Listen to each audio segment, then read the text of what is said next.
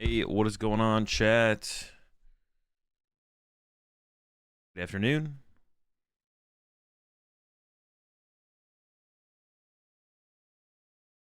Up the stream a little bit later than I want to today. I say that every day though. But I was doing some packing, getting ready for Pittsburgh this weekend.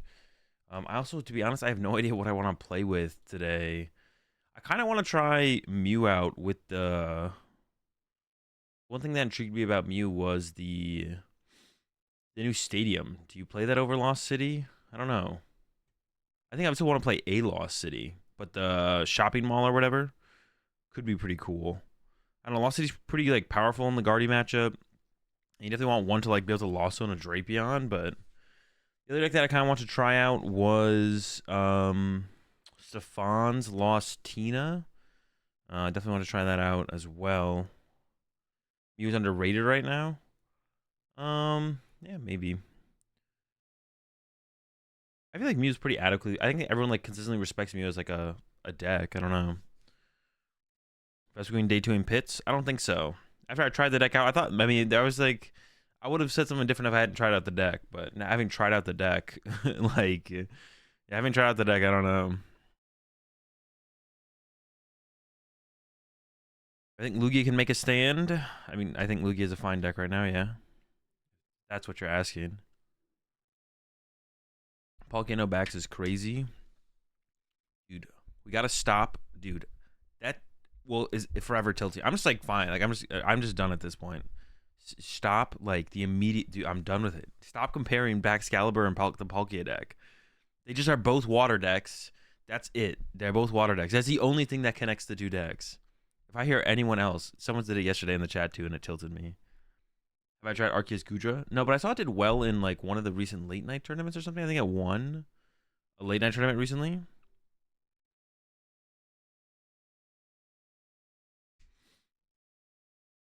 I think Mew with Town Store. Is that what it's called? Town Store. What's up, Killicam? What's up, Biggs? What's up, Villa? I don't. There's a lot of things to actually like play around with today. To be honest, there's a couple things to play around with.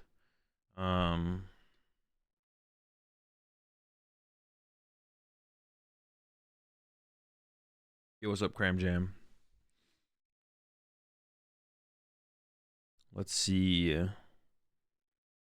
Lost Tina, Mew.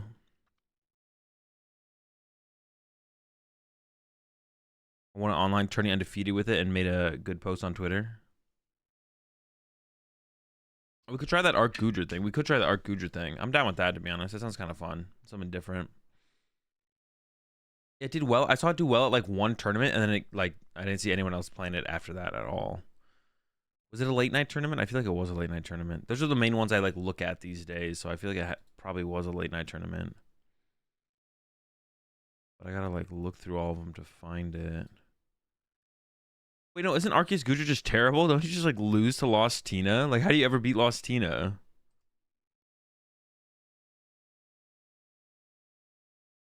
How do you ever beat Lost Tina? You just don't, right?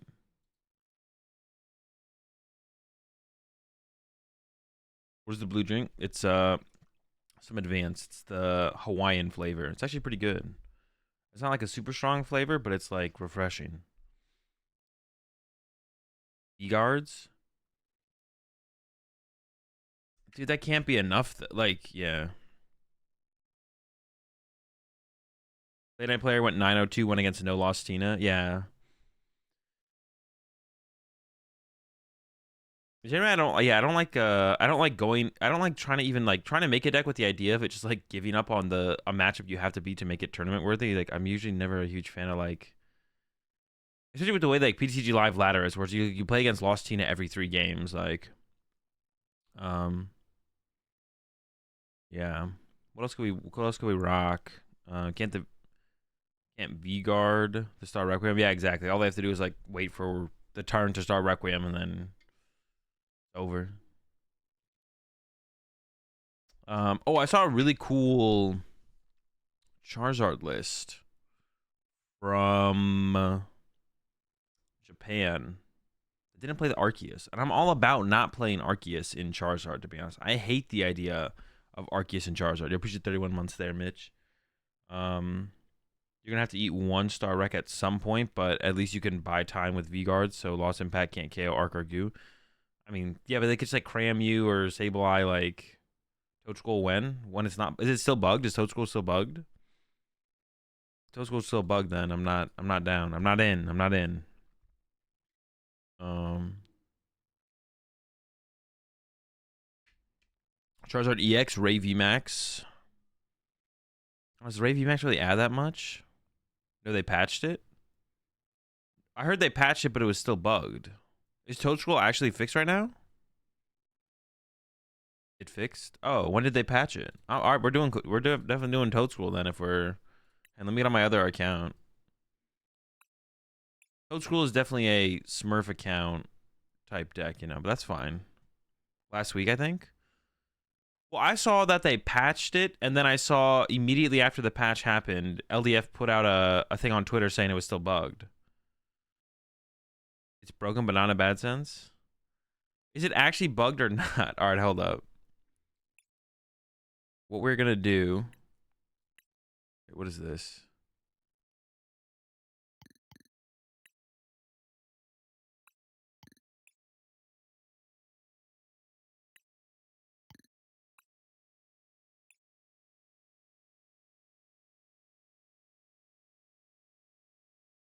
I'm pretty sure it is still bugged. You trust? I definitely trust LDF over chat for sure.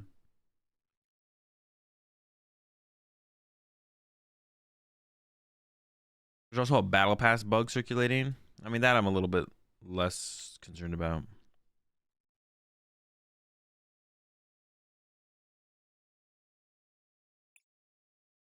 I don't know. Let's test it real fast, I guess. Or let me just switch accounts real fast. 1 second.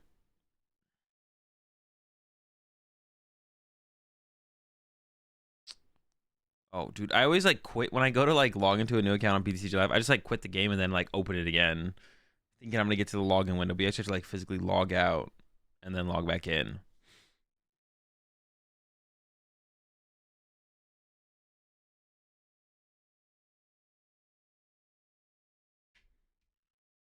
Charge 1 bowl of chili an hour for guess that flavor text coaching. Nah, I'm doing all right. I'm doing all right. I'm getting better at it. Chili's of too high of value right now to expend at that rate. All right, let's see this.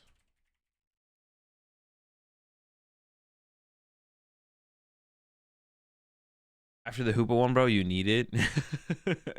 I don't. Is the Hoopa one that bad though? Like, I don't know lore. I don't know Pokemon lore like at all. Was the Hoopa one really that bad?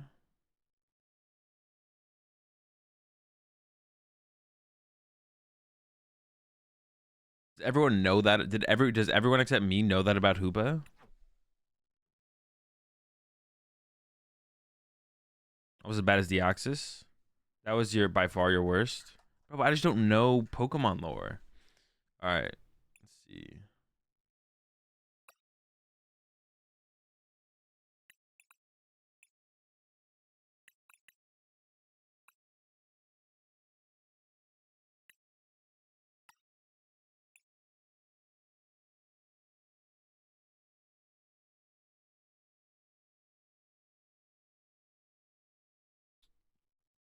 But I don't like do anything. I don't watch the shows. I don't watch the animes. I don't freaking play the video game. Like my Pokemon lore knowledge is like so low. Um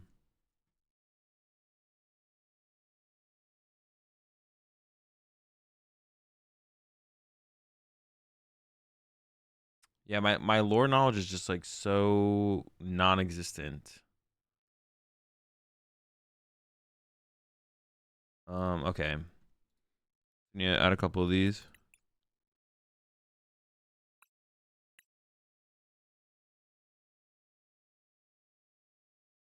I think I'm going to Pit, but my matchup in the Lost Tina is miserable. I mean, then you should be planning to go, but be going 0-3. What is the best Toad Scroll? It's this one, right? Dude. It's like the whole leg, bro. Dude, Toedscool is just a weird Pokemon.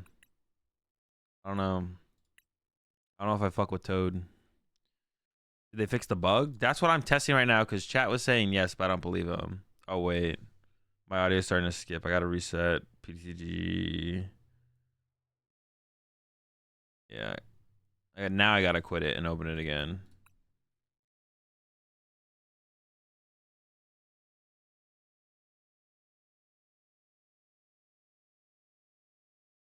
Can the grass one accelerate to fighting Toad? You mean Cherim? Cherim can accelerate to anything with that doesn't have a rule box. Yes. The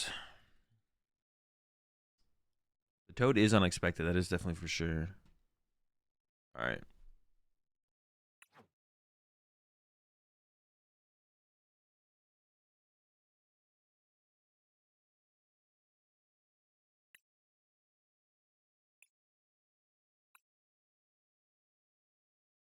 All right, I was just gonna run this list and let's just see if the bug is there or not. Cause I swear it is. You'll appreciate the tier 2 44-month resub there, Lil Will. Appreciate it.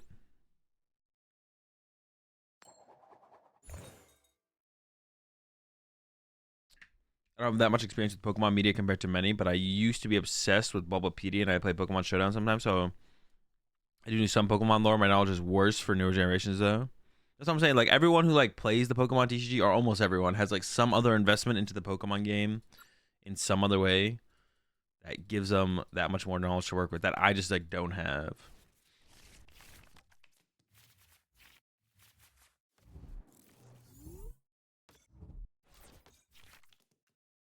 So how is this supposed to work? 80 plus 40 for each of your bench Pokemon that has any grass energy. Okay. And they're playing a real deck out here. What the heck? Unexpected. Got the type advantage though.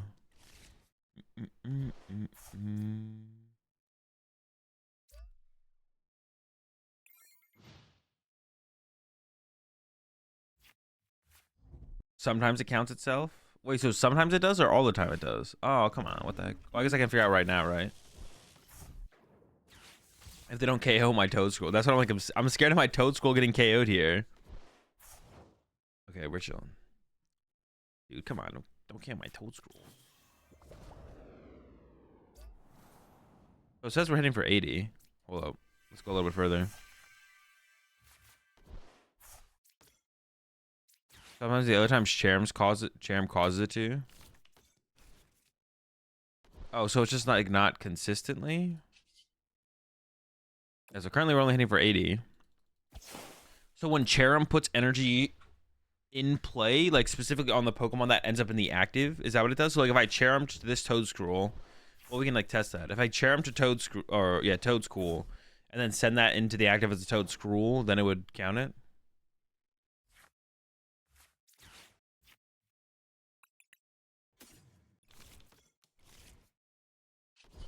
Still 80. Attach here. 120. We're swinging.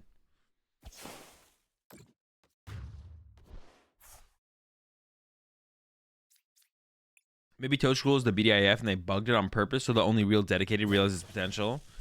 Maybe. It's because like everyone else just wouldn't even pick the deck up, right? That actually is like a pretty solid theory, to be honest. No one, why would you pick up the deck and play it if why would you pick up the deck to play it if it's bugged, right? You wouldn't even try it out.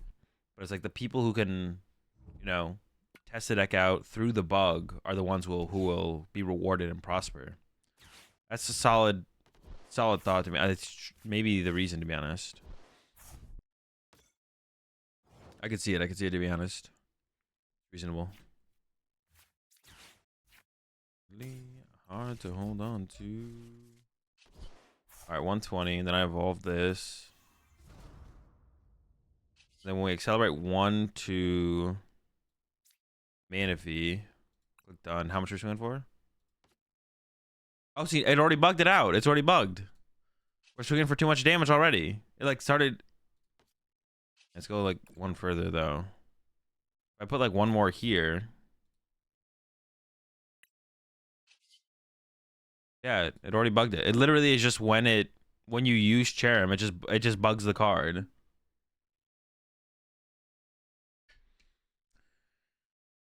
Man, that sucks.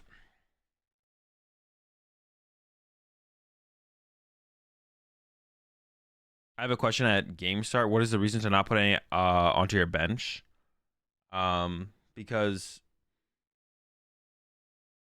you don't want to put any Pokemon on your bench because your opponent could like escape rope and then force the other Pokemon into the active. And there's no interaction currently where you would actually gain where you'd gain like a benefit from benching a Pokemon ahead before your turn starts. So there's basically no reason to do it. Now, if your opponent mulliganed, let's say you're playing Lost Box, and the only Pokemon in your hand is Dragonite, and then your opponent mulligans, and then off the mulligan you draw into a Comfey, you should bench the Comfey, because then if your opponent does play an Escape Rope on their first turn, now you have a Comfey in your active instead of a Dragonite. Otherwise, there's just no reason to. Because theoretically, the Pokemon, if you have multiple Pokemon in your hand to start your turn, theoretically, you're putting the best one to have in the active as the Pokemon in the active, right? So then if your opponent played Escape Rope and you had multiple Pokemon in play, all of a sudden you no longer have the optimal Pokemon in your active at that point, and then you just had a disadvantage. But like in the past, you used to be able to play a supporter turn one. So like there was hand disruption supporters that were heavily played. So if your opponent went first, they would like turn one play, they could turn one play an N, and then you could have had, let's say, 4 Pokemon in play, but I only have 1 Pokemon in play. So even at the risk of getting Escape Rope, you'd still put the Pokemon in play. Or like when Let Loose Marshadow was the thing, you'd like go out of your way to put your Pokemon in play. Escape Rope was less played back then, if I remember correctly. Or was Escape Rope even a card? I don't even remember. But for yeah, so it does change. It being correct to bench or not bench Pokemon does change depending on the meta. No, depending on the format, not the meta. Depending on the format, basically what cards are legal, and then turn 1 rules. Between turn 1 rules and format, it should change whether you should or should not put them down.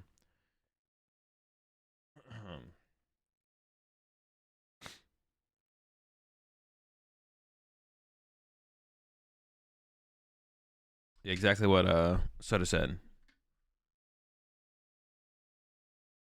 Yeah, current format, current rule set, you should not bench anything unless it's a Pokemon drawn off the mulligan and that Pokemon. So yeah, Toadscroll is just bugs, so you can't even play the thing. Dude, that's so... Dude, what is... Alright, hang on. Maybe I'm missing something. Let me pull this up real fast. Let me... Show me an Obsidian Flames set list real fast. Yeah, what is the best place to... No, Basil, right? Yeah, Justin Basil's site is pretty sick, actually. Am I, like, zoomed in? Do do do do do do do. Oh, I need to do like a 151. I should honestly use Basil's site more often, I feel like, for my set reviews and stuff. I do have to do a 151 set review. I'll do that when I get back. I'll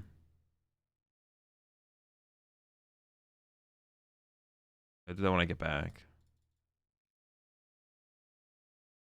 Back from where am I coming back from? Pittsburgh. I was like, where am I going? Are we coming back? Are we gonna make it back? Buy this for 151. Yeah, I'll do that when I do like my set. We'll look through it and like talk about it and hang on, let me see what to play. Meta decks, budget decks upcoming. Rotation. Wait, deck building. Wait, is there like a... Am I missing something? Can I just like see...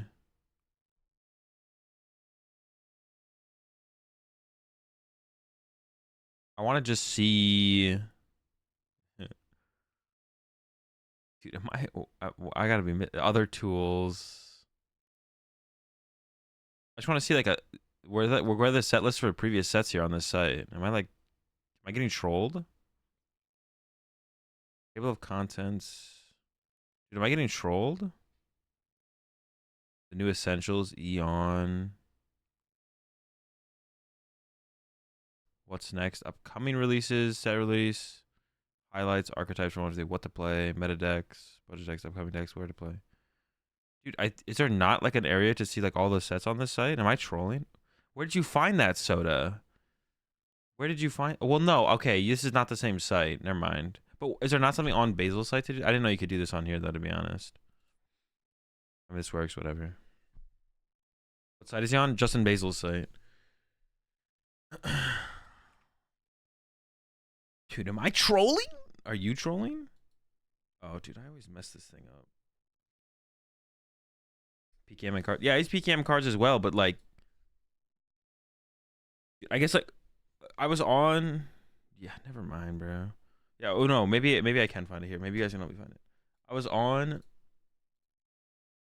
justinbasil.com, and I just wanted to find the obsidian. Like this site is sick from Justin. Like the site is sick in general.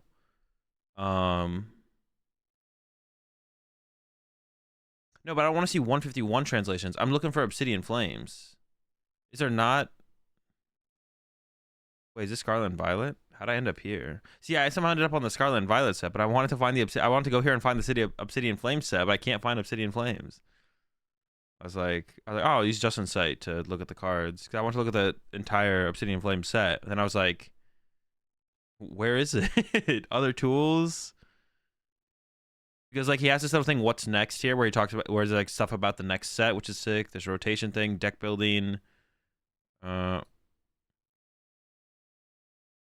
to play, where to play for next, alternative formats, home, rotation, what's next, what to play, deck building, other tools about Justin Basil. But there's just I just can't find the previous set here at all. Cause like I can click on this, I can go here, find it. Yeah, I want to use Justin's site because Justin's got 6. All right, that is it. But how do you find it? On what next on the bottom? What's next on the bottom? No, there's nothing here. This is for 151. I don't want to see the 151 stuff. It took me 3 seconds. No, but you can't find it on the site. You have to like physically type in /visual/SV3, right? Or did you find it on the site, Soda? Did you find it on the site or no?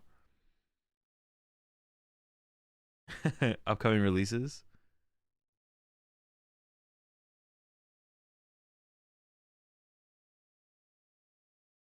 Oh, but it's not an upcoming release though. So why would I click there?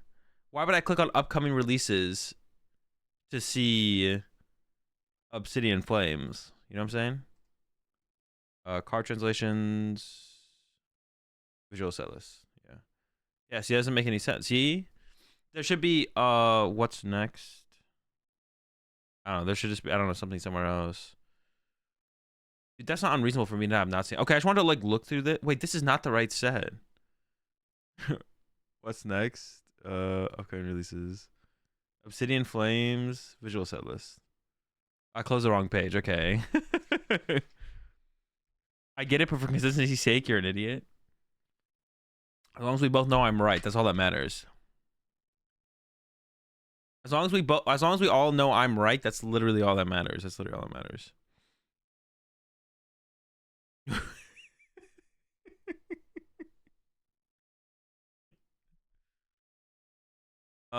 See, I just want to look at what is like even worth trying to make in this set. There's like nothing, right? What does this thing do? 320 HP, total freedom. Once on your turn, you may use this ability. If this Pokemon is on your bench, switch it with your active, or if this Pokemon is in your active, switch it with one of your bench Pokemon. 130-30. That's just like you're not doing any damage. Like we literally, like when I saw Golden go, it like made me realize how bad everything is. We can't like Toedscruel is probably the second best EX in the set, and we can't even play it. Let's see. Oh, they have Shadow Rider deck. I did not. What's in it? What's happening with it? Yeah, this is probably the second best EX in the set. You can't even play it on PTCG Live because it's bugged, right? There's like nothing to build a deck around in this thing. Yo, the Toad? Quaking Zone, as long as Pokemon is in the active spot, attacks. Maybe. Forgot about Reverum. We can't use Reverum yet, though. I think we need to wait for some cards. Yeah, I don't think we're like revving any rooms yet. No rooms have been revved. The sickness is what's in it. I mean, that's just like super unhelpful, but. You forgot about T-Tar, bro? I mean, T-Tar. Is there something with T-Tar? I didn't really try and make T-Tar work, to be honest. Maybe I should try and make T-Tar work.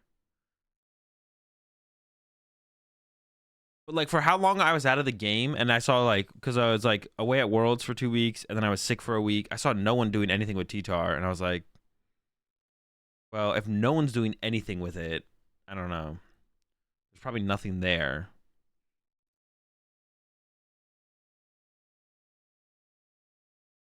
What about Glamora? Is there something here?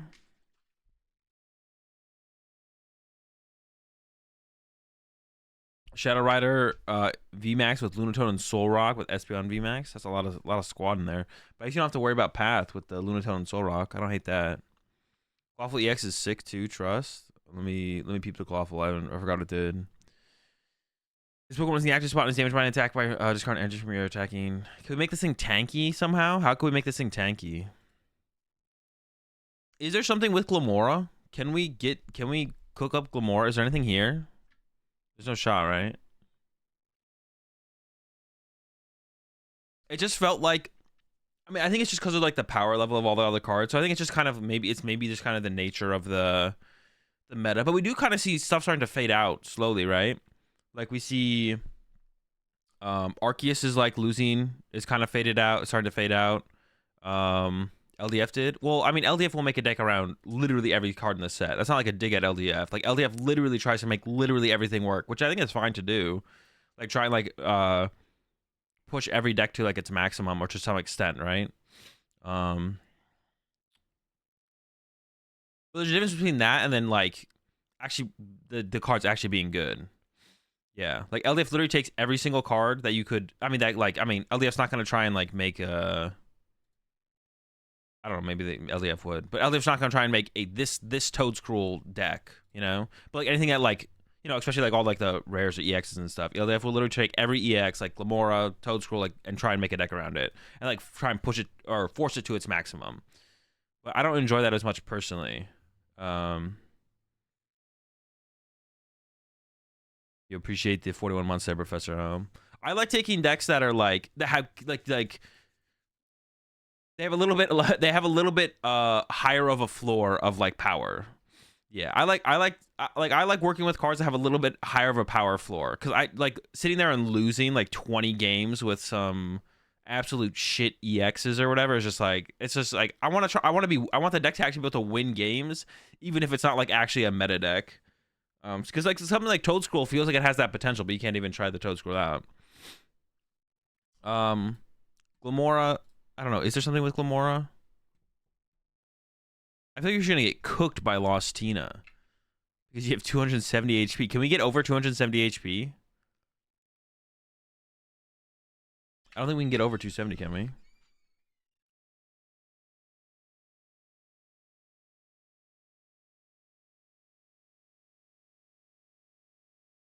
Rock Vest? What does Rock Vest do? Rock Chestplate? What does Rock Chestplate do? You know?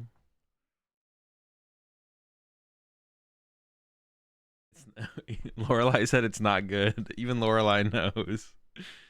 Big Charms. We don't got the Big Charms anymore. Charizard came out on the set. But there were so few cards that came out of this that like you can like make decks around. Like Red Room, dude, I was hyped. Dude, Red Room is still such a sick card. There's just no way to set it up. I guess Reverum Jita is like the only way, right? Reverum Jita. Aerodactyl Glamora. Maybe.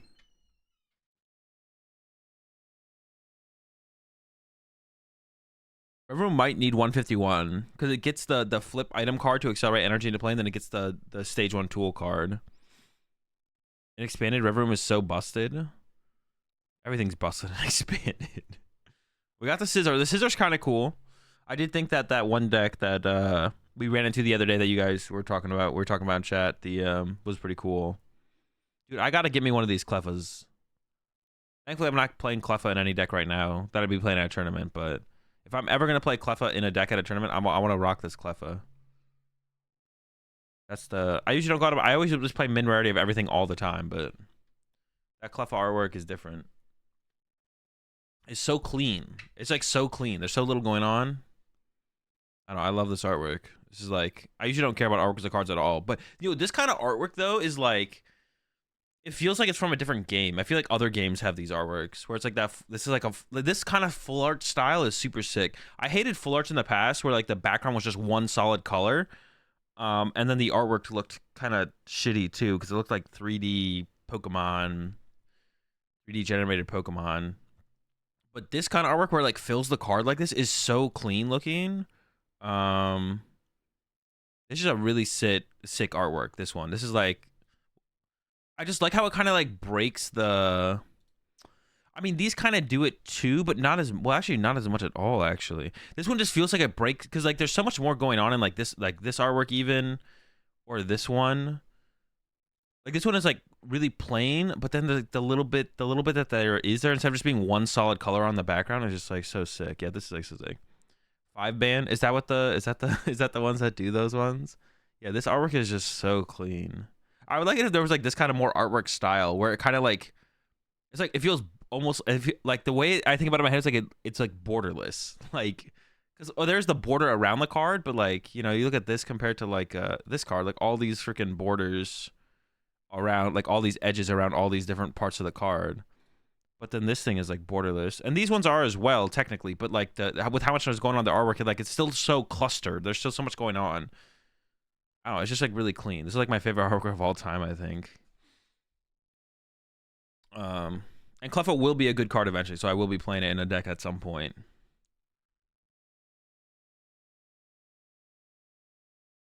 But yeah, I usually don't care about artworks at all. Like I usually just play minimum rarity or whatever is like least warpy. See the new Groudon and Snorunt? IR Fire? No. New Groudon and Snorunt. No, I have no idea what those are. No clue, no clue, no clue. Are we chilling here or what? We're always chilling here. All right, I think I've looked at everything. This card sucks too, right? Yeah, that's just like, it would be just cool if this like Dragonite. I mean, this is like a super filler set for us because what was the last set we got before this? It was, what was before Obsidian Flames? Paldea Evolved. Dude, we really didn't get that. What did we get out of Paldea Evolved? Baxcalibur and Chien-Pao? Was that it? Actually, we can check because I now know where to find the set stuff on this site. Go what's next, and then we go to upcoming releases. Iono. We got Iono. We didn't get any decks, bro. We didn't get any decks. What decks did we get at? We got Fortress. It was bad. I wish Fortress was good. I wish that kind of style of deck was good, but it's just bad. Got Chien-Pao. I mean, that's something. Like, even though Chien-Pao's not like a great deck, it's like we got something. We got Iono and Super Rod. So we just got things to enhance current good decks. Iono and Super Rod just like enhance current good decks. That's basically all they did. Like, it changed like how the game is played, but all the decks stayed the same. Got Billy, but it's not like a huge game changer. Dude, these last two sets have been so bad. Like, in terms of adding new archetypes to the format. Like, no, there's like no new archetypes at all. No new archetypes at all have been being added. Oh, you hear it? Which hasn't seen him in a while. He's gotten pretty big. Nugget's gotten quite a bit bigger since you last saw him, chat. You're pretty much the current ladder, other than Guardian, Lugia, and Inteleon. What do you mean the current ladder?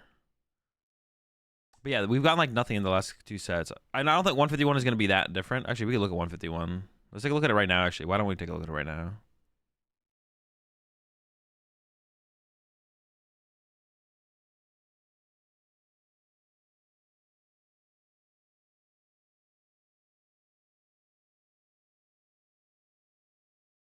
All right, now he wants to go.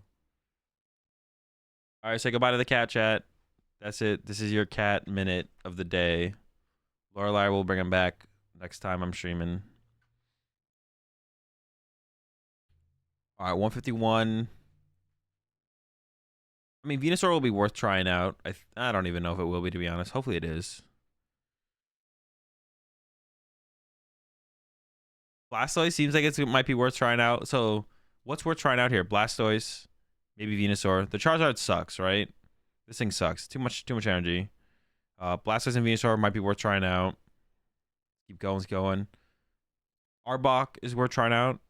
Arbok's worth trying out, I think, for sure. Okay, that's worth trying out. Doubles RDX, though. That's got to be terrible. Wigglytuff's worth trying out. It's a lot of HP on a stage 2-1 Pokemon, to be honest. It's a lot of HP. There's a lot of path right now as well, though, so we'll see how that goes. Maybe something can abuse the Vileplume engine. That'd be pretty cool to see something abuse the Vileplume engine. Honestly, that's kind of cool. The Vileplume engine could become a thing for decks. We'll see. None of these cards seem like they're doing anything in Japan. So, yo, is there a tournament in Japan happening this weekend?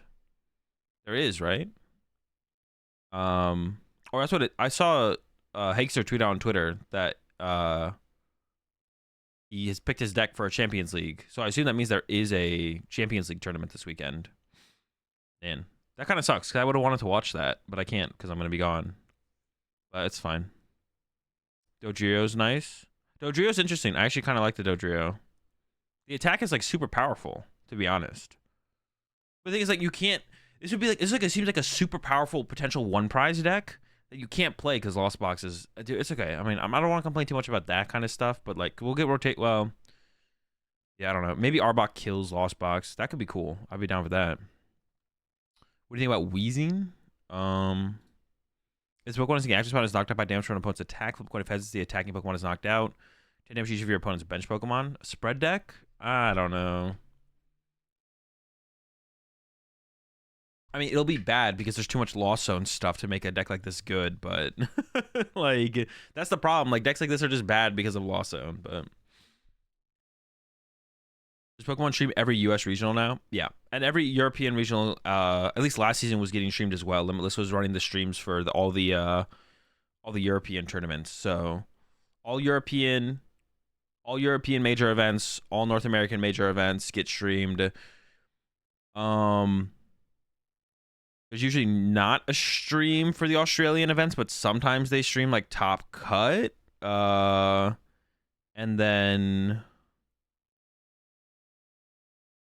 then for Latin America, there's usually a stream for Latin America, but it's kind of like, you know, the streams for Latin American events are usually a little bit scuffed besides LAIC. It's like, you know, just like someone showing up with their camera and stuff and putting a stream on. There's like not casters or anything like that usually, but I don't know if like people are going to try and do things different this year. But I don't know if like Copag could be a problem with that as well. And they don't really want anyone to like run the stream. Maybe Copag will try and do something this year of like running the streams themselves or something. We could see TPCI step up and start streaming all of the, because like currently TPCI streams all of the North American events.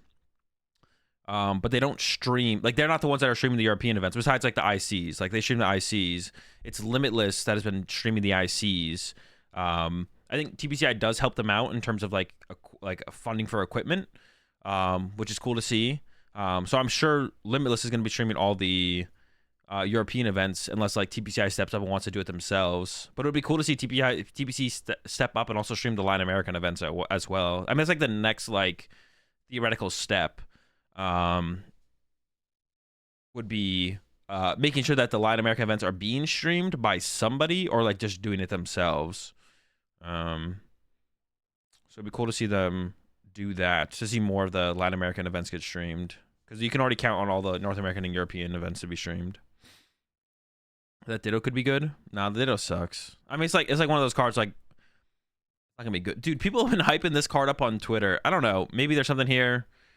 Evolution Ray for 2 colors, 100 damage. If your opponent's active Pokemon is an evolved Pokemon, de-evolve it by putting the highest stage evolution card on it into your opponent's hand.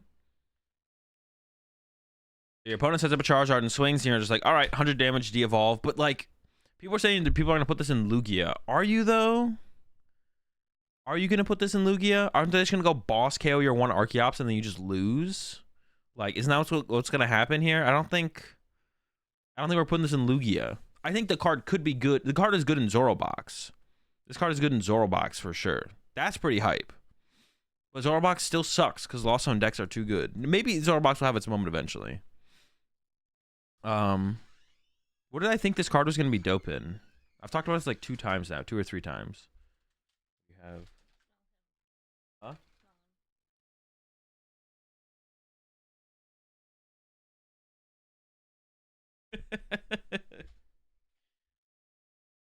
It's one of the worst cards of the set. Yeah, recycles leftovers. But what I kept saying this is gonna be good in a deck, and then I don't remember what deck I said it was gonna be good in. Reverum? No. 1 Snorlax, 2 leftovers every turn. Yeah, but what is it gonna be? What would it be good in? Feed Kirlia? I mean, like a control type deck, you could do that, but you wouldn't like ever do that. Maractus? What does Maractus do? Lugia? No. The ability says once in your turn take 2 2 leftovers from your discard pile and put them into your hand. Tool drop? Maybe. This is literally prop egg. Yeah, but you wouldn't ever play it in anything.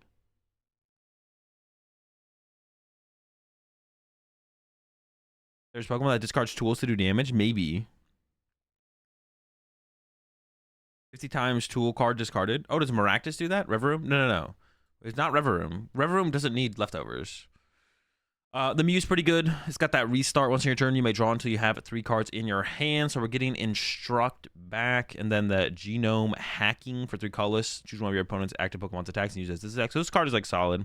It's not like a broken card. You're not going to build a deck around Mew EX. But it's like a one of inclusion in some decks. Potentially for sure. This is the card I was talking about. This says flip a coin if heads, attach a basic energy card from your discard pile to one of your Pokemon. I believe that's what it says.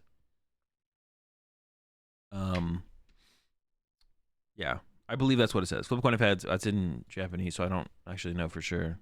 And maybe we should go card translations. Maybe I should know what the cards do. We'll do it like this.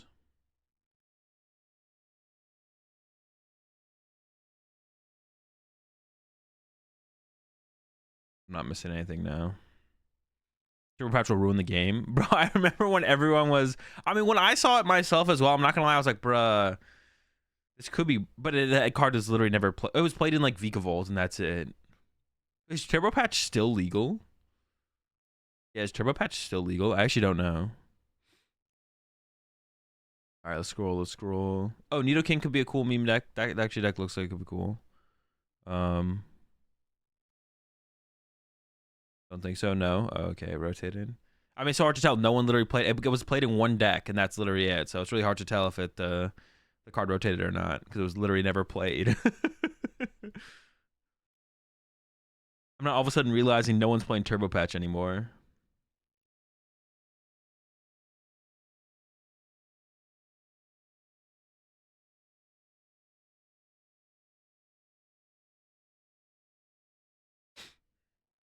It was played in E-Turn too.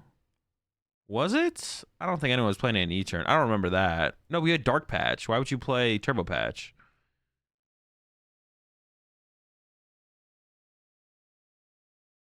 I think you're capping.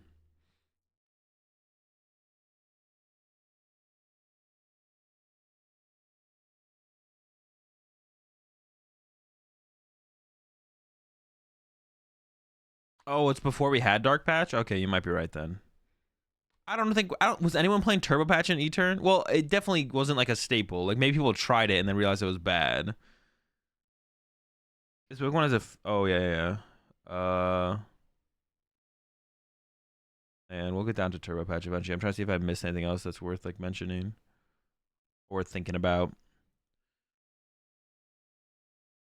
Never said it wasn't popular.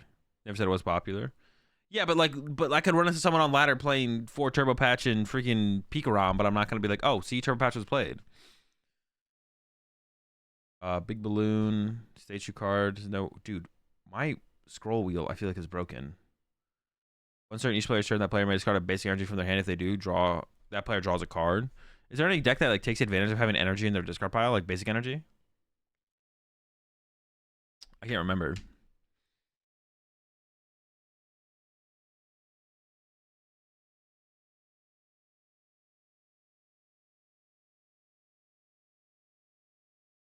Lost Zone. Oh, Guardy, true. Yeah, Guardy would like that. Oh, was Guardy gonna play this over like other stuff?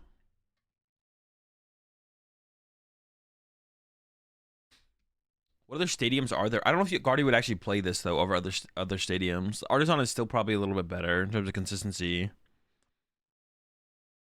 Riding with Flaffy? Not really though. You already get plenty of energy in the discard pile. Yeah, flip a coin if heads, attach a basic energy from your discard pile to one of your bench. It does have to be a bench Pokemon, but see, I think this deck will allow stuff, or this card. Flip a coin if heads, attach a basic energy from your hand to one of your from your discard pile to one of your bench. This will like this card will make stuff like Reverum buildable. Reverum is so, you just can't set up the energy on it, man. There's like, it takes metal, colorless. Where am I getting 2 metals and a colorless from? It doesn't exist. But if we have this card, like decks like Rever Room, they're not gonna be like competitive decks, but like it'll allow you to like play the game, play the deck.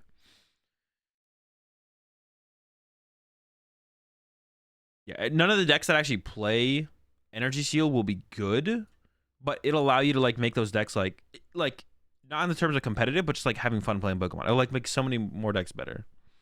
Jita? Nah. Turbo Patch can at least put on the active. Oh, did Turbo Patch literally say that? Was Turbo Patch just flip a coin of heads, put it anywhere?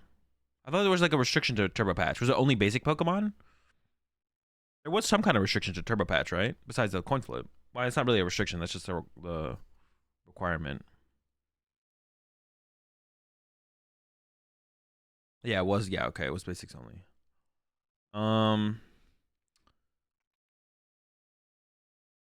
Dude, fossils still just suck as well. Like, man. Like, why can't... All right, I don't know. Maybe...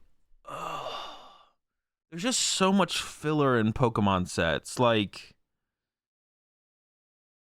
why can't... Like, dude, when was the last time there was a good fossil Pokemon? Like, how long has it been?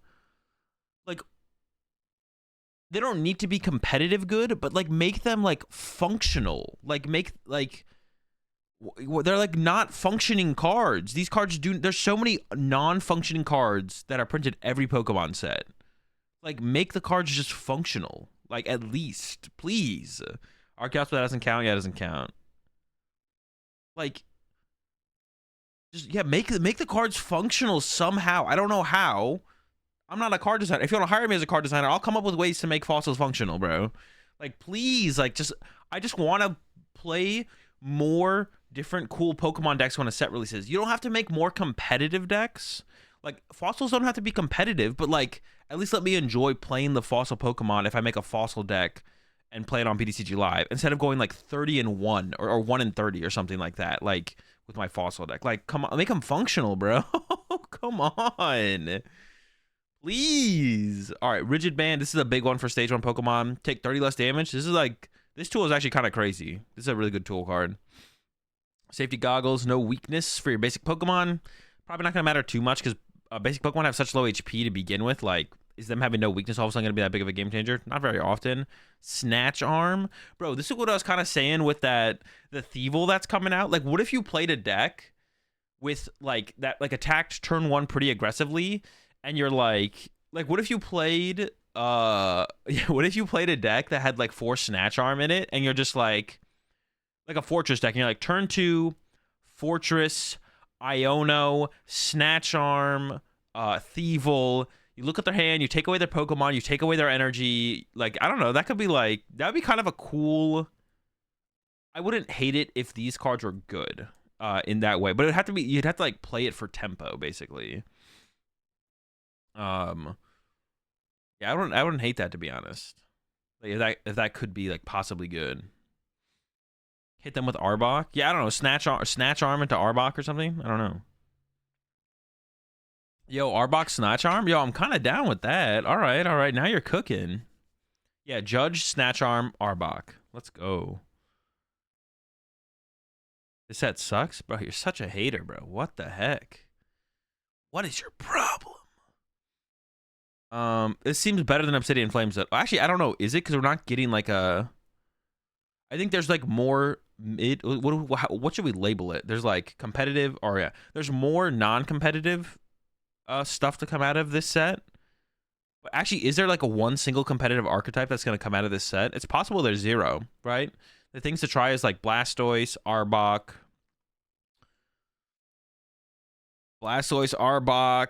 Is that it? Are those the only good things to like test out? Are we gonna get? Is there any other potential for a new archetype from those besides those? Alakazam, Jinx. No, but Jinx is not going to be a competitive archetype. Jinx is not going to be a competitive archetype. That's what I'm saying. There's a difference between like a deck that functions well enough to win, I don't know, some games. Wigglytuff. All right, Wigglytuff, Arbok, Wigglytuff, Blastoise. I'm down with. We can include Wigglytuff into there. Mew's not an archetype. Anything for Zorobox? Yeah, I get the Aerodactyl. Yeah, so that's the only things. Yeah, those seem to be the only things that could be potentially a new. Um. Yeah. Alakazam, Arbok, and whatever the other one I just said was. Wigglytuff. That's it. There's potential for like 3. Wait, Arbok, Blastoise, Wigglytuff, Alakazam. 4. 4 things that could potentially become competitive archetypes. There's some other options here for maybe just like some cool decks, but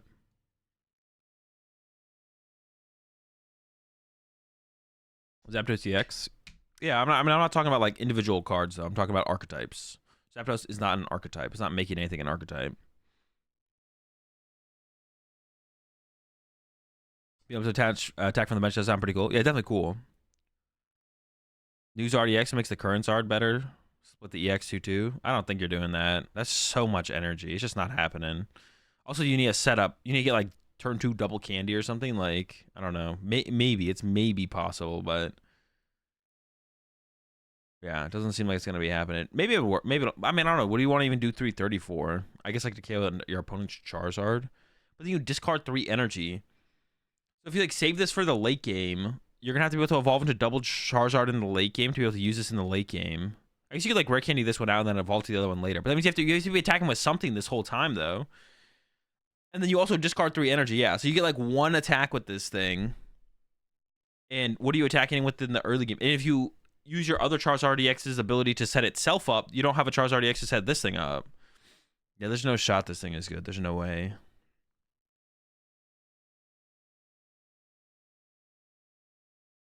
Yeah, no shot. Yeah, you lose 3. Yeah, there's no shot, no shot. That's like so much work. That's so much work. If there was a better way to set this up besides using another Charizard EX, then maybe. But you don't really have any way to like accelerate fire energy. I mean, Magma Basin, I guess. Maybe you'd have to include Magma Basin then at that point. Like maybe, yeah, I guess there is Magma Basin, so maybe that would maybe supplement your energy in play enough that it could work. Yeah, maybe Magma Basin might actually be able to get you there. Actually, we do have Magma Basin. That's true. That's true. Hurting your HP or taking that self damage isn't great, but yeah.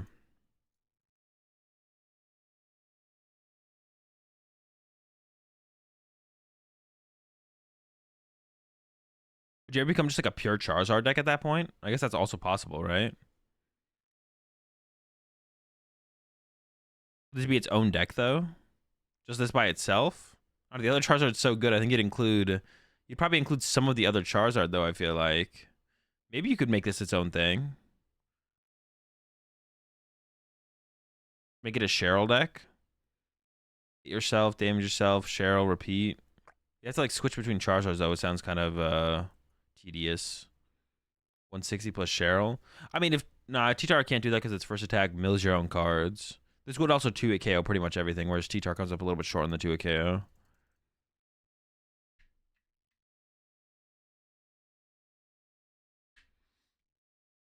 Yeah, maybe. All right, I can maybe see it. I don't think it doesn't seem like you'd. Yeah, maybe. That's a lot going on. Get the tool for free retreat. Oh, that's true. We are getting that tool. Pivot between Charizards. All right, hold up. Now we're cooking. Why not just this and Pogo? Because your Pogo's just gonna get boss KO'd. Like you're gonna either gonna candy out this Zard, and then your opponent's just gonna KO your other Charmanders, or you're gonna candy out this Zard, you're gonna candy out the other Zard, and your opponent's gonna go, okay, boss KO your other Zard, and you're like, oh, okay, I can't attack anymore. And then even if you could attack for a turn, you Explosive Vortex, and you'd have to discard 3 energy, and then they KO your other Zard, and then you can't ever attack ever again, basically.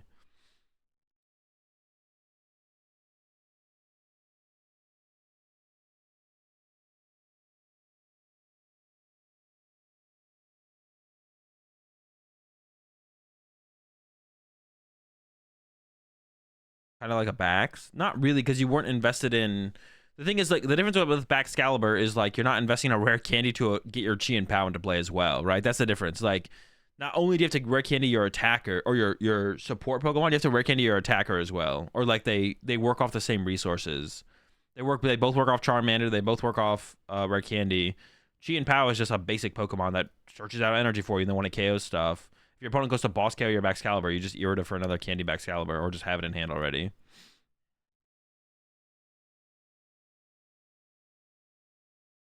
It's not you're not getting not punished, but it's less disruptive when your opponent Boss Carriers your Excalibur compared to something like a double Charizard deck. What I'm most excited to try from 151? I mean, probably the Arbok. Probably Arbok. Yeah, Arbok seems kind of sick.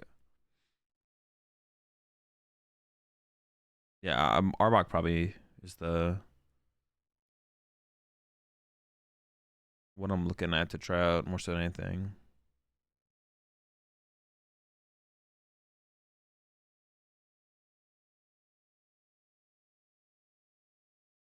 PGX first, then Charizards, bro. That's so we're triple rare candy out every dude.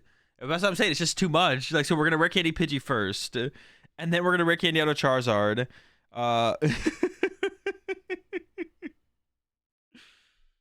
Like, that's just so much. Subzul, can you help me with some doubt? Can we see how many codes we redeemed in live? Yeah, you just go, I don't know, shop, and then expansions, and then click here, and then you, no, that's not how you do it. How do you do it, actually? There actually might not be a way to do it. I thought this was the way to do it, but this is not the way to do it. Is there a way to do it? I don't actually know if there's a way to do it, to be honest. I don't know if you can see how many codes of a set you've redeemed. Once you like input a code for a set, it'll tell you then. But yeah, you got to put in one code first. How about Reverumi X? No energy tank deck. We need the tank. We don't have the rigid band or whatever.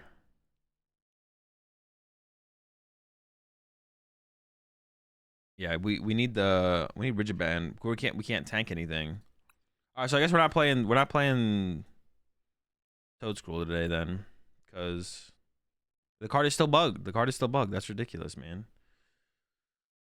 Literally second best EX in the set is bugged. Still bugged. How long has it been? How many weeks? How many weeks? Is it like a month? Did Obsidian Flames come out a month ago? I think it's been a month. And I gotta go into my other account now. See, that's just like second best. I don't know what's better than Toad Scroll besides Charizard, of course.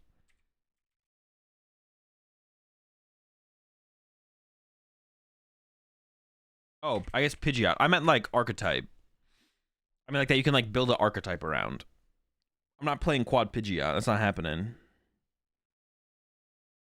Watch Toad Scroll be absolutely broken at Pittsburgh, but no one would have known because it's bugged. Bro, I'm down. That'd be sick. I mean, I haven't tested any Toad Scroll. So if someone's out there cooking the cruel, bro, and it's like broken, that's actually kind of sick, to be honest.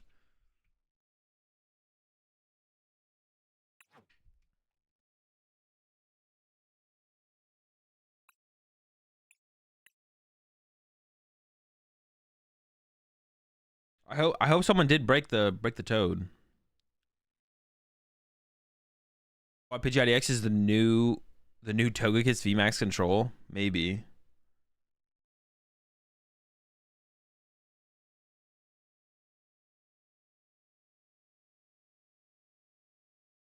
Make some Arceus Jank with a bunch of cards that there's nothing that you can use to beat. There's no card that you can put in Arceus to beat Lost Tina though, right? Don't you just always lose to Lost Tina? I guess you could play like a lot of V-Guard energy and SB on VMAX. Maybe you have to go back to the SB on VMAX and Arceus decks. But they have 4 paths now. Like, I don't, is there like a way to actually beat Tina decks with Arceus? Crushing Hammers? Honestly, that might have to be it.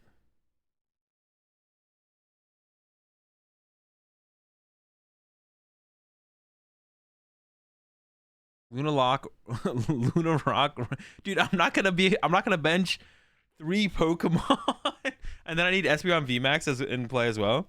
What if you play Hammers and Radiant Guardy with V Guards too? Maybe you'd have to play a lot of V Guards. No, why would we play V Guards when we could just play Radiant Guardy? We shouldn't play V Guards. We should just play Radiant Guardy. Actually, Radiant Guardy is like the solution here, to be honest. No, but they have freaking Path. We need Radguard, Luna Rock, and then we have no... Dude. Arceus plus Espeon plus Lunatone plus Soul Rock plus Radguardy. Oh, all right, we're cooking. Keep going.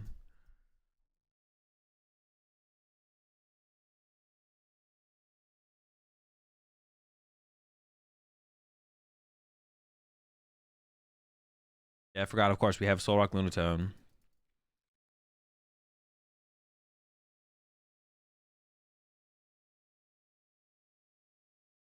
Pass shuts it, so you need stadiums plus guard plus V. Dude, the list is too long, bro. The list is too long. How do you beat Lost Tina with an Arceus X? Well, you need Lunarock, you need you need Lunatone, you need Solrock, you need Espeon VMAX, you need Radguard, you need V-Guard Energy, you need a Draw Engine in B-Barrel, you need a Counter Stadium for Path to the Peak. If only Chaotic Swell reprint? Nah, they just need a reprint. They just need to print good. Well, I think Path. I think they are printing good stadiums, but Path is like kind of the most powerful stadium. So you just need Path to rotate. There's actually a lot of cool stadiums right now, but none of them are that good. It's just kind of like the power level of Lost Zone is like, I feel like is warping the meta, like, or is warping the. Yeah, I feel like just the power of Lost Zone stuff is like warping. It's probably been well.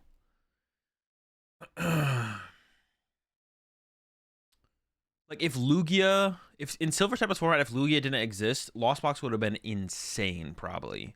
Like that was like Lost Box's, like if Lugia just wasn't that good for whatever reason, Lost Box probably would have been better than Lugia was. Like it would have been absurd, probably. That would have been my guess. But Lugia was the best deck, so it kind of like kept Lost Box a little bit more checked, and like Lost Box was less of an annoyance. But I think Lost Box did stop people from playing like certain decks to actually like counter Lugia. Yeah, Lost Zone stuff is like a little bit too good, to be honest. It just does too much. They got too much going on, and then Battle VIP Pass obviously is like a toxic card. I don't know, like this next rotation is going to be a pretty good step in like a healthier direction, I think, for the game. And then hopefully, but we might have to wait one more rotation because we still keep all the Lost Zone stuff. Like all the Lost Zone stuff stays even after rotation hits. We just lose Battle VIP Pass and like Path to the Peak, which I think will be cool. I think once Path to the Peak is gone, there'll be like a lot more room for like to play all these other stadium cards. There's some decent stadium cards right now, so I don't know. Maybe the thing is like the thing that could happen is, to be honest, like, well, it seems like the game will improve after a rotation or two in terms of how it's played. But there's also the possibility that before this next rotation hits or the rotation after hits, they just print a bunch of other like broken, unfun cards. Like that's possible, right? Like I say that, but then it's also possible they print something just like Battle VIP Pass before rotation hits, like something in Paradox comes out and it's just like, oh well, I guess. Well, now there's this, I guess. Shit. Well, okay, nothing changed. That's possible, right? So it is possible that nothing actually changes, which would kind of suck, to be honest. That would kind of suck if nothing actually changes. Hopefully something does change.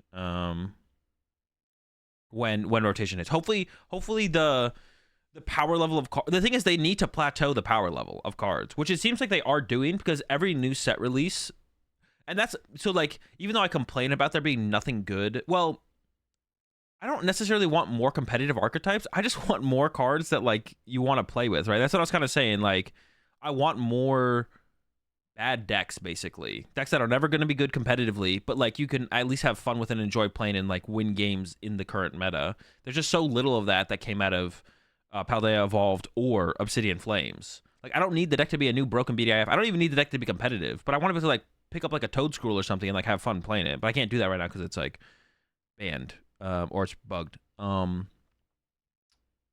just want more cards like that. And it does seem like the power level of cards in the last couple sets, like Scarlet and Violet on, has plateaued, which I think is a good thing in terms of competitive. It just means you have to sit here and play Lost Zone stuff until rotation hits, basically, though. So it's almost a good thing that nothing from Obsidian Flames besides like Charizard and nothing from a Paldea Evolved besides like Chi and Pao is actually good. And very little from Scarlet and Violet was good as well, because then once rotation hits and we lose some of this like overpowered stuff, then all this stuff that's like that they kind of plateaued in power level will become good because there's nothing suppressing it the way like Battle VIP Pass warps like the way you play the game in like Lost Box and stuff like that. But it does mean we have to sit through this kind of format, meta for a little while. Yeah. So we have to kind of like sit through this, but it's almost like a good thing that they plateaued the power level, because otherwise, if they just like kept like putting more powerful cards like every set after set after set after set, we were just being in a constant loop of just being like, the next set has the next broken deck and everything else is bad that came out 2 sets ago, which is what we kind of had with like Lugia and Palkia and Mew and Arceus. Like it was like, oh, this new broken card, new broken card, new broken card. But now it's almost like a good thing. Scarlet and Violet comes out and it's like, I mean, Guardy's good now. Guardy's a tier 1 deck. Okay, that's fine, but it's not Lugia levels of broken. And then we had Paldea Evolved come out. Chi and Pal comes out. Not even like a top tier competitive deck. Nothing else really came out of the set. Obsidian Flames comes out. Charizard's a deck competitively, but not even that good. Like it's not a tier 1 deck or anything.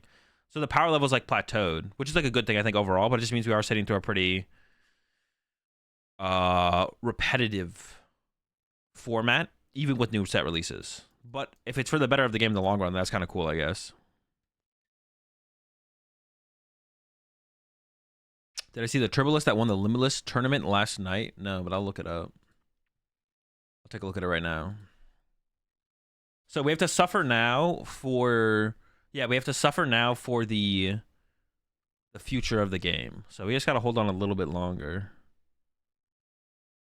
Wait, what tournament did this win? Did you see the Turbo List that won the Limitless... Oh, a Limitless tournament, not specifically... Dude, there's so many... You're going to have to link me, to be honest. There's so many Limitless... Is it this Maxim? Okay, I found it. There's so many Limitless tournaments. Dude, it's just Turbo Lost Box. Wait, what did you want me to look at here? It's just Turbo Lost Box. Is there something special here? Am I missing something? Is there something here that is like unique that I'm not seeing?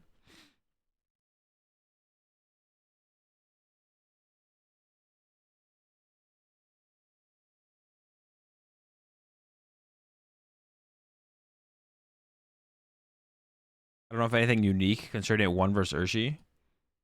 I mean, just like it just got probably lucky against Urshi. Like it's a favorable matchup for Urshi. Like it just but that's, dude.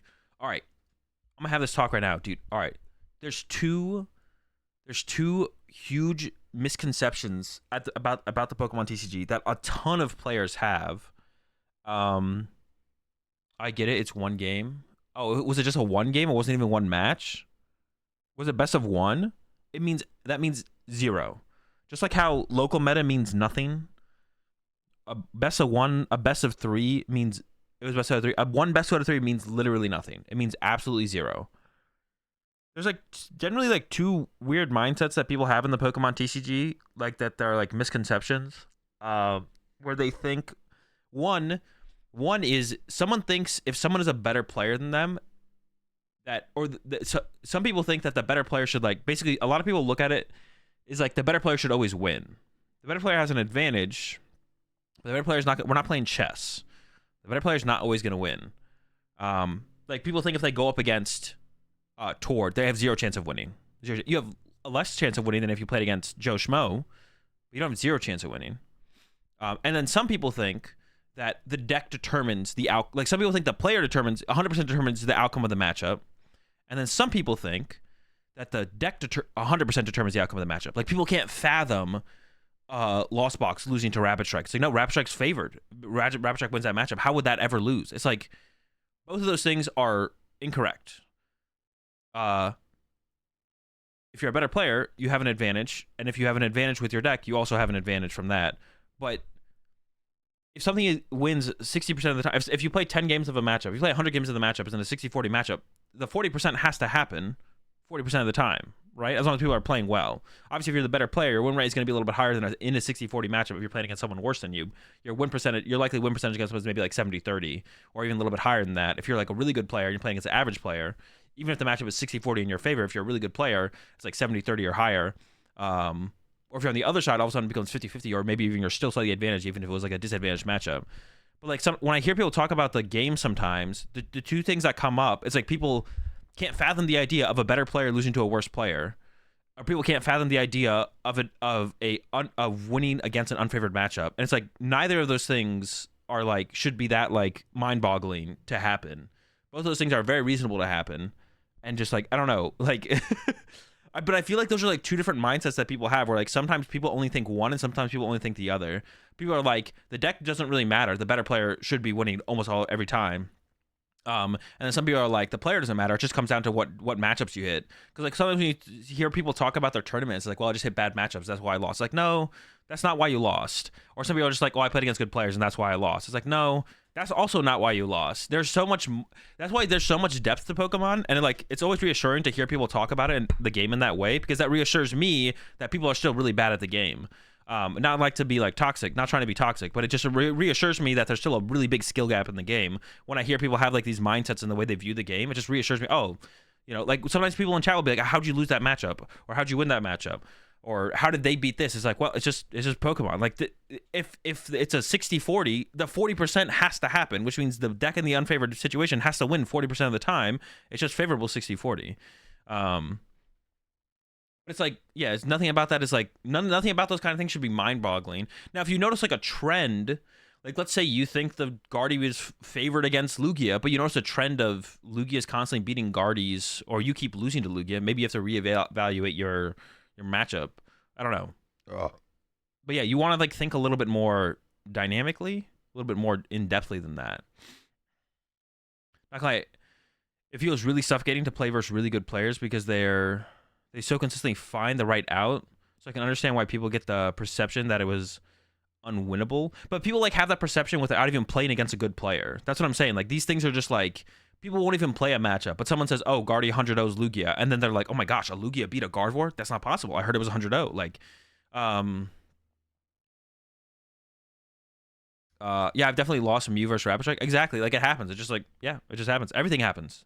But those are like, if you're one of those players who currently has either of those mindsets, like you definitely want to like get out of that, and like there's a little bit more to everything than just those two things. There's no such thing as a 60-40 and whatnot. You either win or you lose.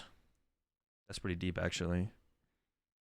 One guide? No, it's something I've thought about recently. I've thought about this recently, so it kind of like triggered me remembering now to think about it. We have a local player that wholeheartedly believes both those. There's so many players who believe both those, and usually it's usually just because they don't know any better, which is like, I guess, fine. But if you want to improve as a player, neither of those things are true. Like neither of those things, you should never like view the game in either of those ways. Yeah, you should never view the game in either of those ways like fully. Like being like, oh my god, I heard that Stefan lost to one of my local players. That's crazy. Like, how would they ever lose? Like yeah, you should just never like. Yeah, I don't know. Just like either of those mindsets. You should never have like either of those mindsets. Or being like baffled by a matchup going one way or another, whatever it might be. Just, yeah. Like, and I think it's one of those things that like people get stuck in, and like I think it does like affect how good you can be at the game. You need to like break out of that and be like, like none of that really matters. I don't know. My Pikachu VMAX can still win. Yeah, you got to Echo.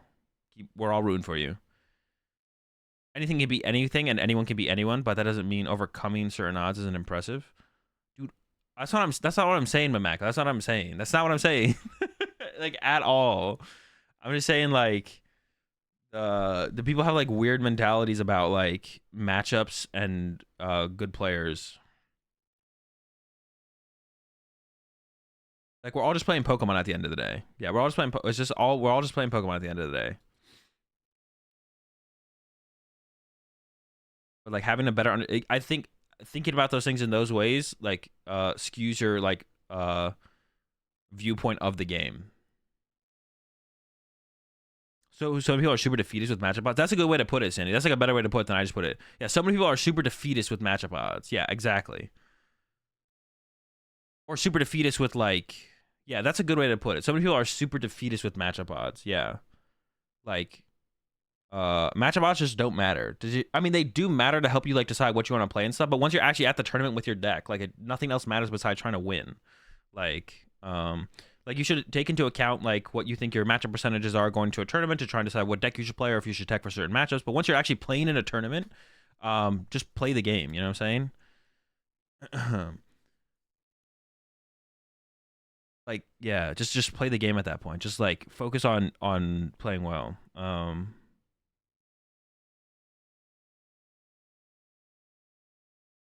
know. It's definitely just something I've noticed where like people have, like yeah, there's like two. Yeah, it just don't make any sense. Just take one game at a time. Yeah, one game at a time, one round at a time.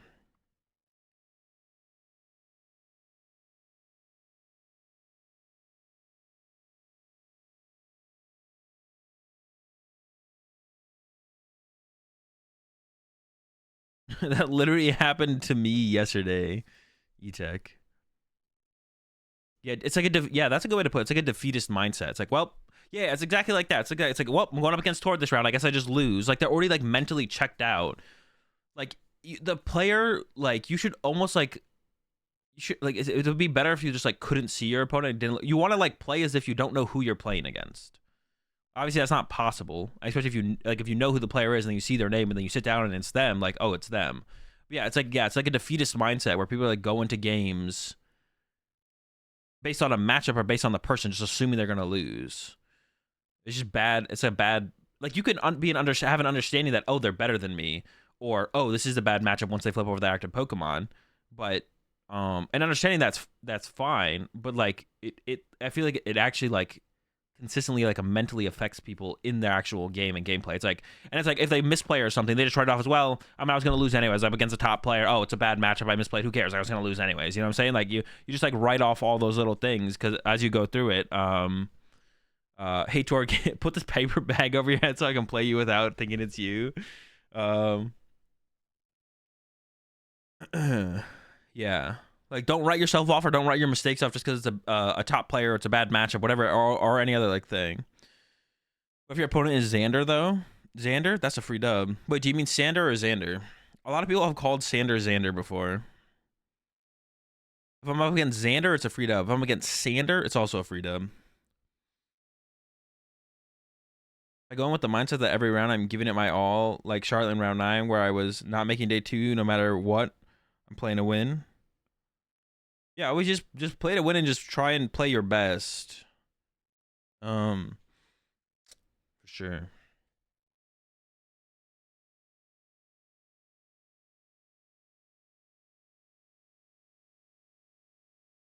But if you're against me, I mean, that's not possible because you don't go to tournaments, Lab.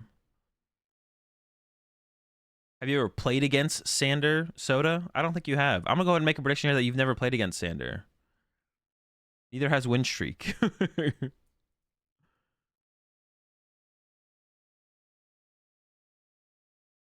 Yeah, that's that. All right, I'm glad we had this discussion because that told me what I'm thinking about. What that mind. It's just a defeatist mindset. That's what it is.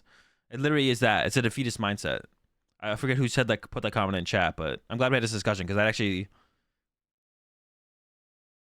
Now I know what I'm. Now I know when I've had that thought before in the past. I know what. Now I know what it is. It is. I didn't really never like connected the dots fully, but yeah, it's a it's a fetus mindset.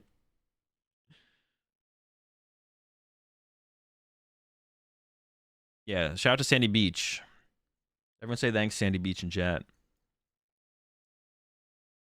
Fixed mindset, keep on the growth mindset mentality. You're on it, Biggs.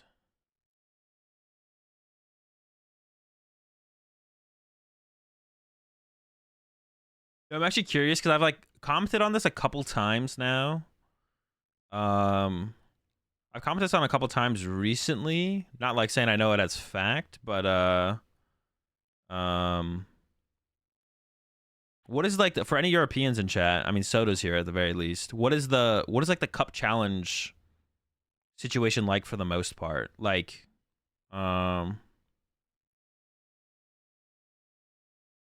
like do you have a lot? Like, what is it like? How often do you go to cups and challenges in Europe?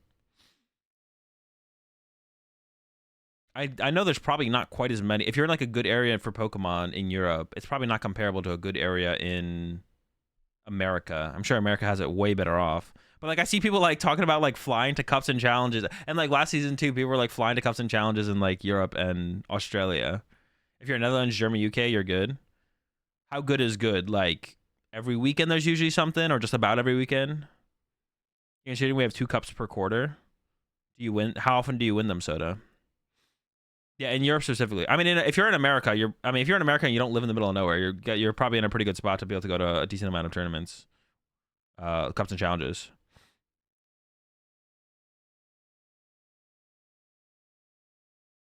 So far in Denmark, we have a cup every week at the moment. You have to go like very far to your way to go to them, or no?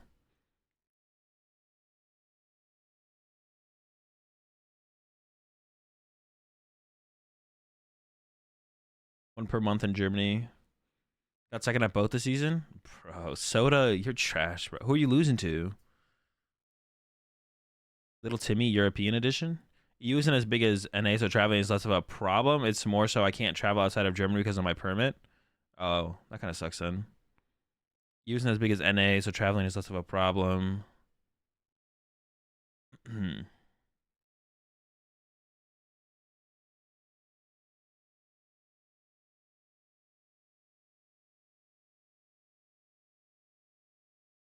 Traveling isn't long, but it's expensive.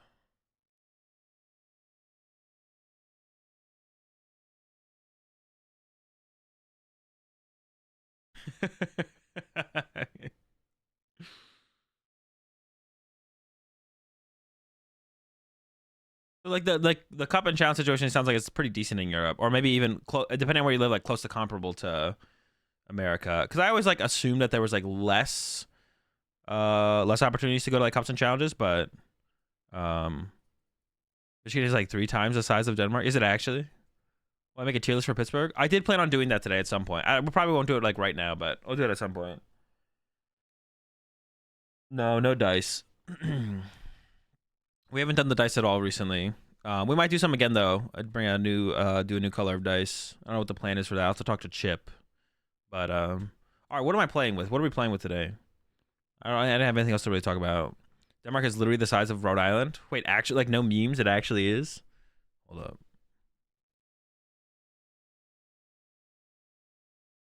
When am I leaving for Pittsburgh? Tomorrow. Would you ever make matchup guide videos? I'm gonna do that. Yeah, I'm not gonna. I don't know if there's enough information to put in a single video to break down one single matchup, but I plan on doing like deck guide. When I get back from Pittsburgh, one of the things I want to do for like YouTube is like deck guide videos where I like talk about a deck, talk about my current list, tech cards to consider including, and what they're good for, and then also go over matchups kind of roughly. Like it's really hard to like fully. I guess there's sometimes really not as much. There's probably just not as much to matchups as I think there is. Pokemon is so much more about sequencing in the moment than actual matchups, but having a rough idea of how you want to tackle a matchup is definitely a good thing. Um, Having a rough idea of how you want to tackle a matchup, I think, is definitely something that you want to know. Because that does lead to how you sequence out your turn. But Pokemon is more so than anything all about sequencing properly. But having a rough idea of what you're trying to do makes a difference. Yeah, so I'll be doing that when I get back from Pittsburgh.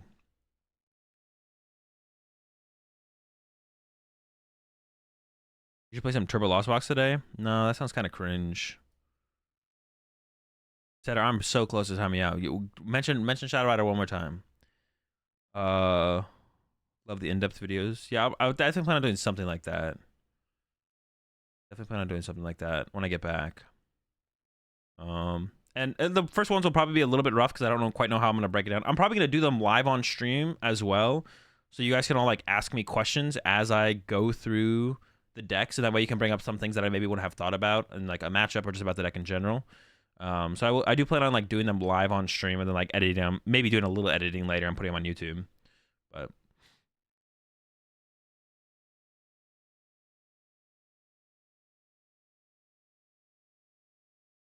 is Arctina worse than Lostina? Yeah, Arctina is just a bad deck in the current meta. Lostina is a dude. I have to play with the deck. I don't want to say Lost because like what if I play more Lostina? Maybe I'm just like, dude, this deck just still sucks.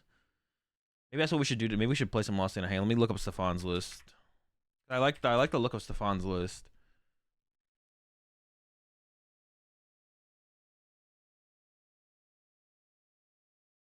Dude, what is Stefan's? Stefan, he said, dude, every time I go to look up Stefan's Twitter, I always just put in Stefan Ivanov, and it never comes up. Because it's Lubby Lul or whatever. Stefan just needs to change his at to Stefan Ivanov. So I can find his Twitter more easily. Alright, I got it. What I built right now. 4-path? Yeah, 4-path. I like it. I like I don't know if you need 4-path, but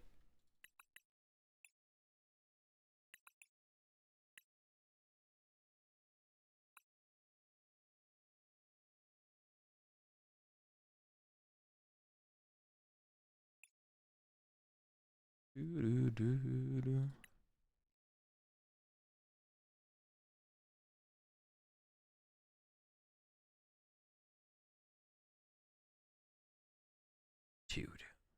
Tommy, I'm gonna time you out eventually. There's no way. I can't have that bad of a take existing in the chat, to be honest. That's like bad. That's like misinformation. I don't know what you're trying to gain out of this by hyping up Arctina. Dude, Arctina sucks, bro. There's just no way.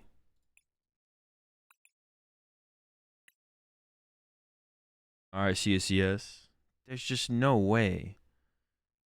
With or without Umbreon? Ostrich and Lost in his base? Nah, dude. I don't know what Henry was on at NAIC and Worlds, but Cross Switchers and Lostina sucks.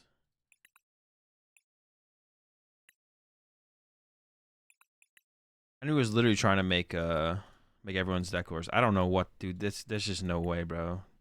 That shit has to be trolling. 4. How do I add Better Twitch TV? It's a Chrome extension. So you just go to, I mean, if you're on, it's just my opinion. Nah, bro. At this point, you have to be you have to be trying to gain something out of this. It's not just an opinion at this point. Something's up. There's just no way.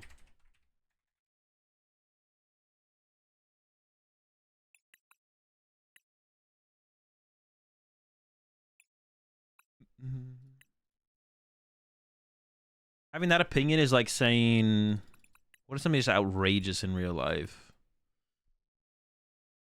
Someone could say, saying that is like basically equal to saying like,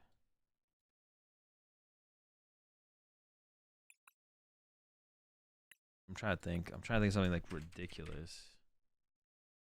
Like obviously you can have an opinion, but like some things just go too far, you know? The only thing I don't know if I like the vac. There's like a one vacuum in here. I'm not sure I like that or not. I'm just gonna like copy the exact list and then work on it from there. Hey, play some Lost Tina and Arctina today. No, I'm not gonna play Arctina. Arctina sucks, bro. Your Lost Tina matchup is terrible, and then your Guardian matchup is unfavorable. What do you even beat? You're unfavored. All right, I'll just go down the list. This is why I know you're troll. You see, I think you've just like you got beat up by a local. See, here's what I think happened, Tommy. Now, I could be wrong. I think what happened is some local player keeps bodying you with Arctina. And you're like, bro, if I can't beat the shit, the deck's got to be broken. But in reality, Arctina is unfavored against Gardevoir, Lost Tina, Miraidon, Lugia, Rapid Strike. I don't know about the Chi and Pow matchup or the Charizard matchup, to be honest. And then you are favored against Lost Unbox with Iono. Azul, do you think Turbo Lost Box is bad in the current format? No, I think it's fine. Arctina minus Tina plus Hammers is good. Now we're cooking. Little Timmy got his number. I have no romantic feelings towards Arctina. Bro, some local Timmy traumatized you with Arctina, and now you're like, you feel like you're forced to say it's good. Because if it's bad and they keep bodying you with it, bro, like it's not possible. Am I stoked for the NFL this season? No, I don't really get like overly excited for. I like watching the football playoffs, but I don't like get excited for it or anything. Like it's not something I'm like, yeah. What is the optimal way to play an Arceus? Probably just putting it in the binder. There's just no. All right. But you asked me what is the optimal way? It can be bad, but there's still an optimal way. The best way to play Arceus. That's tough. I don't know if it exists. Local Timmy traumatizes local Chad. To be honest, Arctina is my favorite deck. Arctina's chill, bro. I like playing Arctina too. Like it was one of my go-to like it was one of my go-to like I don't know what I want to play today. I'm gonna play some Arctina decks, but it's so bad right now.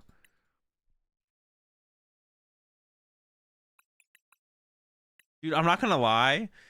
Bruh, so it's funny. That's funny that I said that because like now I'm gonna like play against Arctina on. If I play against Arctina on stream at Pittsburgh, I'm gonna be nervous, bro. Because if I lose that, I'm gonna have to ban Tommy from my chat so I don't hear the backlash. No, but when I played against Miraidon on stream at Milwaukee Regionals, I was like, bro, if I lose to this, I'm not gonna hear the end of it. I was like, please don't let me lose to Miraidon, bro.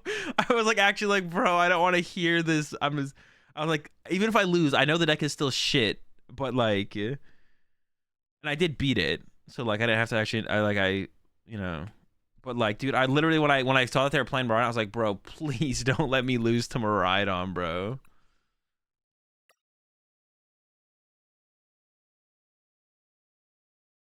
Please, please, please. 60-40? No, it's like an 80-20. I was playing Kyogre Lost Box against Miraidon. That matchup is free. Playing Sage at Worlds was also a pretty funny moment like that.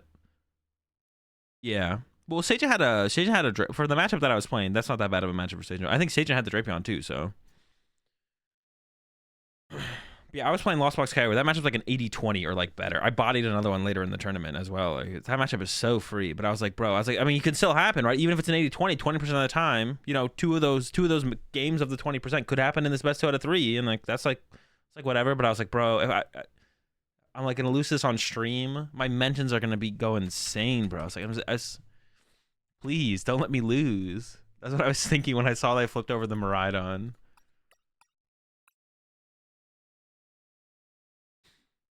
Manifesting is powerful. I'll clown you a pit before I'm banned. Just don't lose then. Azul didn't need a sleeve replacement during his stream match for Sajin. He needed to cope not to lose 2 games back to back. Bro, that was so the stream or the sleeve issue on stream against Sajin was funny because it was my deck caught on there's like the you see like the white lines on the table probably before when you've watched stream, or if you've played on stream, it's tape. To kind of like show you where to put your deck, put your discard pile, put your bench, whatever. My deck caught on the tape when I was pulling it back from Sage and cutting it, and then my finger like marked the sleeve on the bottom of my deck, and I was like, I didn't even like know for sure it was marked. I was just like, I think I marked the sleeve on the bottom of my deck, and then I checked it, and I was like, yeah, it's marked. I was like, I need a replacement sleeve, and they're like, okay, sure. And I was like, then they like, you know, they're on their comms or whatever, like, yo, can we get a replacement sleeve from Azul's bag, the gray backpack or whatever? And then at first, no way, it's tape. What? Yeah, the white lines is just tape. So like show you where to put stuff. It's just tape. So it's like a little bit. It's raised off the table a little bit, so my deck caught on it. And at first the guy came out and brought me a blue Ultra Pro, and I'm using purple Dragon Shield. So I'm like, no, there's purple Dragon Shields in my bag. Have them get me a purple Dragon Shield from my bag. And they hit up the comm again. It's like, yo, get the purple Dragon Shields from his bag. And then they come out with a purple Ultra Pro the next time. I'm like, bruh. And then after all of that, they finally go to my bag to try and find my extra sleeves. But I forgot to bring my extra sleeves with me. I forgot to bring my extra sleeves with me. So the overall delay, and then I had to go back. I had another set of sleeves on me, so I went backstage and fully re-sleeved. And it was funny because I was talking to the judge who was helping me re-sleeve. I'd be like, it'd be unfortunate here if we do this 30-minute or 15-minute delay, and then I just donk Sajin. And that's literally what happened. Like, we had like a 15-minute delay for me to re-sleeve one card, and then Sajin went Zapdos pass. That was so funny. Whose Ultra Pros were they? Those are the sleeves that they have backstage. If someone's sleeves are like legal, but like too shiny under the lights and too reflective, they make you re-sleeve in matte Ultra Pros because the front is not reflective at all. So if your sleeves for some reason are just like don't work with the lights and are too reflective, they make you re-sleeve into Ultra Pros. But Dragon Shields are fine, so I always use my own Dragon Shields on the stage. But they have Ultra Pros on them, so they thought that I was re-sleeved in Ultra Pros, so they kept bringing me Ultra Pros to put on my deck. I was like, no, go get the sleeves out of my bag. But yeah, it was funny because it was a 15-minute delay, and I just effectively donked Sajin. Alright, we gotta pick a deck box here. They get dirty quick? Yeah. I wonder when someone's ever gonna invent the perfect sleeve. Hopefully Dragon Shield's on it, cooking it up right now. The perfect sleeve. It exists, it's out there.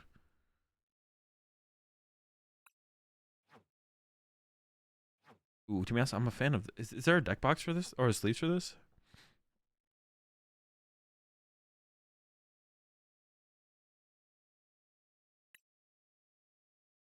Dragon Shield is the closest we've gone to so far, but There's always room for improvement.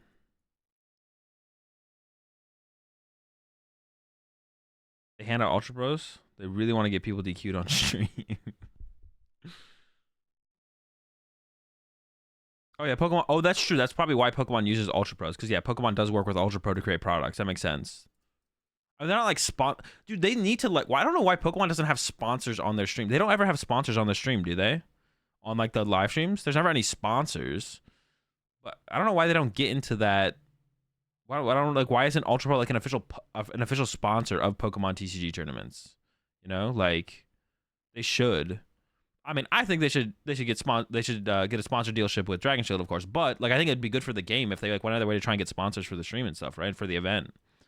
Like I think it's just a good thing. That's one thing, a good thing for the growth of the game. Because kids game, what does that have to do with anything? That can't be anything. It's not a kids game anyway. Like Pokemon is like, it's technically, well, no, I mean, well, it. I don't know. Is it like? Is it? It's just the Pokemon TCG is just the Pokemon TCG, and then that's it. I mean, I think they'll get there eventually.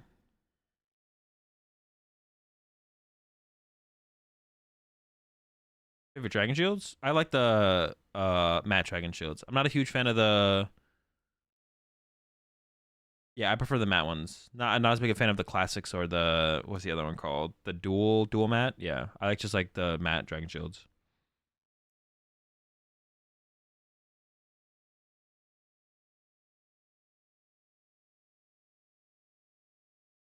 Pokemon is grown man's game. I mean, for the quantity of players who show up who are over 18 compared to under 18 is like.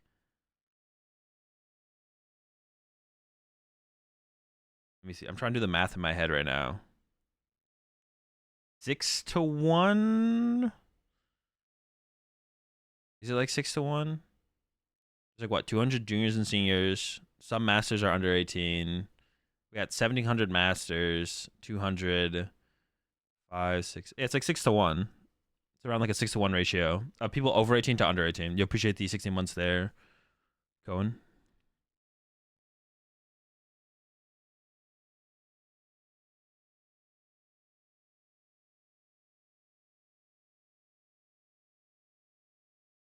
But yeah, I don't know. I think it'd be cool.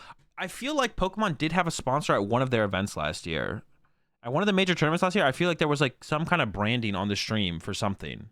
Am I trolling when I say that? I feel like there was, and I was like, oh shoot, because I remember in my head, I think about that. I remember thinking, oh shoot, they're actually going out of their way to get sponsors for these tournaments, for a Pokemon tournament. Was there one tournament last year where they had a sponsor? I feel like there was one tournament, but I can't remember it. But I have that thought in my head of like a tournament last year where they had like a sponsor. I thought there was one tournament. Red Bull. That would be kind of hype if there was they would never get sponsored by like a energy drink probably, but could have been an Ultra Bro thing, maybe. Have you actually been consistent? Yep. I currently own 4 of every card from Obsidian Flames. The cards came in like the rest of the card. Actually, I'm still missing. I still have a couple of cards coming in, some Vespa Queens and a Decidueye EX. I think I'm missing 2 Vespa Queen, a Decidueye EX, and a Paw Mod EX. Yeah, I'm tired of stressing about not having certain cards as they become good, or there's like a specific basics that's good. So I'm literally buying 4 of every single card from every set released from Scarlet and Violet on. I'm just like, I mean, cards are so much cheaper now too. It's like $100 for me to like get a majority of everything. I mean, the Charizards were obviously expensive, but everything else was like nothing. All right, I think the deck is ready.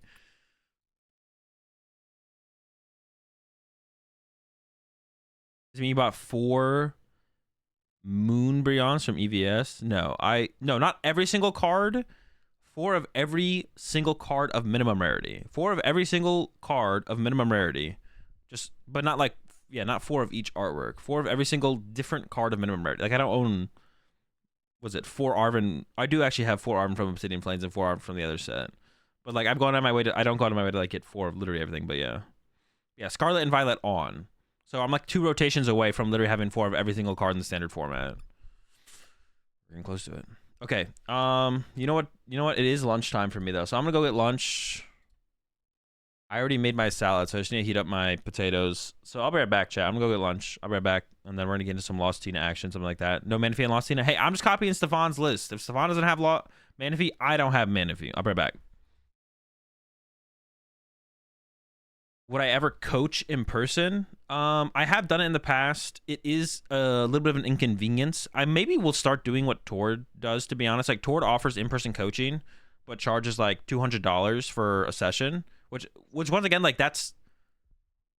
I already had like this discussion on like coaching pricing. What you should charge as your coaching price is what you value your time at. So if Tord doesn't want to go meet up with someone to coach for an hour at an actual physical tournament, unless it's for $200, then that's like fine. And not that anyone has to pay it. I'm sure Tord would be fine if no one paid that money, but Tord's not trying to leave his hotel room from grinding unless someone's gonna pay him $200, which is like reasonable. So I saw that Tord does that, and I was like, man, maybe that'd be something. But I don't know what my price would be, to be honest. Where I'd want to like stop grinding, leave my hotel room to go meet up with someone, and go through a coaching session.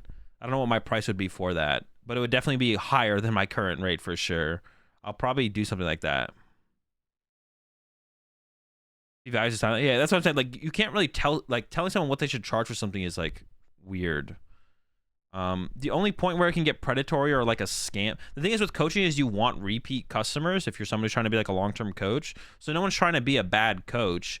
But if you are a bad coach and or people feel like you charge too much for what you offer as a coach, people will stop getting coaching from you, and then it kind of like the market self-corrects for that guy. Like I said, the only thing that's missing from something like Metafy is you can't really leave a bad review of a coach, which means the market, which means you can constantly get new clients, deceptively get new clients as a coach. If you're like a really bad coach, there's no reviews for people to see that you're a bad coach, and then you're just like, oh, okay, well, I don't have any way to like see that you're a bad coach, and then but you'll eventually run out of customers, right? Like, you can go through all the people who would get coaching from you. You're a really bad coach, no one gets coaching with you ever again, and then like you're not getting any repeat customers, and then you actually aren't coaching anymore at that point. Your services aren't being bought by anyone because you've gone through everyone who would have gotten services from you theoretically. So, yeah. You think coaching will eventually die out since more info spread? No, I don't think so. Like, there's so much info on everything in the world, but there's still coaching for everything. Coaching will always exist. There's always something to gain from. There's always like hurdles and plateaus that are not impossible to overcome by yourself, but the process of overcoming those hurdles and plateaus will definitely be sped up through the process of coaching. Yeah, I'm gonna go get lunch. I'll be right back. Yeah. So to answer your question, I think I am gonna add that as like an option for like IRL coaching at a tournament, or at least, well, probably not at, it'll probably just be ICs and Worlds, to be honest, because like regionals, I don't really have that much, like for Pittsburgh, I literally get in at like 5 p.m. on Pittsburgh. There's no time for me to go meet up with someone else, or like scheduling that with like my times being varied at what time I actually show up to a tournament would be tough to do. But do I have non-hollow 4 seal stones? Yes, actually I do. Caleb bought some for me because Caleb's just like me, where we're both always trying to get like non-hollow stuff. So he saw them and then was like, I'm gonna buy 4. Do you want 4? And I was like, yeah, give me 4. Yeah. So there's always gonna be value in coaching, like, for sure. There's always gonna be value in coaching for sure. Because I don't think any like top players are gonna go out of their way to like write a bunch of stuff for free. Like the physical, the on hands physical 1v1 of coaching is like more valuable than someone like writing up ideas of how to play the game better in like an article, but still having like that physical 1v1 back and forth of a coaching session, there still will be value to that, even if there's information out there that people are writing up about how to get better at the game, or like making YouTube videos about how to get better at the game. There will still always be value in coaching, so it should always exist. It's possible that the market shrinks, but that wouldn't be for a while, because the game is currently in such a major growth state that the market for coaching is just growing than shrinking. The market for coaching is just growing for sure, as opposed to shrinking. So we have to like hit a point where like Pokemon kind of peaks in terms of growth, and then at that point maybe the coaching market shrinks a little bit. But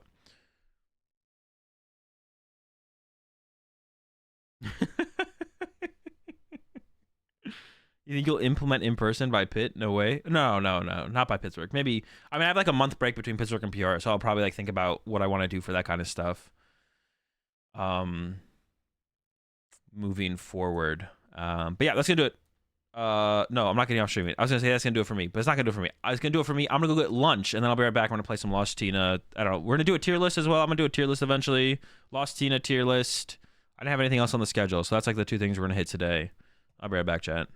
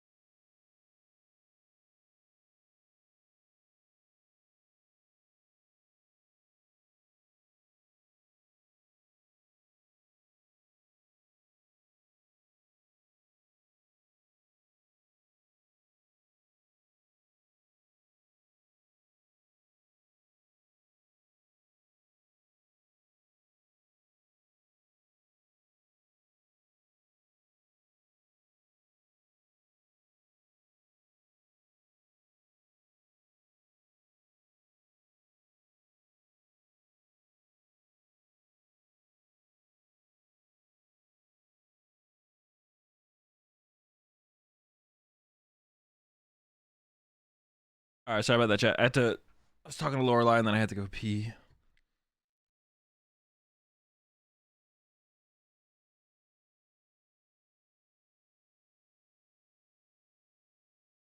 But he's sitting on the sofa petting Nugget. Play Tina and Pitts. Bro, it would take a lot to convince me to actually play Lost Tina, to be honest, still. Do I think Lost Tina should play Drapion? Well, I think if you're going to play a tech for... I don't know, actually, to be honest. I'd have to, like, test Drapion versus Spirit Tomb as a tech from you. The first thing to decide would be whether or not you want to tech from you. And then the next one thing would be which one's actually better, which I'm actually not sure of. I'd have to actually test with both against Mew to see which one actually seems to make the bigger impact.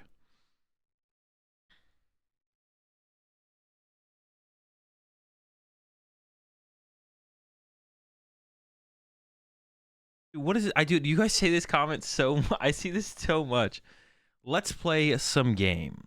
2-hour stream already and not a single game. What a hack. So it's fine if you want to see me play Pokemon. That's fine. But like sometimes I'm doing other stuff. I prefer doing whenever there's other stuff to do besides actually playing games of Pokemon. I much prefer that. That's something I want to go out of my way to do more of. Is less games of Pokemon when I stream and more just literally talking or tier list or like literally anything else, to be honest, because it's always easy to just go play games of Pokemon. But you say that, which is fine.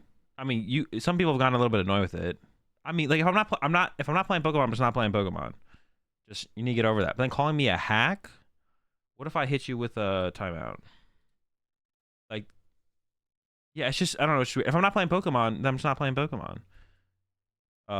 You got to get over it. I mean, there's other people playing. I'm sure there might be some other people playing Pokemon. Just go watch other people playing Pokemon. If I want to play as little Pokemon as possible. Not that I want to play as little Pokemon as possible. I do want to play Pokemon, especially when like new sets release and stuff. There's a deck I really want to play. But I like whenever I can find other things to do, I want to do more of that. Because like going and playing Pokemon is just such an easy thing to go do. That if I can find other content to do that is not just playing Pokemon, because that's like something that's always going to be able to, it's always there to do. I want to do as much of that as possible. Not that I don't want to play Pokemon. It's just that I want to do as much of other stuff as possible. To like expand what I can do with like content and stuff like that much more. Azul, my 12-year-old daughter, is playing this deck, Goal to Make Worlds. You do training correct. I can only help her so much. I'm no champ. Yeah, if you're interested in any of my coaching information, just put coaching in the chat and my link over to my Metafy page will be there. You can check out all the information there. If you have any other questions for me, send me a message.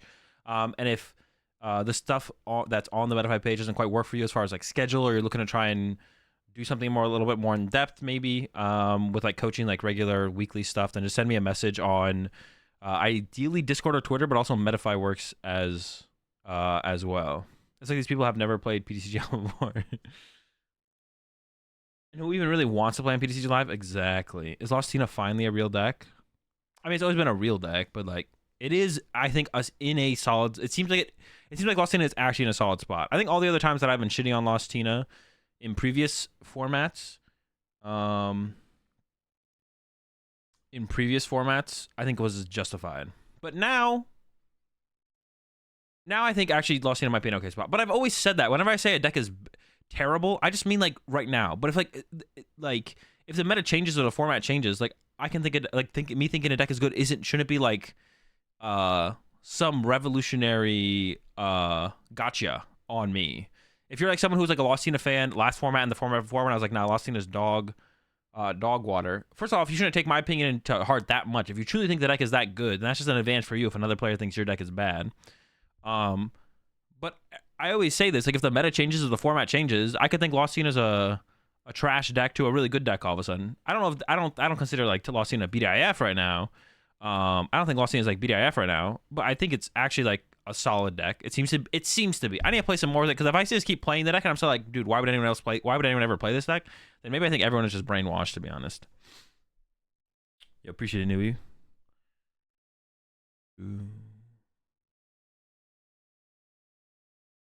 Azul's going to the dark side. It's not the dark side. It's just like what is I'm just concerned with what I actually think is good. If I don't think Lost Tina is good, I'm going to say I don't think it's good. But if I do think it's good, if it does feel like it's better in the meta, whatever it might be, or just like builds have evolved a little bit more, then I'm like, all right, I actually think it's good. 4-path 4 vacuum guardy. Yo, maybe that's like the sauce. People try to judge everything. Yeah. I mean, I'll tell you right now, I think Ting Lu's trash. But if you like Ting Lu and you want to play Ting Lu, then rock it. Like your other people's opinion. Like if you want my opinion because you want to know what's good or what I think is good, and then you want to utilize the information of what I think is good to help sculpt your view of the format, that's one thing. But when you're like, when you act like I'm personally like attacking you because I think the deck that you like the most or enjoy playing right now is bad, then like you're disconnected from like the idea of an opinion. Like you shouldn't, like, I'm attacking the deck law. When I've attacked the deck Lostina in the deck, I'm attacking the deck. I'm not personally attacking you. I don't care about you. I just think Lostina's trash. But if you want to keep playing it, that's fine. Yeah, people act like I'm personally attacking them when I call their deck trash. It's like you should like, it's like their deck is an extension of themselves. Like, bro, you are not Lostina. You're not Lostina, bro. Come back to us. You're a human being. Your name's Little Timmy. You play the Pokemon TCG. He's gone. He has become Lostina.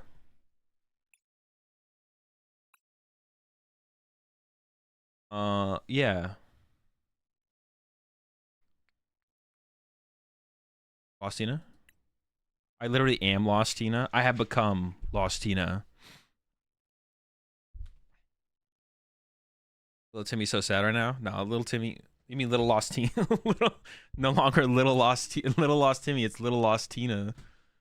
Times have changed.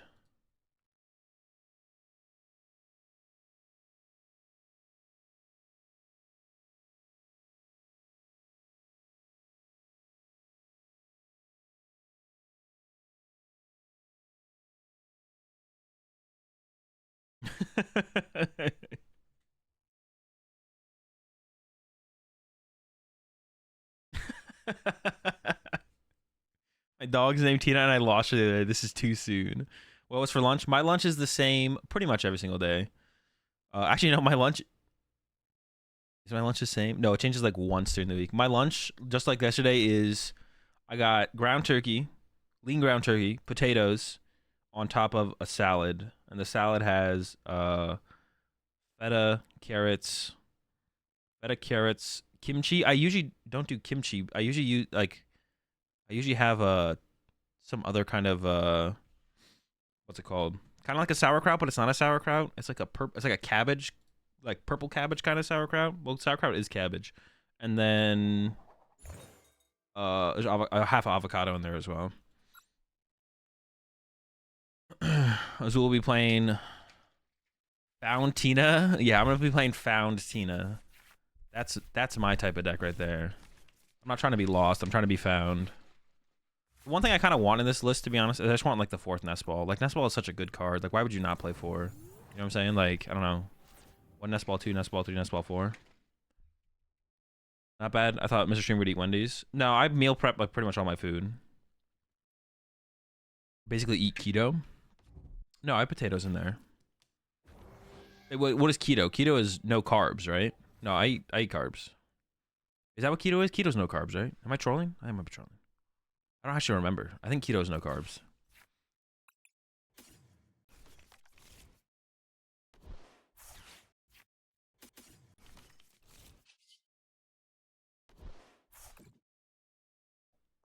I mean, the potential of the Greninja is probably worth it. Hamptons lately. 1, 2. I actually kind of, if I, ooh, okay. I actually think I want to triple Flower Second so I can threaten the Greninja next turn.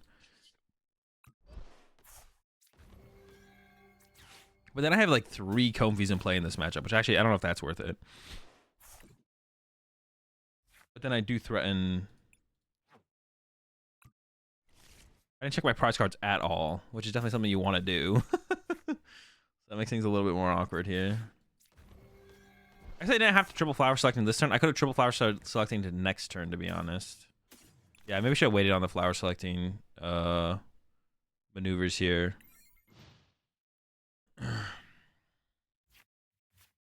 Low carbs, high fats. Yeah, no, I eat like I try and eat like just a balanced like a normal balanced diet. Like I'm not trying to like carbs, fats, protein, fiber, like all of them, the whole squad, get them all in there.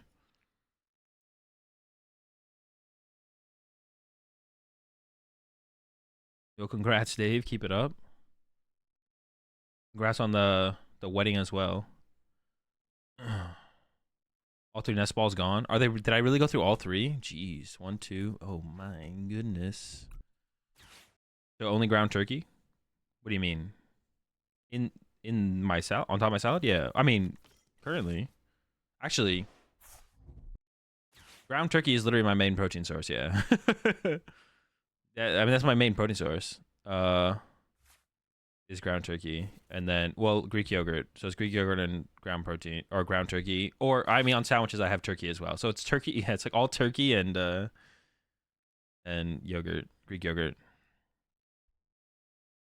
We'll talk how much cardio do you do in a week? So my workout schedule is I lift 4 times a week and I run 3 times a week. I can't like I walk. I currently am walking / running for an hour. I can't run the full hour yet, and then lift 4 times a week. 4 times? Yeah, 4 times a week. Did I ever do the cooking stream? I'm always cooking, to be honest. Every time you guys see me make a new Pokemon deck, I'm cooking. So you guys have had plenty of cooking streams. You just haven't realized it. You guys are getting greedy here, though, and want more cooking streams.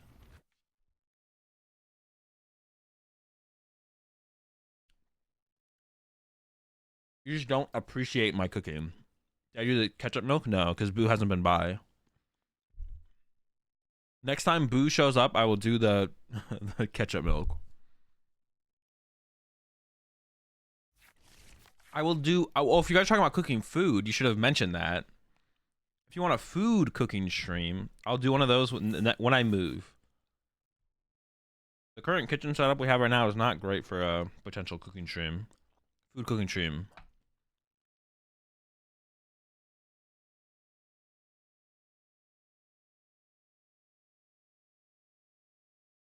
Running hard, I'm in the Marines and I don't even want to run for an hour. Yeah, the goal is to be able to run straight for an hour straight eventually, but I'm building up to that.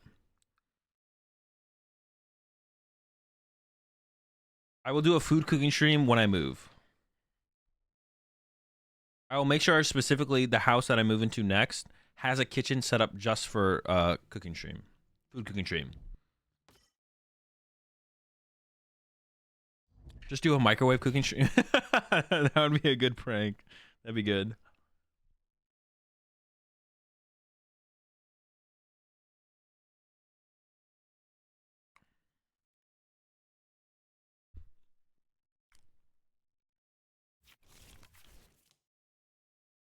But I don't really do any cooking in general. All my stuff is I just meal prep. I meal prep every week. The only thing I meal prep, well, I have like yogurt and fruit. You don't have to meal prep that. But I meal prep my ground turkey and my potatoes, and then like the 4 meals I eat is yogurt and fruit, the potatoes and ground turkey on top of a salad, and then I make like a bean salad with ground turkey in it as well. And then I have turkey sandwiches. That's it. I eat the same thing every single week.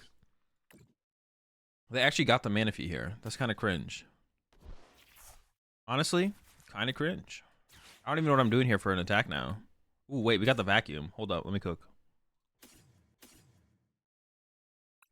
That's all pretty good stuff. Do I ever eat fish? No. I do take fish oil, though, to make up for that. I do not eat fish. Wait, what am I sitting at right now? 5, 6, 7, 8, 9, 10. Yeah, we can get to 10 here.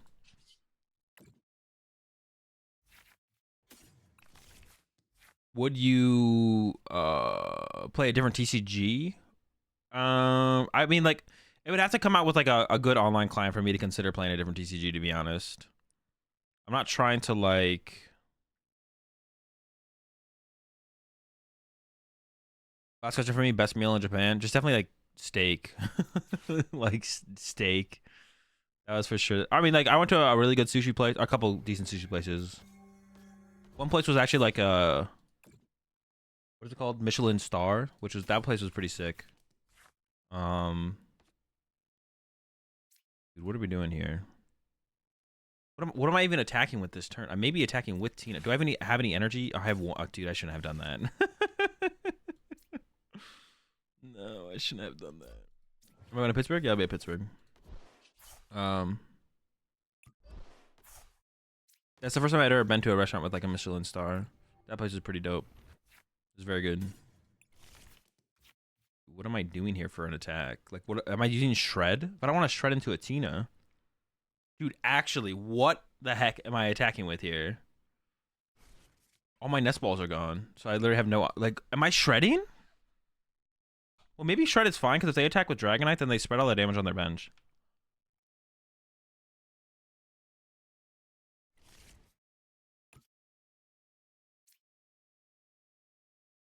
Yo, am I getting shreddy with it? I'm at 8.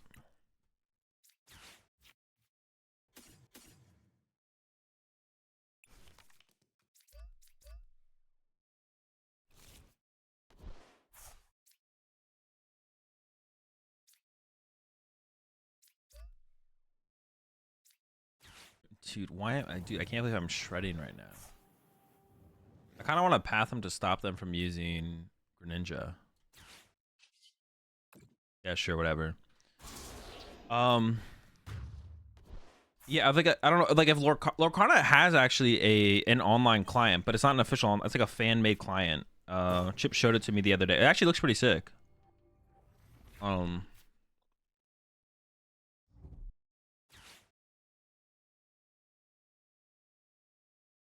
Yeah, it actually looks pretty sick. One of those paths with the 4 nest ball. I do kind of want a 4th nest ball. I don't know if I'd cut a path for it though. I might be down to cut a path. I want to cut something for a 4th nest ball probably. But not sure path is the thing I'm cutting. Yeah, the fan-made online Lorcana client looks better than PTCG Live. Looks like it functions better than PTCG Live. It's like just simpler, but it works. So that's like kind of disappointing that we have PTCG Live made by Pokemon, and then there's a fan-made Lorcana client that is literally better.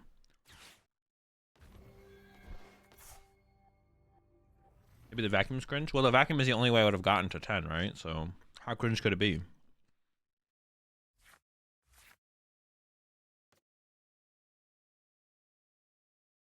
You maybe explain why you commit into Greninja when you don't play Manaphy. Doesn't that allow your opponent to win one turn earlier? But what do you mean? Oh, commit into their Greninja? Well, no matter what, I had to bench 2 Comfy. But you can't bench 1 Comfy and function as a deck. So I don't know. Maybe you could. Doesn't seem like it would be a good thing to do.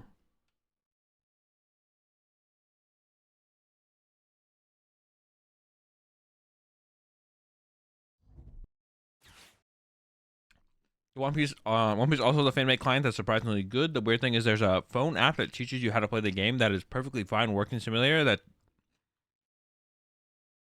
they haven't expanded it yet. Hopefully they do eventually. Yeah, like if One Piece came out with a client, then I would actually like play it. Are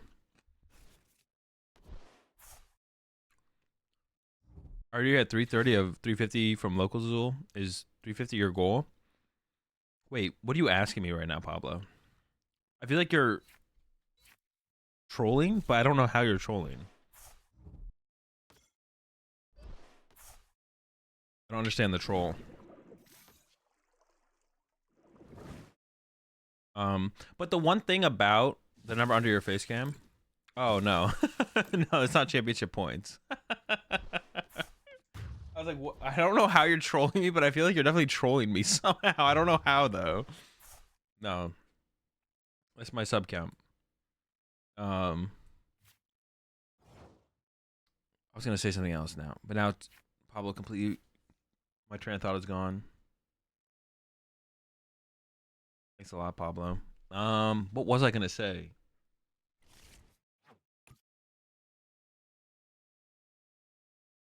Fred?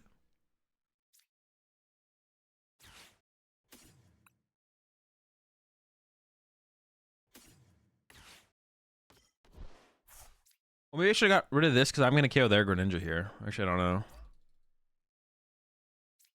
know. Dude, what was I gonna say, bro? I was gonna say someone said something. Someone in the chat said something. I was gonna respond to it. Oh yeah, the fact that Lorcana,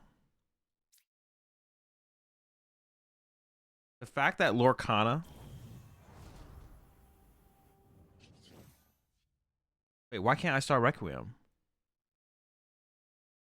I thought I had 9. Oh, what the heck? Lost Impact to Greninja? Dude, I thought I could Star Requiem. Dude. Dude, I literally thought, dude. I literally thought I had 10 in there. I thought that was number 10. I was at 8 the whole time. All right, I'm kind of trolling. One of their cards. Yeah, I know, but I thought I had 9. I thought the Lost Vacuum was getting me to 10. So I was like, okay, this works. But I should have got rid of my own Path to the Peak, 100%. But I thought I was getting... I wanted to keep... I was like, maybe I keep the Path. But I guess I'm KOing their Greninja. All right, whatever. I'll keep the Path. Because if they recover the Greninja, then they could use it. I don't really want to give them that option, whatever. Maybe they play Luminian. Who knows? I want to use Greninja. Oh, wait. What the fuck? Dude. I didn't think... I thought Manaphy was gone. I don't know what I thought happened to it, but I looked at their field. I was like, oh, they have no Manaphy anymore. Okay.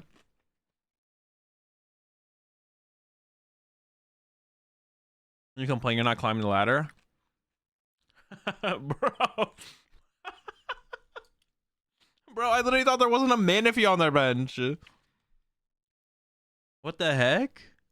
I'm losing my mind. But yeah, what I was saying was... No, don't worry about it, Pablo. I was gonna get distracted no matter what. Oh yeah, the fact that One Piece and Lorcana's fan-made clients are so good does give me hope for Twin Leaf, to be honest. The project that Dan TDM is working on. It does give me like a lot of hope for that, to be honest, because like their clients are like so solid. Like it's like, oh, okay, maybe there is something. There's gonna be something here from the blokes over at Twin Leaf. Like maybe there'll be something pretty good there.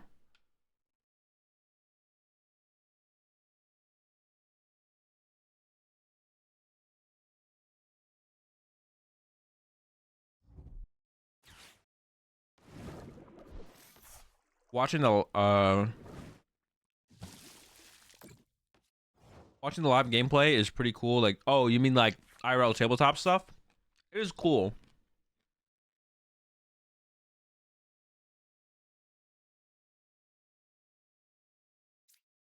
I just don't have the... Like, for me personally, I just don't have like the... Dude, this sucks. I don't even know what to take here. I like currently it's something I'd maybe want to do in the future. It's like it's definitely a nice switch up to be able to do that, but I just don't have like a setup to do that, or like someone to actually even play with to be able to do that, to be honest. So currently it's not something I'm like looking at doing, but it's cool to see Mahone doing that. I don't know what I'm taking here, bro. I don't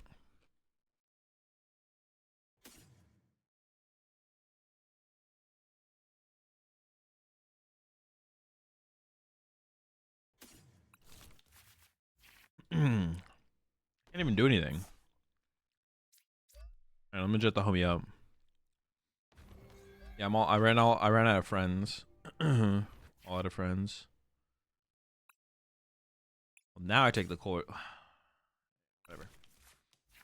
I still don't even know what I can't even attack. I literally can't even attack this turn. You know what? No, retreat to Greninja and pass. I don't want to give them a prize card, I don't think. Alright, it's fine.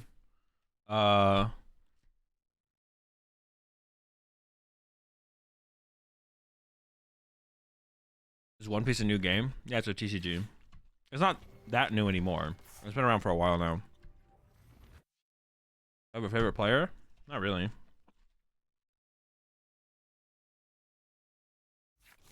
I don't really care. The only people I'm like invested in, like at a tournament, well, like I don't know if there's like certain people who are in like top 8, I'll be rooting for them. But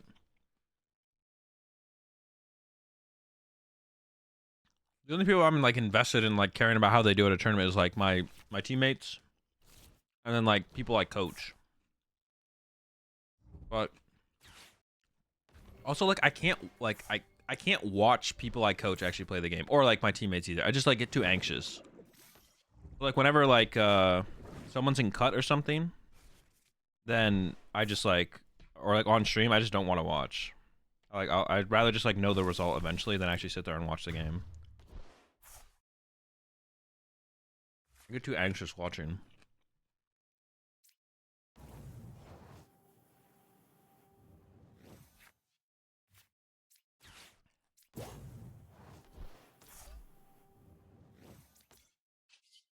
I don't know if I need another Tina, but I'm gonna go ahead and bench it just in case I do. So, yeah. I mean, those.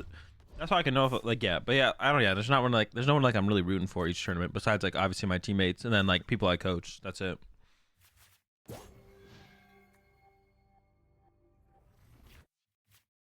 Why lol? Why lol? What?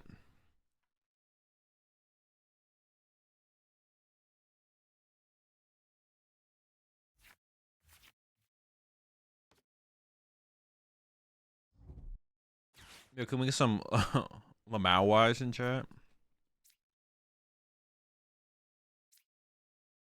I kind of want to send this up because if they hit it with Cram, I could switch card it and heal it. I don't know what they're attacking with this turn though. Like, I don't want to give them a free. Well, if they attack with Dragon Eye, I win. So.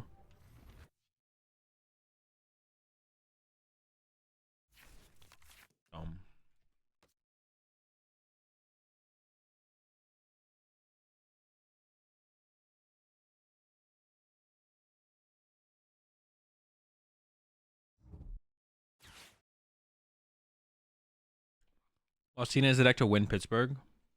It's in a pretty solid spot to win.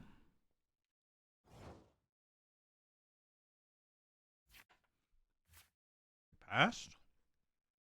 Damn. Wait. Did they mean what happened? I wasn't really paying attention.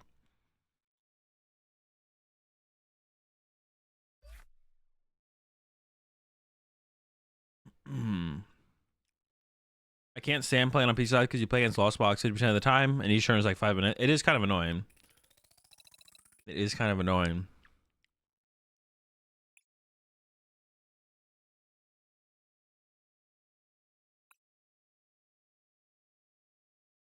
I'm pulling up the deck tracker here today.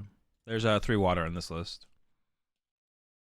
100% cooked too hard and threw somewhere? Yeah, probably. Dude, you guys thought I was cooking too hard on. You thought I was throwing? Yeah. No shot. Cards. The list is in the Discord and the price tracker.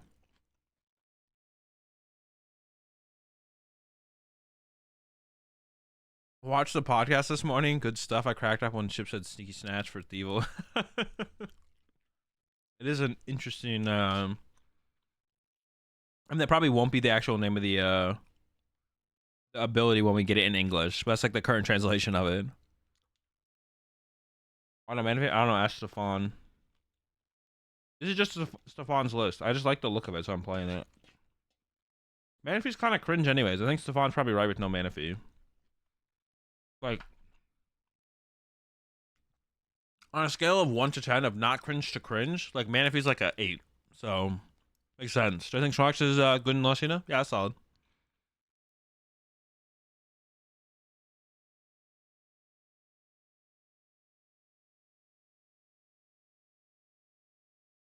I do use the newest basic game. Yeah, whenever like a new artwork or a new version of a card comes out, I always play I play the latest low rarity version. So like if a new holo research came out, I would still use my non-holo researches, but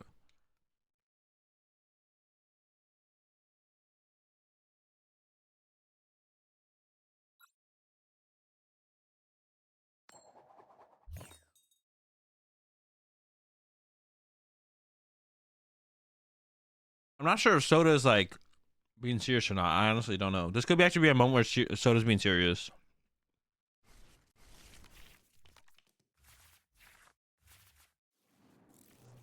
No, Manaphy is good if you read opposing Tina as cutting water, right?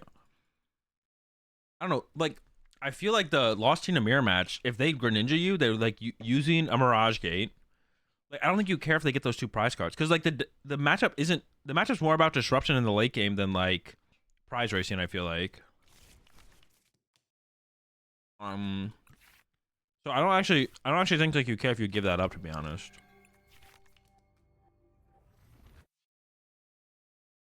I'm not saying no Manaphy is correct. I'm just saying like for the dude, what? I don't think like predicting that other Tinas don't play water energy matters in the because like everyone plays water in Lost Tina right now. So Stefan doesn't think. So I would assume Stefan doesn't think that's a factor to play or not play Manaphy because I'm sure Lost Tina is one of the most popular decks in general at most local tournaments. So if Stefan chose to not play Manaphy, it's not because Lost Tinas are cutting waters.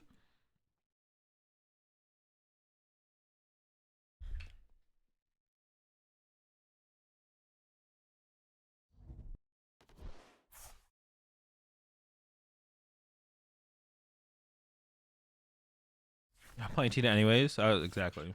Me either. So that's why I don't care either. I stole Stefan's list.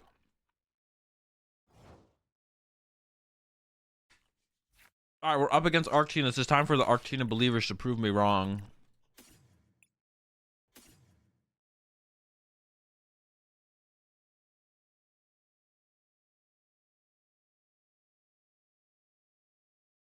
Actually, is it correct to maybe get a Tina and go for the Abyss Seeking here?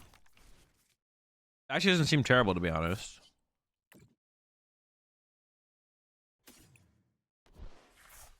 Ooh. We're cooking. We're cooking.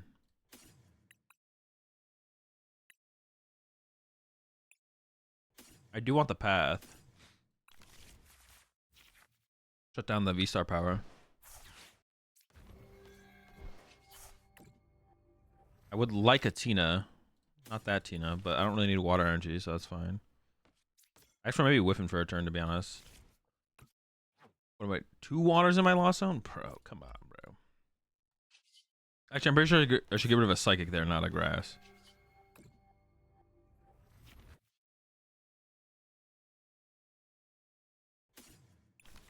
I guess well, maybe I should have got the Jet there, actually. Jet are pretty good in this deck, but yeah, we're definitely falling behind for a turn here now.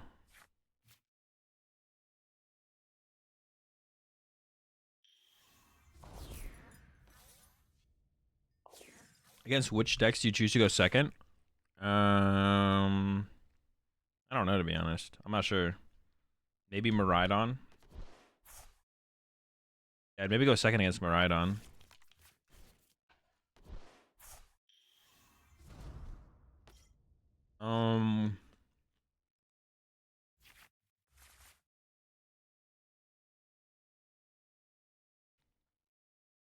Maybe Mirror Match? I don't know, though.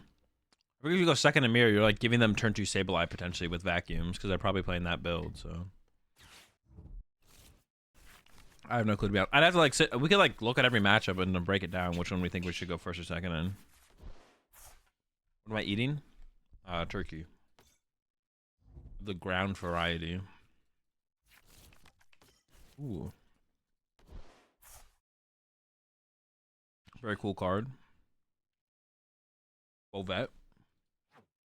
4, 5, 6, 7, 8.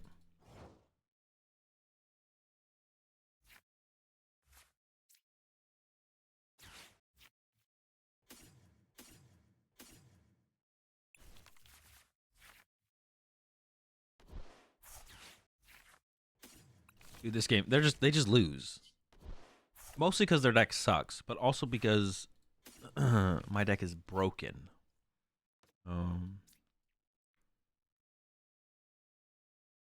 Oh, do I ever shred? I didn't even realize I could like actually. Should I shred them? Why not? Right? And with a mixed shreddy, right? Mixed Shreddington, because I can like shred and then go into Sableye next turn or something. I want to dig a little bit deeper though. Let me dig just a little bit. Let me see a little bit more here. Ooh. I'm actually not sure about this one.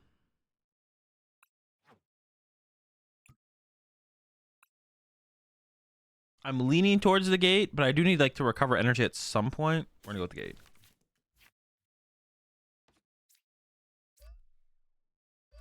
Is you're playing Pumpkaboo and Arctina? I mean, you should just drop Arctina. Like Lost Tina does not care. Like if you're playing Pumpkaboo to be able to bump the path against Lost Tina, that's not a reason to do it because the matchup is already a bad matchup. Like adding Pumpkaboo turns the matchup from an 80-20 to an 80-20, or maybe like a you maybe gain one. You know, I'll give you 1%. All right, I'll give you 1%. It turns it from an 80-20 to a 21-79. So you get that. You get 1%. Yeah. Also, putting Pumpkaboo in play makes their Sableye attacks better because then they can go like KO Bidoof, then KO like 2 1-prizers.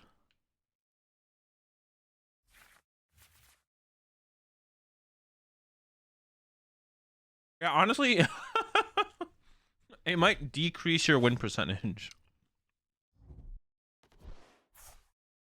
That is possible. That would actually be funny. You add it, you add it for the matchup. You're like, let's go. I'm ready to take on Lost Tina with my Arctina deck. That's why like actually testing is important, because sometimes you might think something might go a certain way, but then like in actual in actual practice, yeah, once you actually play a matchup, it sometimes changes. And sometimes that actually changes things.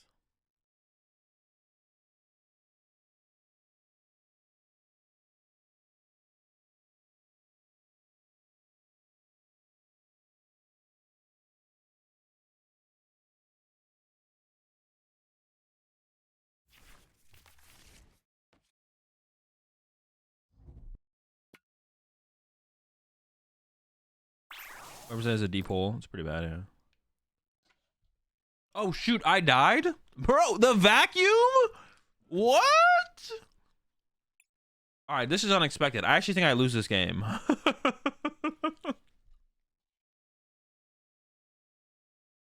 Damn, bro. We literally just got rocked. Literally straight cooked. I don't know if I'll financially recover from this one.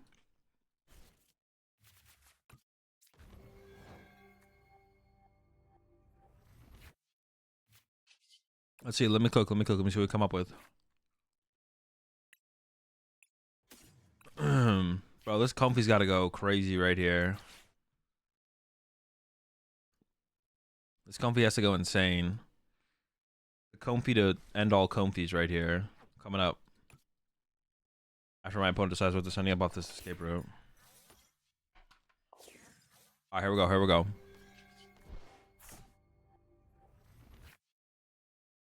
Not very crazy. Dude, we just... Well, hold up. We don't just lose. It's pretty bad. We're in a pretty bad spot.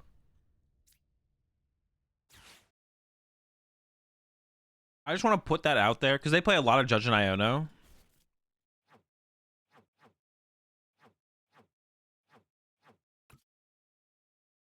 They play a lot of Judge and Iono, so it's a good chance I get Judge or Iono. If I don't get Judge or Iono, then I have Roxanne myself. Okay.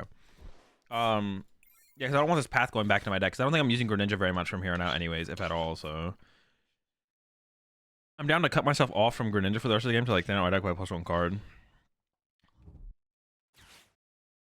I think, because my energy is so valuable at this point, I don't want to Greninja away energy anyways, so...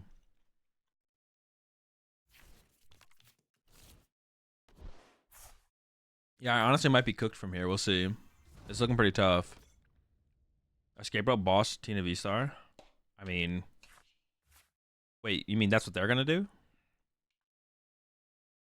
I mean, they could have that. I'm sure they'd like to KO my Tina if they could.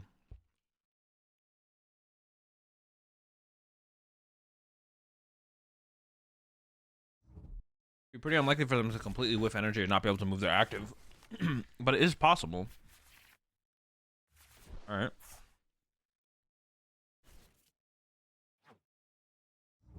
I have 2 switch cards left. No, I have 1 switch card left. I take it back.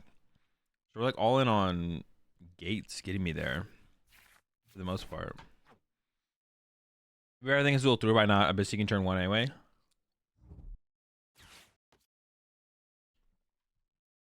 Yeah, I maybe should have done that, to be honest. I did like think about it. I did think about it, but...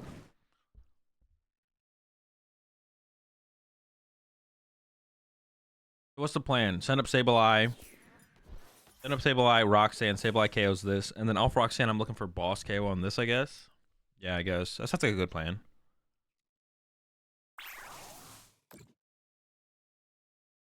Single strike is better.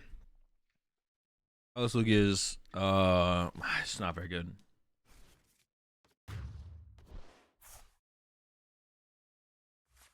Not very good.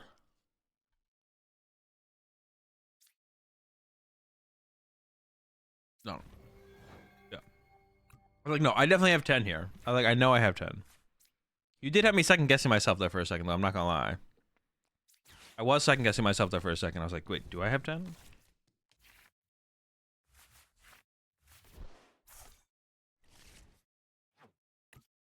I should have a grass and a psychic in there, and I should just grab them right now, I think. I do want to aggressively thin out the deck to increase my odds of top decking. Like, if they have boss KO on my Tina here, I always lose. So, like, it's fine to commit the extra. If they have boss KO with Tina on my Tina, I always lose. So, it's fine to, like, commit the extra energy there, I think. Alright, so, like, better to commit the energy there right now. Because then if I get judged or Iono'd this turn, which they play, like, a billion of, then, like, getting the energy might be a little bit more difficult. It might be a little bit more difficult.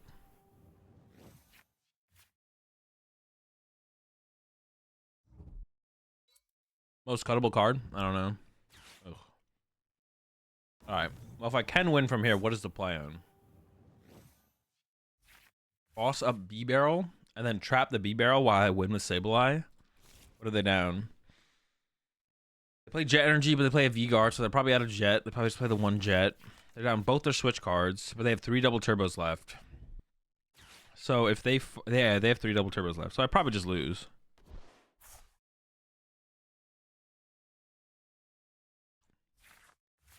I'm actually almost like guaranteed to lose because they have Squavette. So go in Squavette, draw with B-Barrel, basically sees them like their whole deck next turn. So I should like basically always lose this game.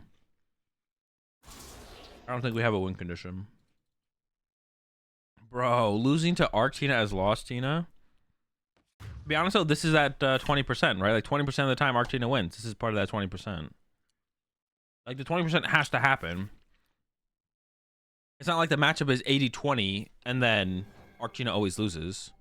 It's 80-20 and they still got to get that 20%. They got to get their 20%, you know what I'm saying? They got to get theirs. Oh, do I even have a boss? All right, pack it.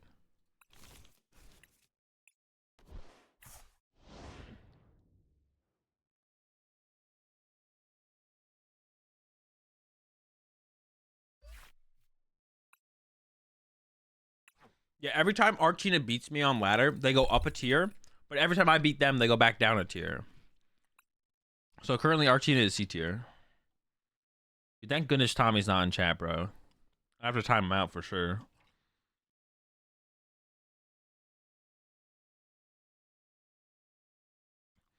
How do you feel knowing you're responsible for the 20%? Feels pretty bad to be honest.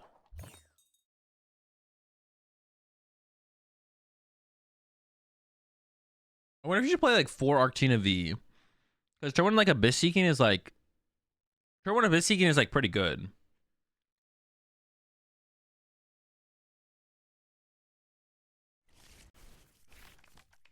Alright, turn 1 Abyss Seeking is like pretty good. It almost feels like you should be playing that.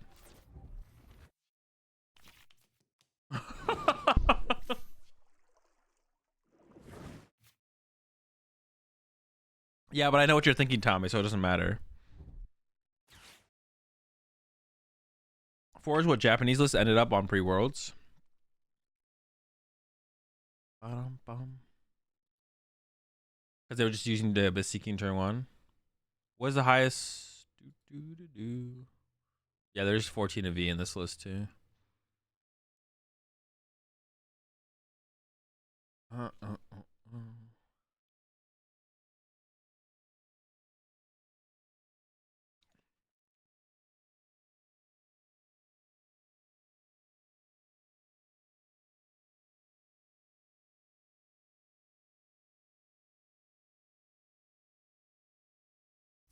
Arctina with Manaphy? No shot. No one's cooking like that. That's some next level cooking. Ooh, okay. So Sablezard or Lost Charizard EX. All right, we can work with this. We can cook with this. We got this. We got this. Let's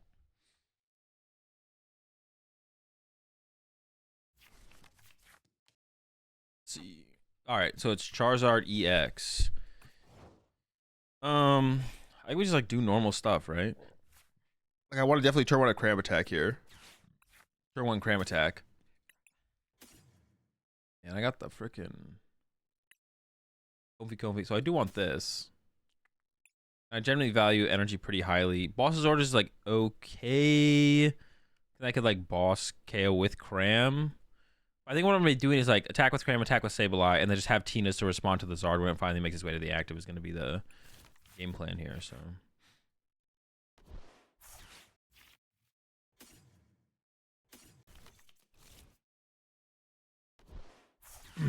And then, I mean, Pat's pretty good in this matchup as well, right? Yeah. Well, I'm not gonna have bench space for Sableye if I bench. I don't need to bench 2 Tinas though. I can leave a bench space open. That doesn't like hurt me. Jet. Mirage Gates honestly seem like ridiculously important in this deck, but Roxanne is also really good. I'm kind of torn on this one, to be honest. Mirage Gates seem like so important in this deck. This I'm actually like just not sure about. They're having a slow start, so I'm more likely to be the one ahead. Maybe I go with the gate grab. I don't know. Do I have to hit a switch card off this? Dude, that's so cringe. Come on, man. Don't do me like this. Give me the switch card. Ramarant. Wait, that sucks. Dude, how do we whiffing out here? If I ever put the path out? Probably not right now. And if they might be playing Radiant Charizard anyways, so there are nothing for the path to stop yet anyways. Or whatever.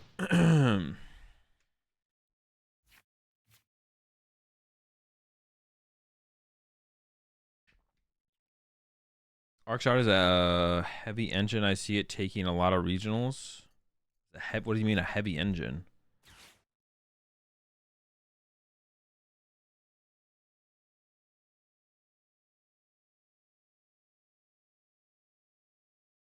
We're taking Roxanne. Let's see how this turns out. I don't know. Mirage Gates just seems so important for this deck to function. Because, like, did we count gates on? I didn't check anything on the. I'm going to start checking my prize cards next game, though. We're going, like, a little bit harder. A little bit more ignoring chat. A little bit more focused on the gameplay. This is what my Lost Tina hands look like more often than not. I mean, this is, like, a pretty good hand. Dude, this is what my Lost Tina hands look like all the time. This deck would be, like, so much better. This hand is like solid. Obviously not attacking with the turn 1 cram kind of sucks, but like we can get over that.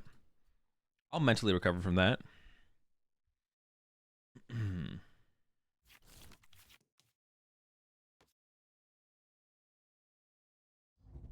Is Lost Tina the superior Lost Zone deck right at the moment? I still like Lost Box better. I would play if I was gonna play one. I think Lost Box is still the for the current meta. Maybe I don't agree with that fully. I did just say it, but do I agree with it? I don't know actually. Might go back on that actually. Now I know I just said it, but dude, do I need Boss in this matchup? Boss does not seem very good. Yeah, Boss does not seem very good. I'm gonna go ahead and say we don't need Boss in this matchup. I actually have no clue, but we're gonna. I'm gonna go ahead and say Boss in this matchup. Well, I might want to eventually be able to chase a Charizard. I don't know. I don't know if that like ever matters for me to chase a Char. I don't know if I don't really feel like I'm chasing Charizards. You know, I don't feel like a Charizard chaser. 7. That deck, their deck does sometimes play Iono, so. Oh, I could gate. I didn't even realize I could gate. Nope. Wrong one. I could jet the cram up, but I don't think that's correct, right?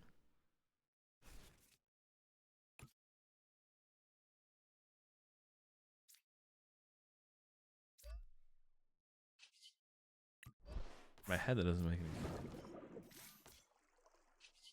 I could play this super odd now. If they did Iona me, then yeah.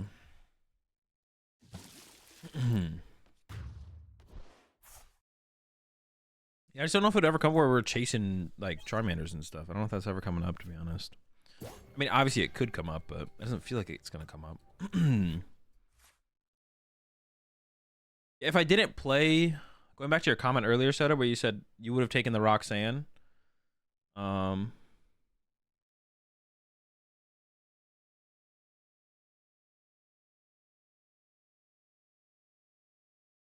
We play 2 Roxanne, so like we still have the potential, and we have an Iono as well. Like we still have 2 other like potentially heavy disruption cards for the late game. So like, I think we gotta value the gate a little bit higher there, to be honest. What's your opinion on the Doubleization 12 Psychic Energy Guardy deck? I don't know. Reversal's like really good, and I just don't know if I don't know what that build of the deck is doing more efficiently than the reversal build, to be honest. Yeah, I'm not sure what that build of the deck is doing more efficiently than the reversal build. Like maybe turn 2 Candy Guardy EX because of the double 4 Seal Stone, but then you always have a Zacian in play, which just isn't good.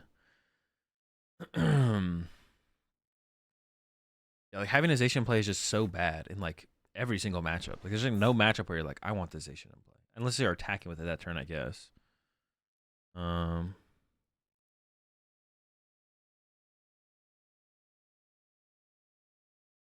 know. Go to a cup this weekend trying to work it out if I play Lost Zone Tina, Regidrago, or Zard. I mean, the best of those 3 decks is definitely Lost Zone Tina, but double collapse too, right?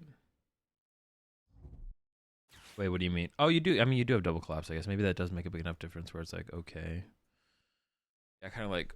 I was thinking about the collapse. What should I even send up? Should I just send up? Well, if I send up Comfy, it could die to Cram, right? That's kind of what I want to avoid. Dude, how do they have a huge hand with no basic Pokemon down? What is this?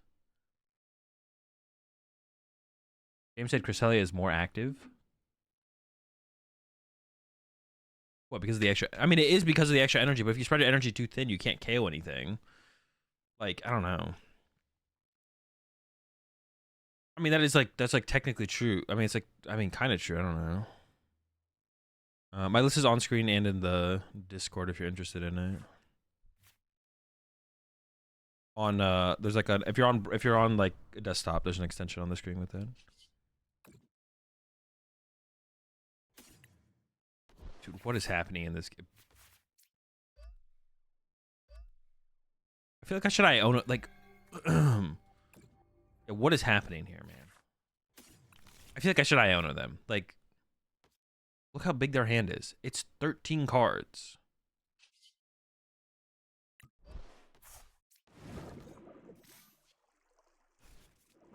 I don't want to leave them with a 13 card hand. I'm not, dude. They have a 13 card hand. What? Why do they have a 13 card hand and 2 Comfies and a Manaphy in play? What is that? This can't be real. Dude, I literally just drew all the energy I shuffled back in. 13 card hand of nothing? Nah, I don't believe it. Boom. Soda admitted wrong, or admitting to being wrong.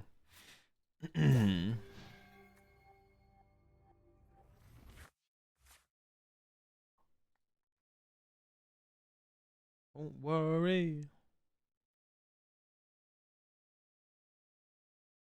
Dude.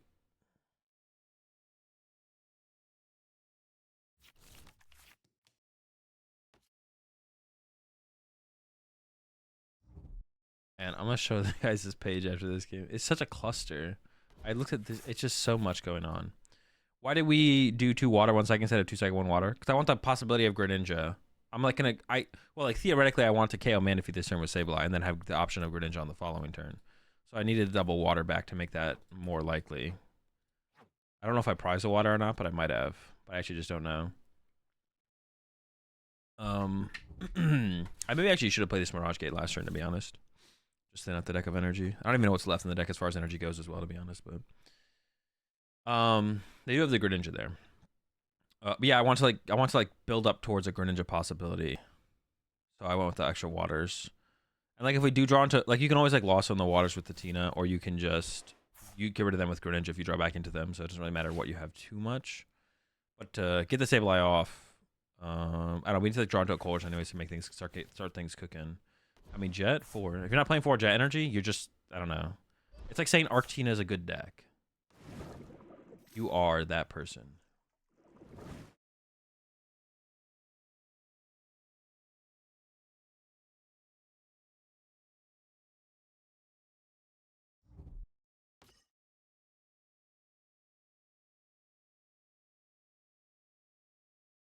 Damn, bro. The U.S. got cooked in juniors and seniors besides Polaris. What the heck are these juniors and seniors doing, man? I can't. How many am I lost on? It's 8, right? It's still tilting that I can't just like check it, but 2 more energy. Let's go. That's exactly. Oh my gosh. There might be, dude. How I just literally drew all my energy. I was like, I wasn't sure how many were left, but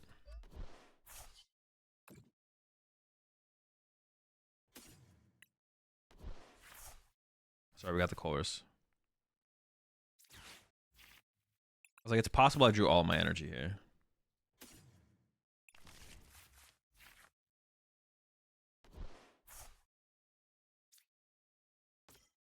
Oh, how?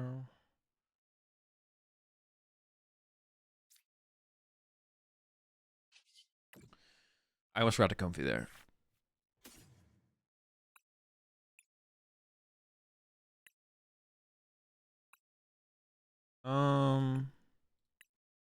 I probably should take the escape rope. I'm gonna play a switch card here. I don't want to give them the comfy use here. So I have no psychic energy in my deck right now. That's cringe. I don't even know if I don't know anything, to be honest.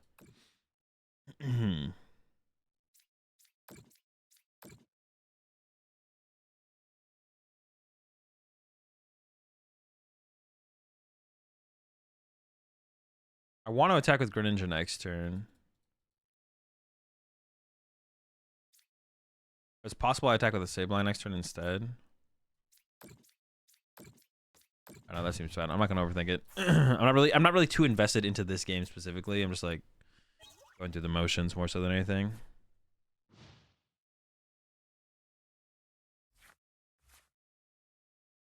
If I knew what I was playing for Pittsburgh, I wouldn't say. There's a question. If you're playing Turbo versus Arc Pile, do you go all in on turn 1 Dragonite going second? For the most part, yeah. If they have 2 Arceus in play and you have to burn all 4 Escape Rope. You know they play Flying Pikachu? I have no idea. I'd have to like see the hand in the situation.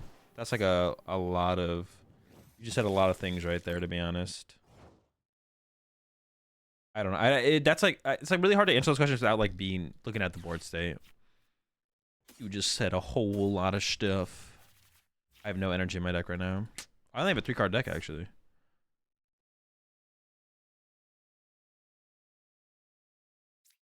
Hold on, I could just like Comfy. I could select Comfy and then... Well, I could just use Sableye. I'm just gonna Sableye here, to be honest. I mean, the game's just over, right? I'm just gonna go... No, I'm just gonna use them to see what's left in my deck. Okay, cool. Oh, we just win. It's hard to solve it. I mean, you probably go pretty aggressive because you can still like triple Sableye the thing, right? So... Yeah, you probably go pretty aggressive because you can just triple Sableye the Flying Pikachu. So if they have like Arceus, and that's it, and they're not attacking with Flying Pikachu next turn, you get 2 hits off with the Dragonite, and then you basically just win the game, to be honest. Yeah. Even if they lost City. Boy, are they going to be able to 1-hit KO your Dragonite next turn? That's like a big question. Are they going to be able to 1-hit KO your Dragonite next turn? Like, what kind of deck are they playing? I guess if they can... If they do, yeah, I don't know, to be honest. That's why we kept Gate over Roxanne to check the deck. Exactly. Nope. Wait, nope what? They can't KO my Dragonite? Then I would 100% go all out to swing my Dragonite, yeah. We'll worry about the Flying Pikachu when it comes out. We can like triple Sableye or something. He's dead. Oh, Peak? Yeah, he's dead.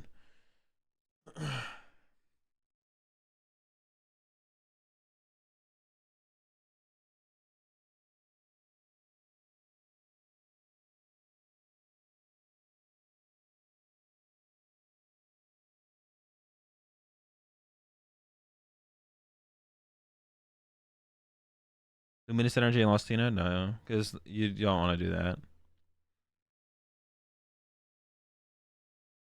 Oh, this page is what I was going to show off. Now, obviously, you can actually read the information on this page. This is like the Pokemon World Championships event page, like result. Dude, this is it just me, or is this like a massive cluster? Like, what is like you? It's obviously readable, but when you look at this, it's just like a bunch of stuff. Like, I clicked on it, I was like, oh, they put out what does this look like? I was like, wait, what the fuck? It took me a second to be able to read this. I like looked at this, I was like, what the fuck am I looking at? The column should be separate. Yeah, there should be some way to. It should be separated in some way, right? Because you look at it and there's just like so much going on, and then when you have to look at it for a little while to be able to decipher it. I don't know. It just seems like obviously it's not a huge deal, but it's like, how did someone not look at this and be like, yo, that looks like shit. Let's do it. Let's change it just a little bit, you know? Yeah. Oh, this one looks fine because there's only one division in Pokemon Go. I actually didn't. Yo, US top 3, baby. Let's go. Shout out to It's Axon, Rubik's Master, and W Daj. Yo, we also, yeah, that's right. We also won in Unite. That's right. We won Go and Unite. Sit down. Scroll up a little bit higher. VGC. God damn. We had two top 8s in VGC, one in juniors, one in seniors, 0. All right. I mean, VGC is cringe anyway, so who really cares about that? TCG Masters got the dub in Masters, the only division that matters. So it doesn't matter that we only had one person in juniors and seniors, to be honest. Dude, USA was like cleaning it up at Worlds, bro. Y'all were getting bodied. What are you doing? Messy wall of text? Yeah, I just like saw it. I just like want to complain about something, so.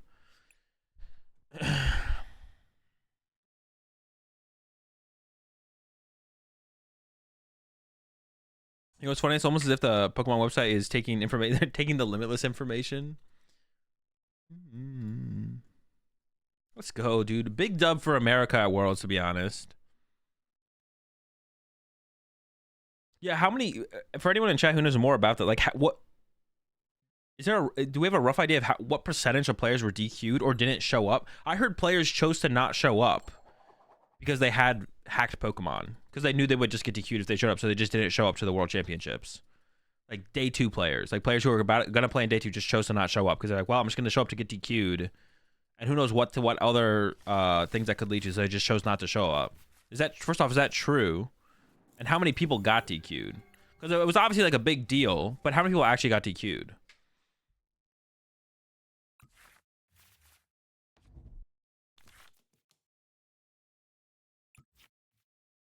Damn, this hand. If we're going second though, we got the Colress. All right, we got the Colress. They kept getting DQ'd in different rounds, so it wasn't like all at once.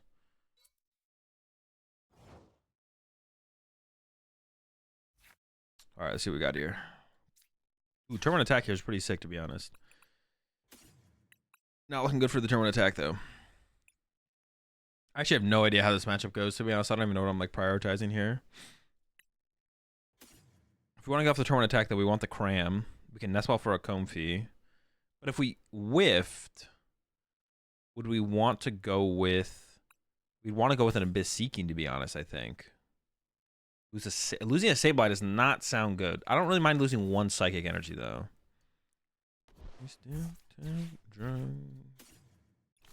Alright, how do I get this in the active? I could jet it up, but then I don't have the jet for the Abyss Seeking. I think I want to play towards the Abyss Seeking. So... I don't really want to... Do I care if the one with the energy's in the active? I don't know if I care about that or not. I don't know if it really matters. Is Escape Rope better late game or early game? Probably early game. I'll play the Escape Rope now.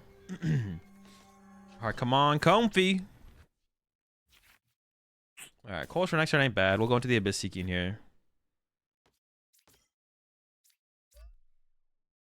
I mean, Tina definitely does feel like one of those decks where you're like... Feels like Gardevoir where you're actually like more like setting up towards something.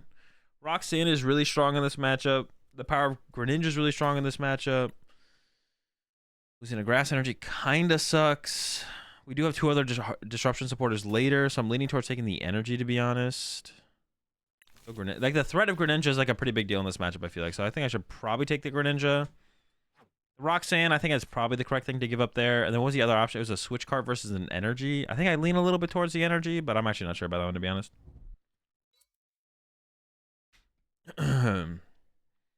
In the VGC, DQ for VGC, probably 5% or more of day 1. 5% or more. So it's not too many. I could have benched the Cram there. I just didn't know what I would be attacking with this. So I don't want Cram on my bench just sitting there the whole game. But maybe I'm regretting that a little bit now. I don't know. What do we got in the Lost Zone? 5. We do have 5, so we can get to 7 off this and then just Mirage get active and Shred at the very least. And I would rather... I don't really want to... Yeah, we even have a path to throw out this turn 2 as well to kind of slow down my opponent from getting like a turn 2. Oh, actually, it would be turn 3 actually at this point. This is their turn 2. So yeah, we can just go with like a young Shreddy and just go from there. I don't really like leaving a Tina V in the active like this, but I think that's probably fine. It's probably fine. So there's a key card for them in this matchup. That doesn't change any of my actions though, does it? 5% or more. So I guess it was just a big deal that they're actually. So but they've never cracked down like this, right? Before on hacked Pokemon in VGC. This was like a new thing that they did. Did they just DC? Dude, come on, bro. DCing is so cringe. Why are you DCing, brother? So Boss isn't that good in this. I think these three are the three to go with. I feel like Boss isn't that good in this matchup. This is my third path in hand, but paths are just like really good in this matchup. So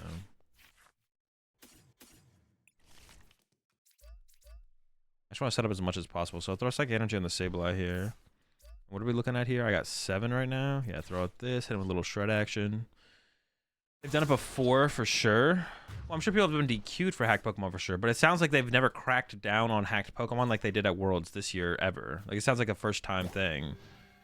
I could be wrong on that, but that definitely sounded like this is the first time they've ever taken it to the extremes that it was taken to, ever in the. I was about to say in the TCG, in the VGC. If this has happened before, then I don't know why people weren't expecting it. It's been a while, but basically most of the hacked mons were lazily done because they were checking for something, and they are now. They weren't checking for something, and they are now. Okay. It's because it's illegal to hack in Japan.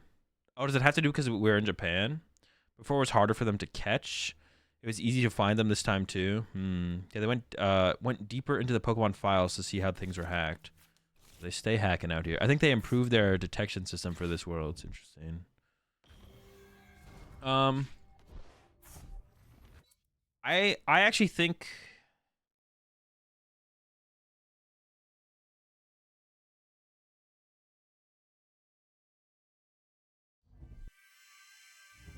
I think you should be able to. I think hacked mons should be illegal, but also, well, no, that's not what I think. There should just be like when you sign into the tournament, like there should be like a tournament mode in VGC basically, where like everything is just unlocked, fully unlocked. You can just like adjust everything how you want to adjust it. There should just be a tournament mode in VGC where everything is fully unlocked. I don't know why that's not a thing. The whole idea of having to train your Pokemon is, dude, did I get knocked out? No, they're one short here. Is like so cringe. I don't know. Yeah, the whole idea of like having to fully. It's so cringe. I can't imagine like. Yeah, I don't know. Pretty cringe. Pretty cringe. Pretty cringe. They definitely need to. That's just like weird. Like. They need to just make it so everything's like fully unlocked. Ideally. Okay, so we can go for the shred knockout. This is like a weird situation. I mean, I definitely have to play this. I don't know if I don't top deck something. I did not top deck something. I kind of want to keep these energy in the deck to be. I want to play this. Build up my loss on by 2. That's quite a bit. I think I should do this. Like, I do burn another path, but like, I don't know, that getting that much closer to Sableye feels like, because I'm just a Comfey away instead of a Colress away, which is like a pretty big difference. I feel like. Oh, I was wondering why the heck I could evolve this. I was like, I could do that.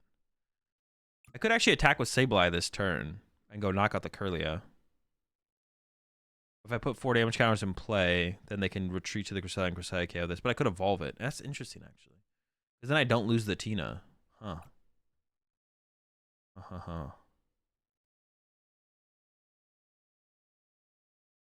Dude, I actually don't know. I'm just going to do this. I want to see another card off Comfey, I think. I think I want to dig deeper into my deck for sure.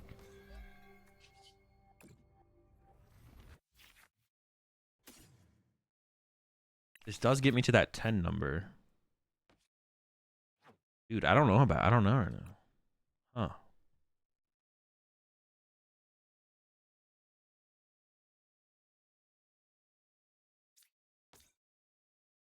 So long. Definitely gonna. Oh. I don't know if I should have done that. Well, that's not. All right, I don't love. I thought there was a psychic in there. I'm not gonna lie. I thought we were rocking a psychic energy in there. I maybe should put an energy on the Comfey actually, to be honest with you, to retreat it. I'm kind of digging the Sableye play here. We're gonna go with the Sableye play here. Yeah, I don't know. It's kind of sus there. Kind of sus. They could boss KO me, I guess. But if they boss KO me,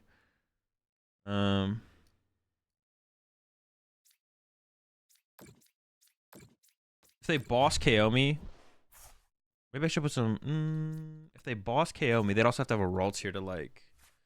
Okay, I think we're fine.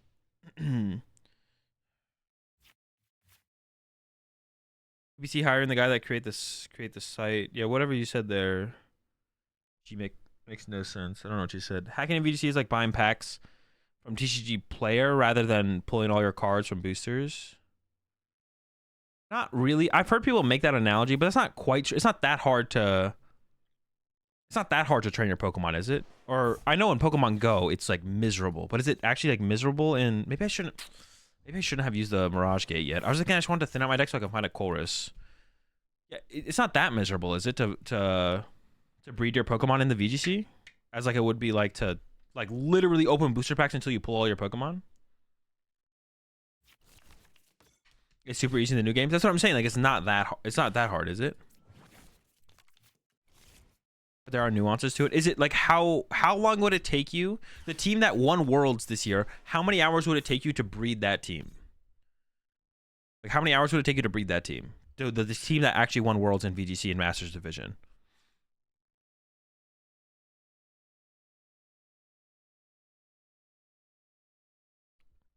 Two? You basically need to buy a turbo controller and leave your game on overnight to grind money for it to be easy. I mean, you can change nature's hidden abilities, moves, everything. It's so easy. So it is easy.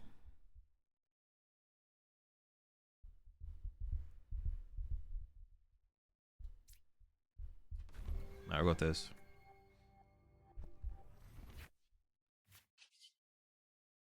You can't lower IVs. That's the biggest problem.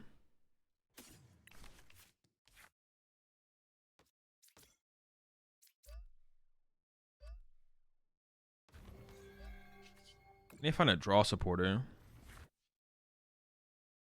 I mean, Roxanne will be online eventually, so I should take that for the future. Red knockout versus Star Wreck knockout.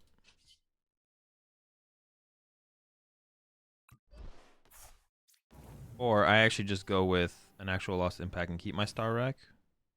I think that's probably better. What's with my lost zone? I don't know. Get rid of this and this. Dude, keeping track of the energy in this deck is a little bit annoying. You have to like actually like worry about that like a lot. I'm just trying to chill and not worry about that, but I should probably keep in better track of like my prize cards and stuff for sure. Yeah, if you want to mon with zero attack IVs, you just have to grind it out, catching them, or RNG minute. Yeah. So it is like it's not as big of an investment.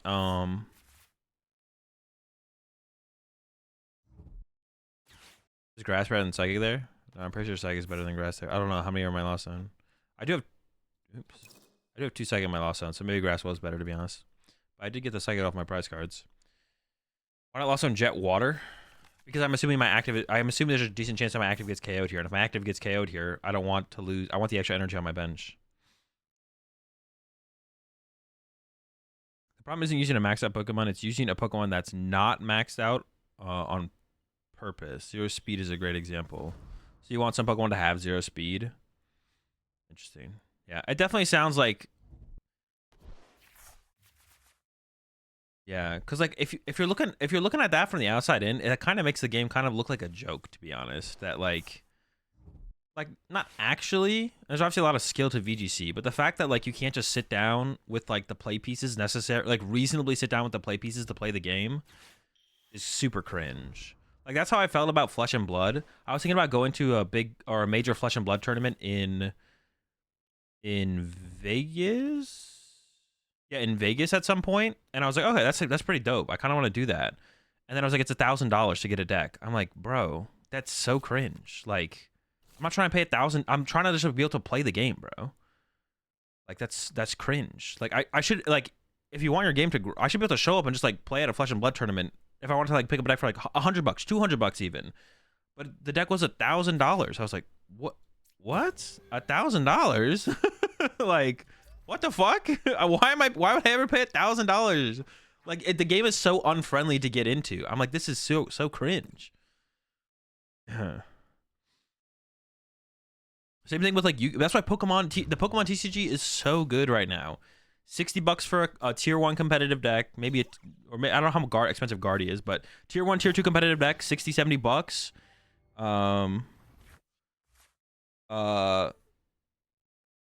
So look at that, the VGC being like, you have to do all this grinding and RNG stuff to get the play pieces to play the game. Like, that's super cringe.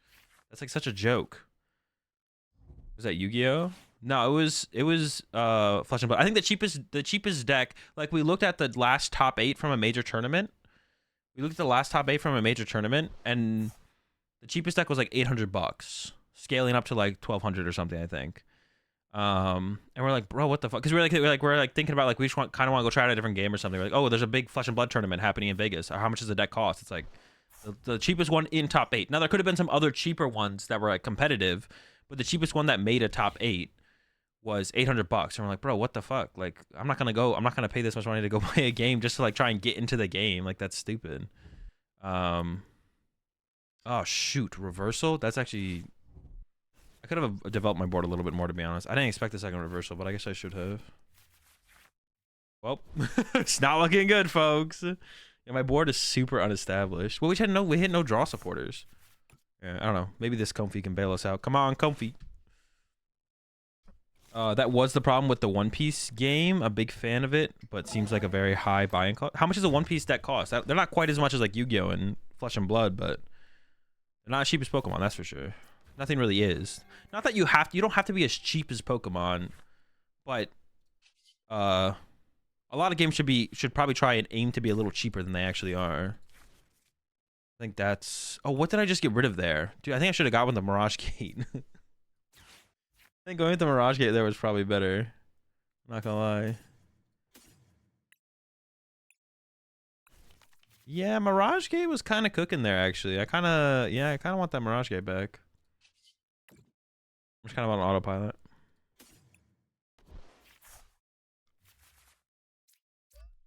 A tier 4 deck in One Piece is like $200. How much does tier 1? How much does a tier 1, tier 2 deck cost? Like an actual deck that could win a turn.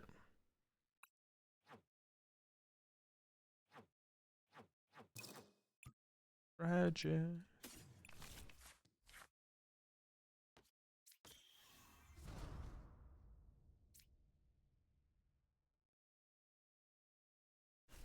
I mean, how many stadiums are they down? Just one worker and.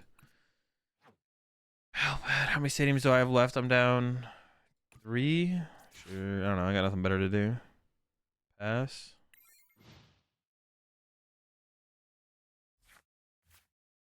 One Piece deck that won last tourney is like $100 max. Okay, so there's some like reasonable decks. One Piece isn't that expensive. Well, I'm not worried about regional. I'm not worried about that cost of entry, like the entry fee. I'm just worried about like deck price.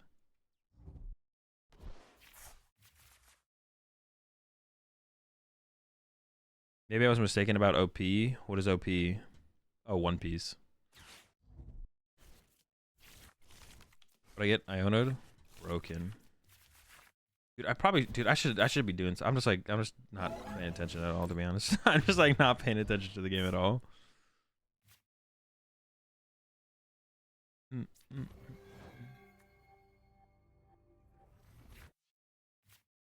right, let me cook. Roxanne. Dude, no! Wait, is that my second super rod or first super rod?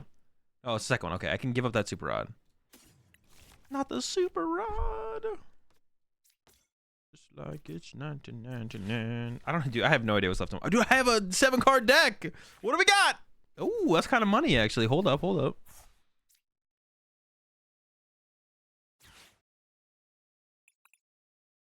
Sableye.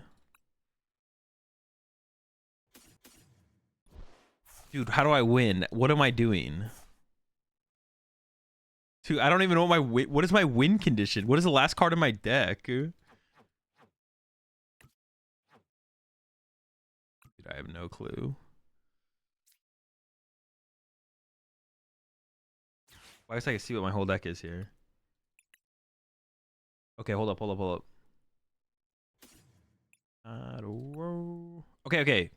right, we're cooking.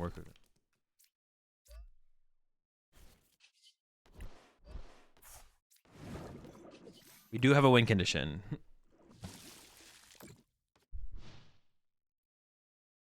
Cram to sap. Yeah, I didn't know if we had a way to get into the Sableye, but we do have a switch cart left. Yeah, I wasn't sure if if we swing with Cram here, do we have anything else after that? I wasn't sure if we did or didn't, but we do. Have you watched the One Piece live action? Yeah, I have been watching it. I think me and Lorelai are on episode. I think we finished the third episode yesterday.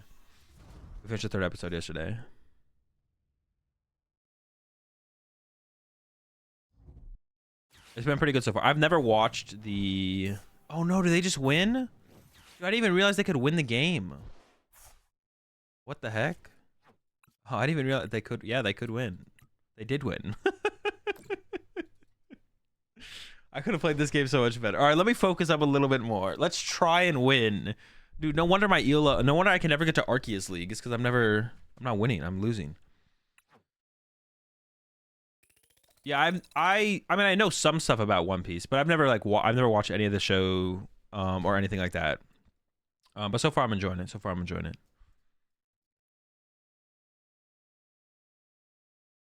This guy didn't get down out of Guardian until like turn 6. Yeah, I know.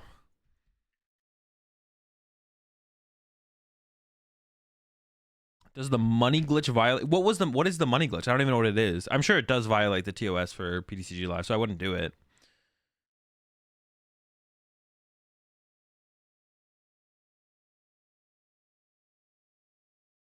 Modern Magic decks are really expensive. Yeah, but that's what I'm saying. Like, I would never want to like.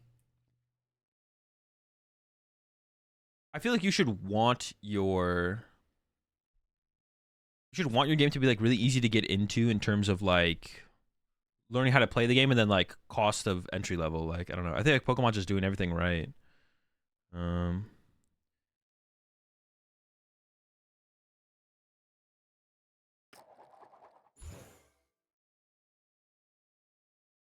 mean, I wouldn't recommend abusing this because you don't want. I wouldn't just like. There's no reason to risk getting your account banned. And we can watch this video in just a second, though. All right, I'm gonna focus up for this game. I'm still gonna be paying attention to chat, but I never got into modern because it was more expensive. Standard isn't cheap either. Yeah, no, Magic's not like super cheap by any means. All right, they're going first. It's fine. Pokemon's doing everything right. Pokemon are doing a lot of things right. Not everything, not literally everything. They're doing a lot of things right though.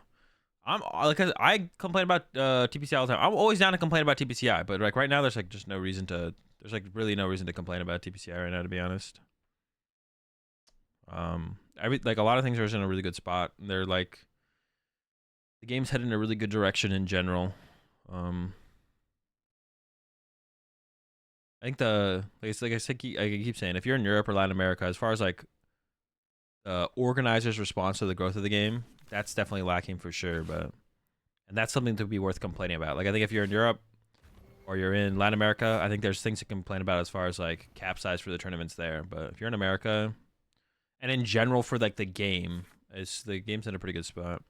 Hi Azul, I see you lose a lot, even though you are one of the best players in the world. For what is this? TPCL is a bad platform where anyone can win. No. What would that have to do with the platform? We're still playing Pokemon. What does that have to do with anything? Pokemon is by far the best card games in terms of getting into the game and being able to play competitively without breaking your wallet. Yeah. When do they print Battle 3 IP pass?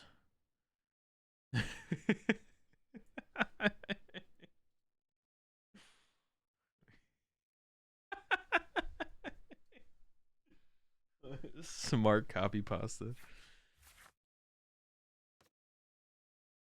The most expensive One Piece card that isn't an alternate art is 27. Oh, so it's just like a lot of the alternate art stuff is like really expensive, but everything else is pretty chill.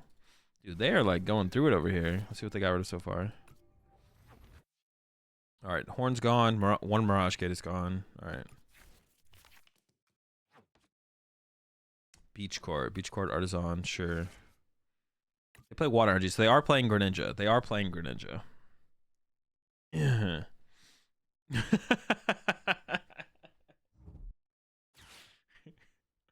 Dude, and they got the vac. Chill out, dog. You don't need to have the nuts.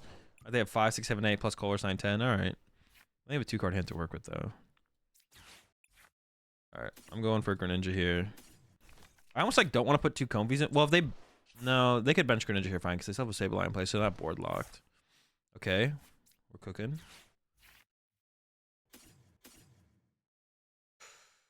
The question is, like, do I just go into Abyss Seeking here? It almost feels like I should just go into Abyss Seeking.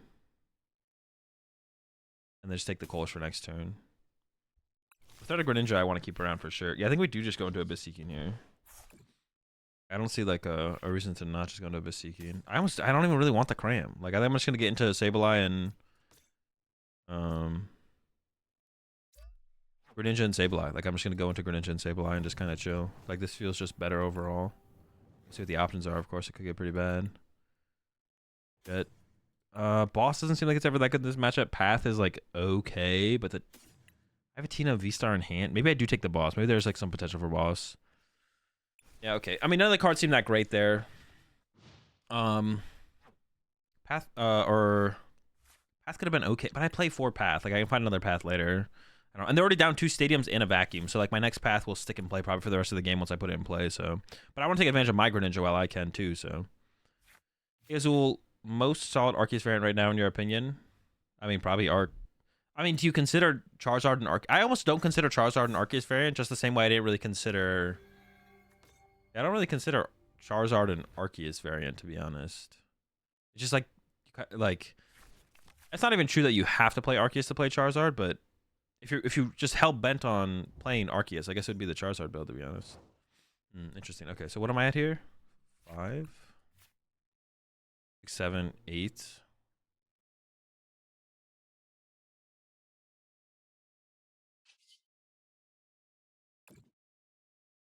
What is my plan this turn? Am I gonna? I think I'm gonna. I don't want to shred this though. I don't want to KO their Comfy. I want.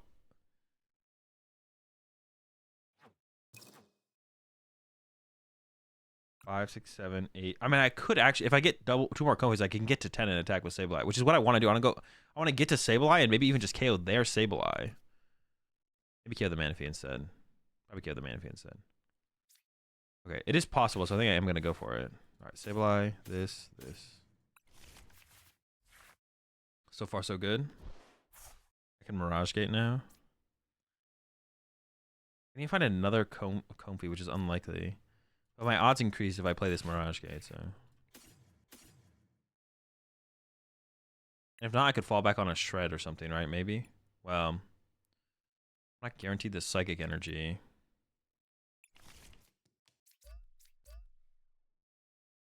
Down. Well, I'd want to be able to maybe attach the Psychic Energy to the Tina, or am I relying on Mirage Gate fully?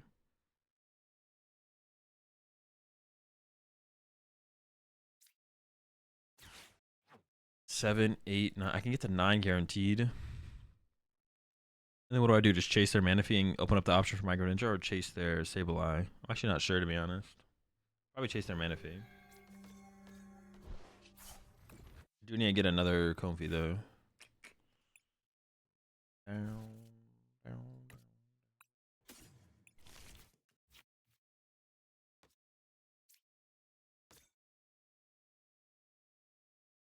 I'm just gonna jet at this one. I'm gonna commit to the jet energy. Dude, come on, give me the Comfy, please. One time, Comfy.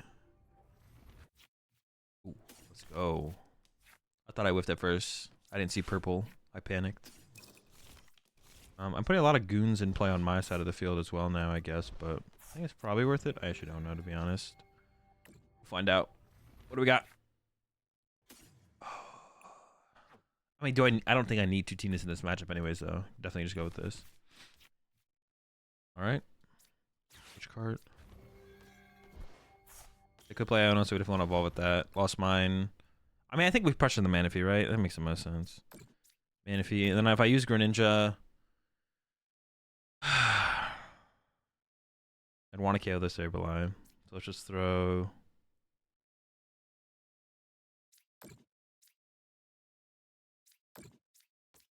I don't know, that seems fine. And then if we go Greninja this turn, we KO Sableye plus the other Comfy, I guess.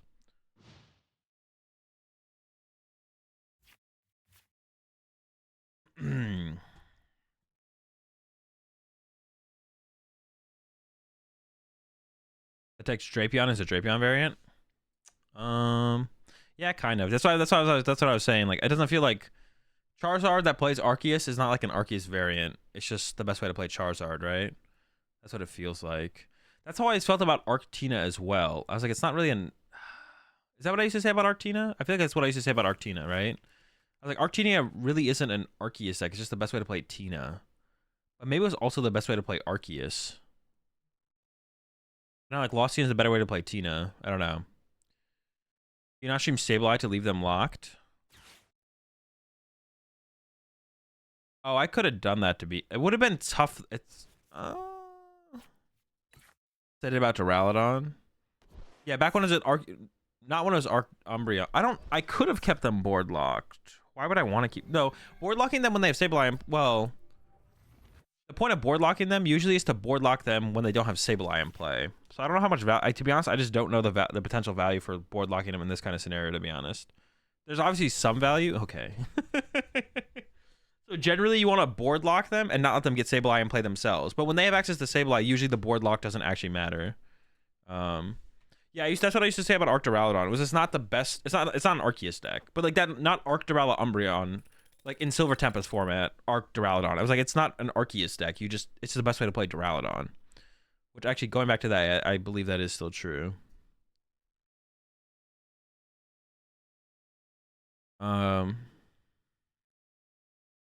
Yeah, I would say, yeah, it's a Zard deck. It's not really an Arceus deck. I agree with that. What the fuck is an Arceus deck? Like Arc Dur Umbreon or Arc Umbreon. That's an Arceus deck. Arc Flying Pikachu's an Arceus deck. Arctina's an Arceus deck, I guess. Arc Gudra is an Arc Gudra is the best way to play Gudra, not an Arceus deck. Arctina is well,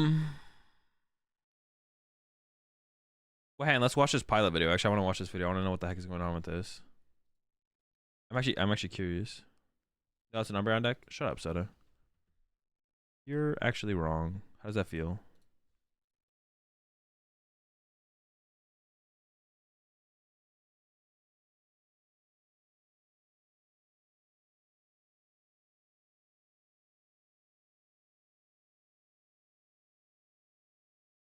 $8 milli, bro? They're cooking.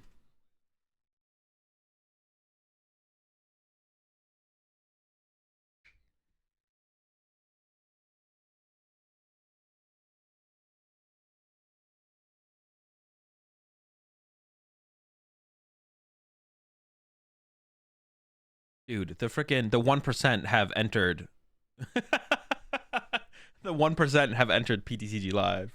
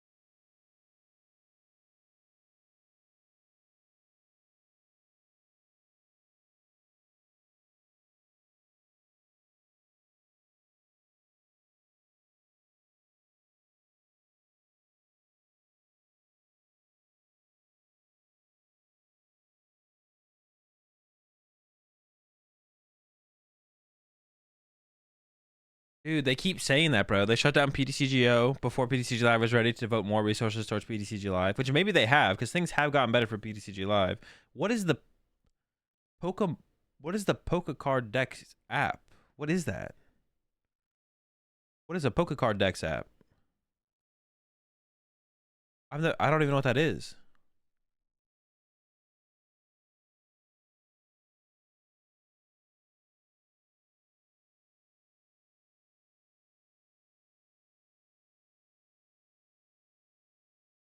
Just an app with all the cards in it? Bro, how does shutting down a catalog increase your resources for a mobile client?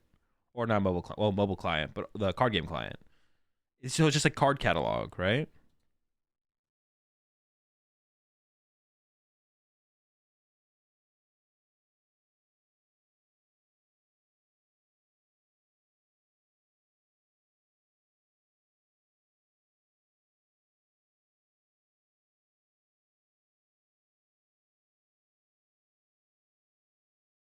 I don't know how I feel about I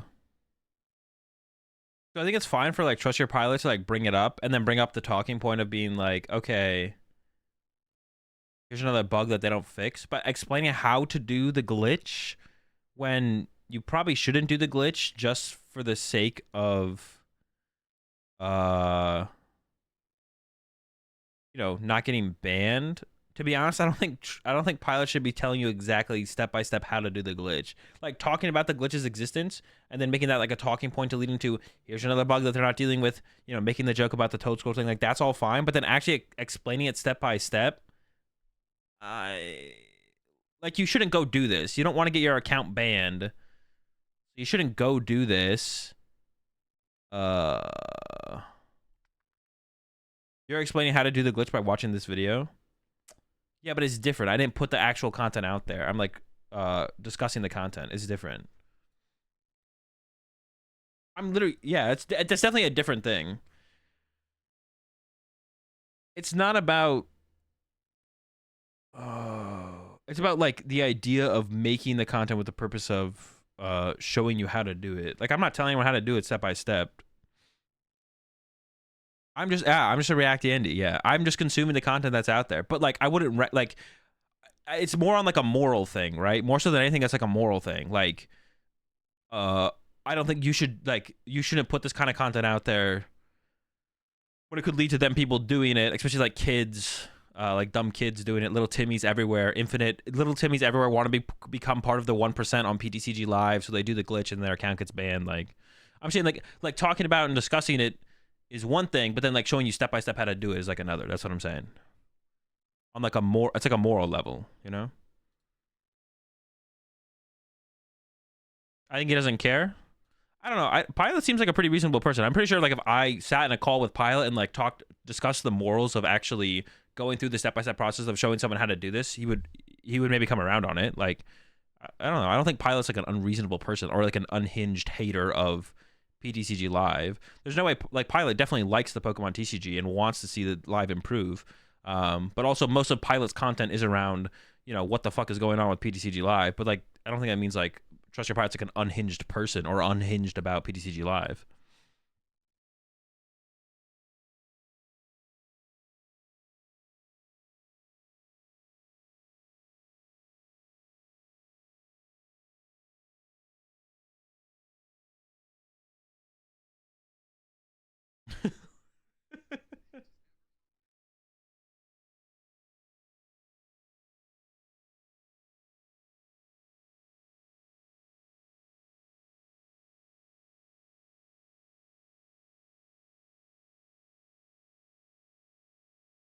Oh, I don't know. Maybe it is fine. I don't know.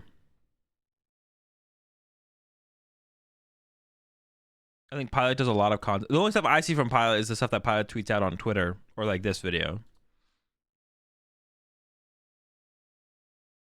Pilot does make himself. I don't think Pilot makes himself seem like an unhinged hater. He just like if you like, there's definitely like a level of satire to the like the stuff that Pilot puts out there on Twitter and stuff. Like obviously, a Pilot is like embellishing a bit on the stuff. Like yeah, you know what I'm saying. This is exploiting a glitch though. Yeah. Wait, what do you mean this is exploiting a glitch? But yeah, you shouldn't do this. If you're watching this right now and you're seeing, oh wait, I can get a bunch of credits, you probably shouldn't do this. Because like them banning your account, or I don't know, would they ban your account? Would they just go in there and take your credits? To be honest, PTCG Live is such a mess, and maybe they feel bad enough that once they fix the glitch, they're like, we're not going to take their stuff back. Just like let them have it.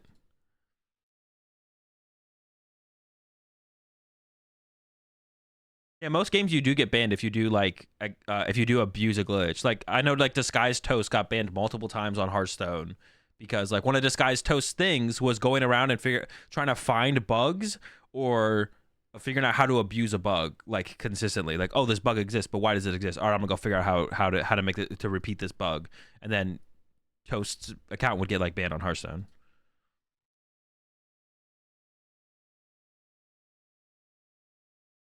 Yeah, he's not encouraging people to do it though. No, I know, but like, why even go through? Why break down? Like, why have a chart like this breaking down the steps? Just be like, yo, this thing exists. You can get infinite money through like a bug on their glitch. But like, then why would you have like a step-by-step guide of how to do it? Like, it's not encouraging. He's not also then saying you guys should also go do this. But like, there's definitely a difference between taking the time to put out a list of steps and not. You know what I'm saying? And I'm not saying like Trust Your Pie is doing it maliciously. So, but yeah, I'm just saying. Making the video about the glitch existing to begin with, I think it's fine. But then I think it gets into a little bit of a little bit more of a gray area when you I mean the collect button's right there right now.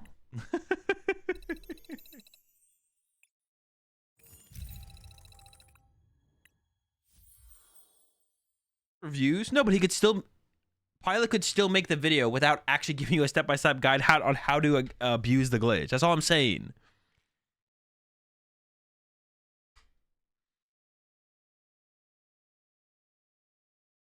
Proper disclosure method? Nah, fuck that, bro.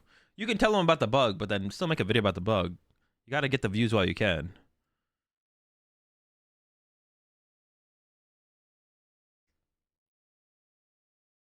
You're just like not listening to what I'm saying at all, Massa. I said making the video is fine. I'm just saying putting a step-by-step guide in the video is different than just making a video on the bug. Step 1 to lotion your feet? Yeah, you gotta be Yep.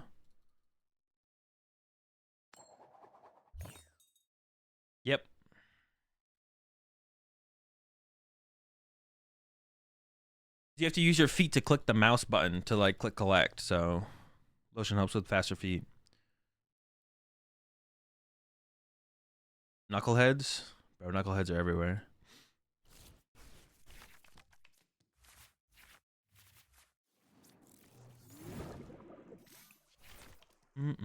There's law channels that discuss bugs a lot, exist and are great, but they don't put a step-by-step guide on how to do it, you know? Yeah, I know, that's what I'm saying. That's what I'm saying. There's a difference.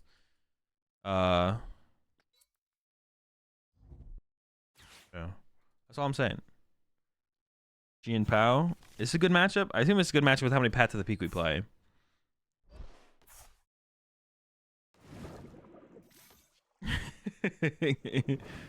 Do I think Pittsburgh meta will spam Drapion and Spiritomb? Probably not. I mean, the decks that play Drapion, there's only one deck that really plays Drapion, and that's Lost Box. They'll still play it. Like, they're not gonna cut their.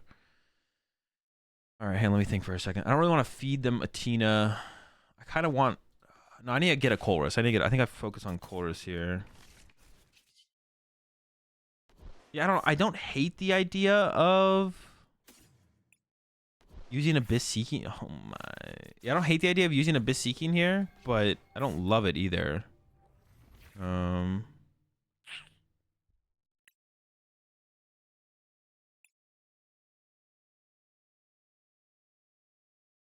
The path is good, but I literally have nothing set up. I think I'm gonna go with this. I don't actually know there, to be honest. That's tough.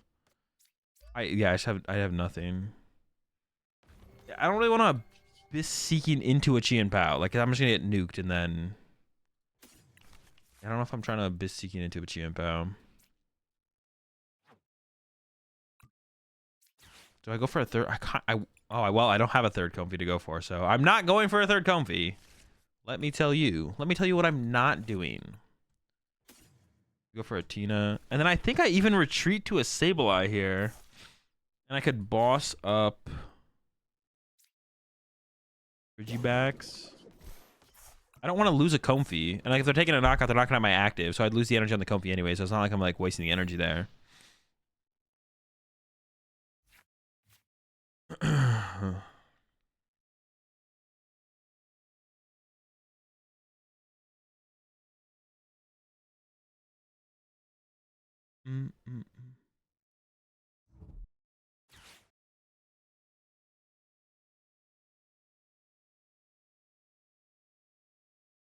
Remember like the two days when the whole ladder was Spiritomb Penny Cheese? Yeah. Wasn't it just like one day though?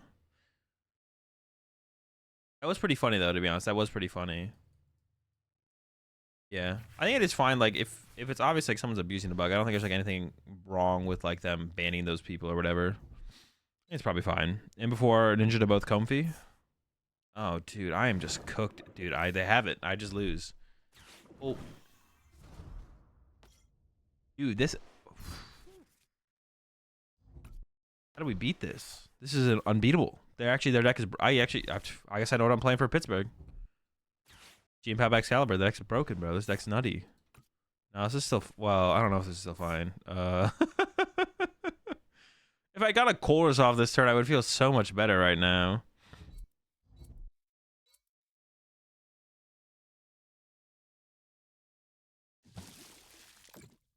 Dude, my hand is just 3 Mirage Gate. That's like Nah, we're fine. This is fine. Ready? We're about to cook them with this concealed cards right here. It's Baxcalibur Chi and Pow, bro. Like, dude, Lost Tina just feels so. I feel like we're not doing anything.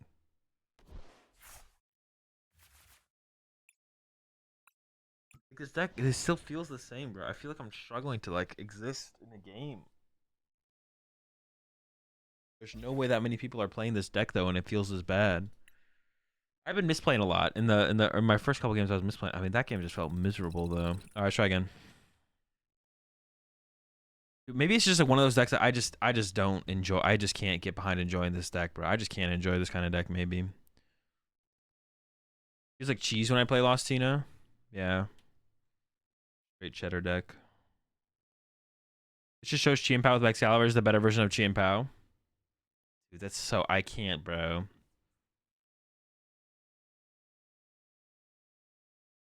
Dude, dude, that tilts me so hard. It's like someone will come and chat. Someone will come and chat and they'll say like, yeah, the Palkia deck feels really good. I really like the Palkia deck right now. Feels like better to play in the Baxcalibur version. I'm like, bro, they're not the same deck, bro. Stop comparing them, please, for the love of God. They're 2 different decks. The only thing they have in common is they're both water typed. It's literally the only thing. I also hate this deck, but I won 2 challenges last week. What am I supposed to do? I mean, if it's working, it's working. If you're winning, you're winning. You just have to be miserable. You're like, you just have to be miserable while you're getting the doves. That's it. What made the deck so popular? I don't. Lost Tina propaganda, to be honest. That's the only explanation. Pulling yourself away. You down here.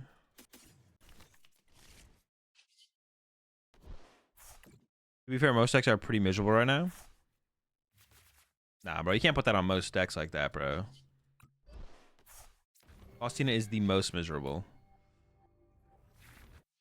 You know it is. I'm gonna go with the gate. If I checked my prize cards and I had prize a Tina V-Star, I would have taken the Tina V-Star, but... Yeah, I enjoy playing Guardy. I enjoy playing Maridon, too, to be honest. Maridon's fun to play.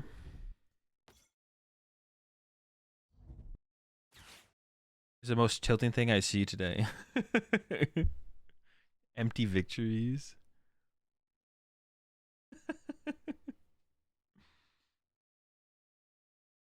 Yeah, it's just Lost Tina propaganda from top players. Tord's been doing it for forever. Tord's had like Lost Tina tier 1, tier 2 for a long time. And then Henry started pushing Lost Tina propaganda. Henry went even as far as to actually play the deck at 2 major tournaments. That's how far Henry's willing to go. To throw 2 major tournaments in a row. To try and convince people that Lost Tina is good. Like, that's commitment, to be honest. You gotta respect it at that point. Have I seen a wedding proposal at a Pokemon tournament? I don't think so. Yeah, I don't think so. But it wouldn't be something I'd be shocked to see at some point during my time playing poke. Gotta respect the commitment to the Lost Tina propaganda.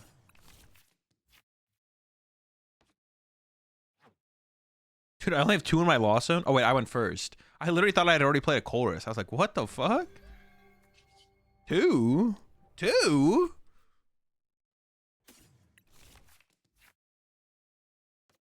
What are we doing this turn, man?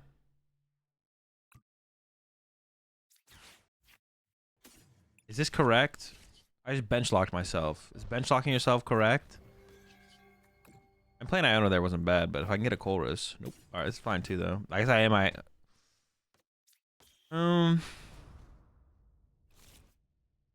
I Ionoing? I kinda wanna use the Super Rod to be honest. I don't wanna run out of energy in the deck.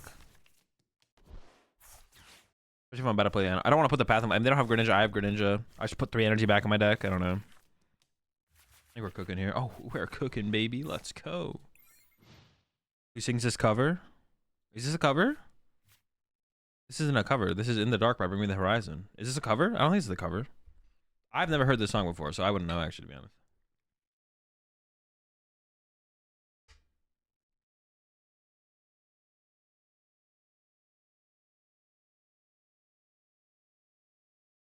If being a free deck in PTCG Live, well, but that being a free deck on PTCG Live, I don't think it would explain why people would be playing it for so highly in tournaments. The only thing that explains why this deck is being played so highly in tournaments is propaganda from top players. That's the only thing. Also ran wild in Japan. Yeah, Japan loves their Lost Cena.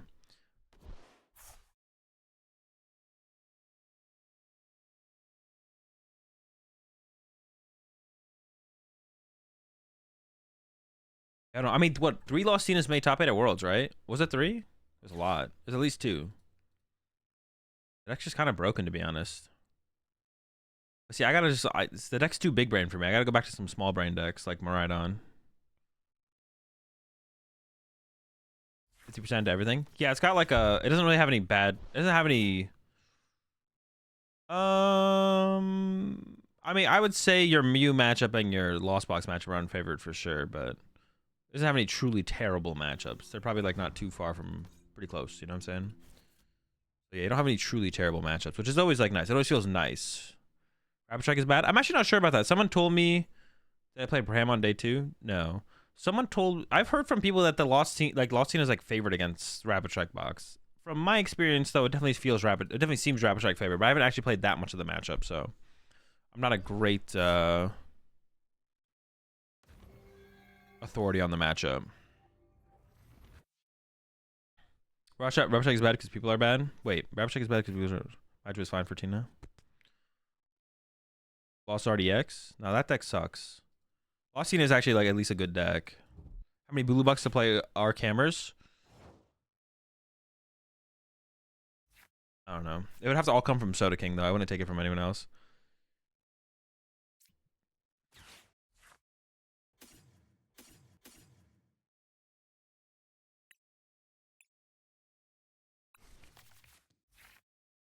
What do I even do? Do I shred this turn? Like, what do I even do this turn? What am I at? 6?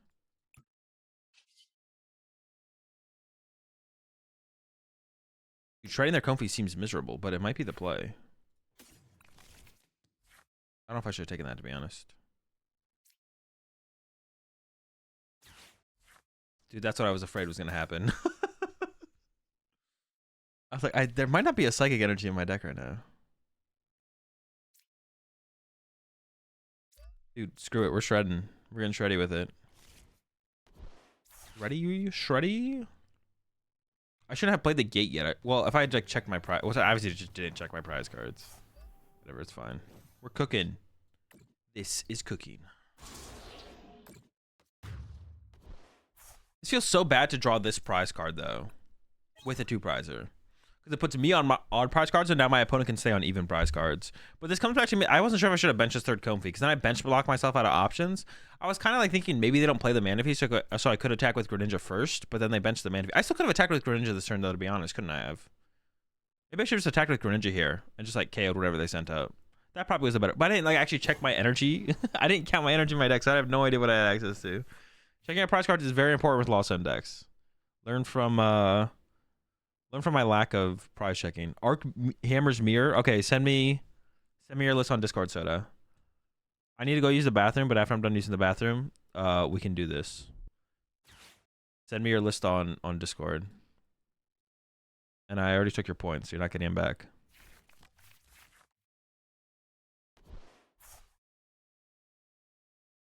Yeah. To be honest, maybe one of the reasons I feel like Tina is so bad is because I always throw with it. That could be it.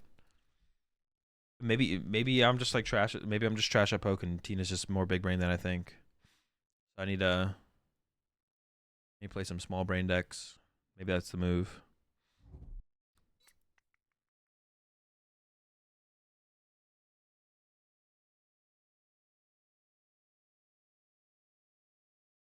Look in the toilet bowl and you'll find the list.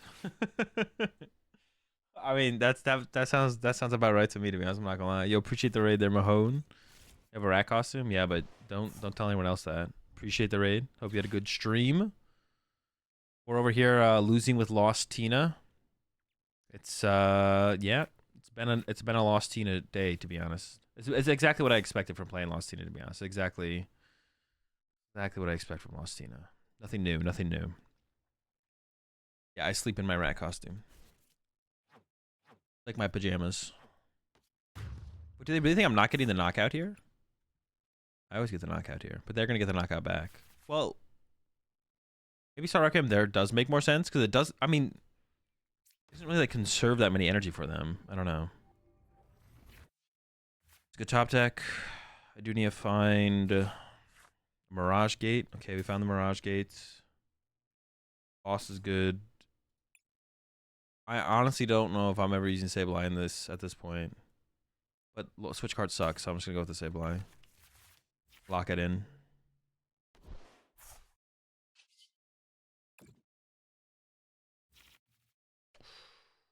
Ooh, well, it's got to be the Roxanne, right? I want the Roxanne for the future turn. The grass energy is just gonna have to go. We're gonna have to be fine with that. Actually, I maybe prize my last grass energy, so it makes me actually want to kind of take this grass energy. But yeah, I don't know. Feels bad, but I really want the Roxanne for next turn. Do I? Yeah, kind of. You have to wear your rat costume on uncommon energy after every regional win. Yeah, we can maybe do that. Maybe schedule that. I might need a... No, I won't need a 13er, right? Just get the energy. Will I ever need a 13er? I don't think so, right?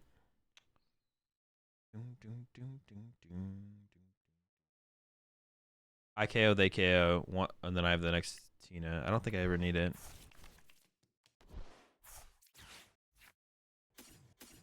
Have a grass and a water in the deck.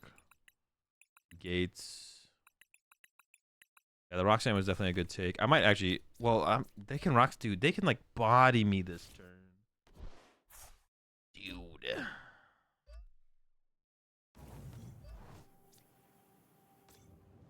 Yeah, I could just be done, to be honest. I'm just done. We're cooked. If they just have Roxanne KO, I don't know if I can recover from that, to be honest. I don't know if I get... I would have to, like, draw into a Roxanne to recover. Mirage is an easier stream deck than Lost Tina since you don't have to focus on the match and talk to chat. No excuses. Not worth using V-Star? No, I can just use it next turn if I... Because if they're just going to KO me, I'd rather just loss on the energy and save my V-Star. Because then I can, like, attack with the Tina next turn, which is 2 energy as opposed to needing 3. But if I'm playing like they're going to attack with Tina here, why would I ever V-Star? Doesn't make any sense to ever V-Star here if I think they're going to knock me out. Which I think they are. I think they are going to knock me out. So if I V-Star there, then I just, like, don't have the option of the V-Star for my next Tina. Which I'd rather have. I guess I could have, like, put one less energy active and one minor. No, I couldn't have done that because I had to jet into the active. So yeah, it always just makes sense to V-Star there. I guess I could have jetted a Comfy and used an extra flower selecting. But I think I'd rather just hit him with the lost impact and save my V-Star power. Seems like there's, like, a little bit more value in saving it for, like, the later turn, so... I think we chill. We chill.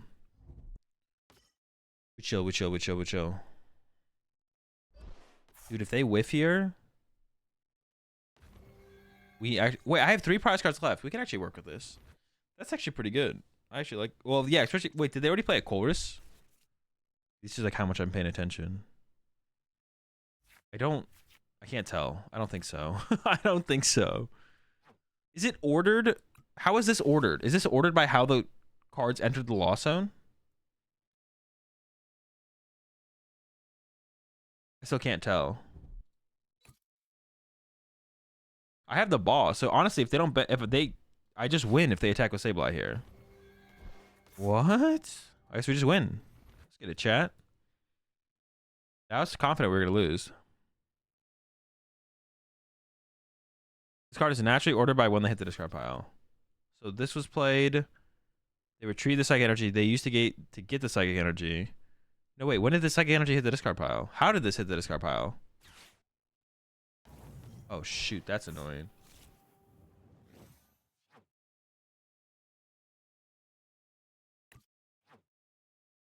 I actually have decent odds of top decking a card to move this to the end. Well, no. I might have to Roxanne into Mirage Gate here, to be honest. Jet Energy's not that good here. I need something more. Oh, I can't even play the Roxanne. Wait, no, that's fine. I can just coerce into the play. That's fine.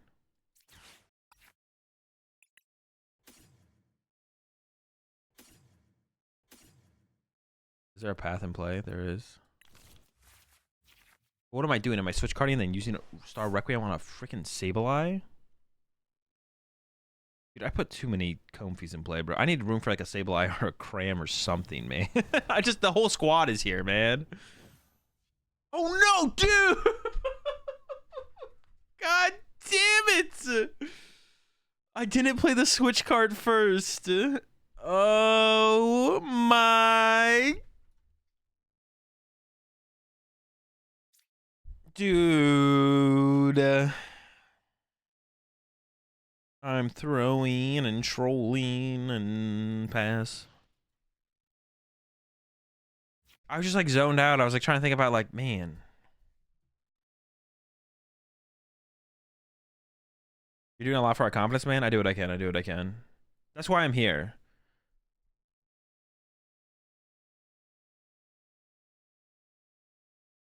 Remember, guys, if you play versus a top player, you cannot win.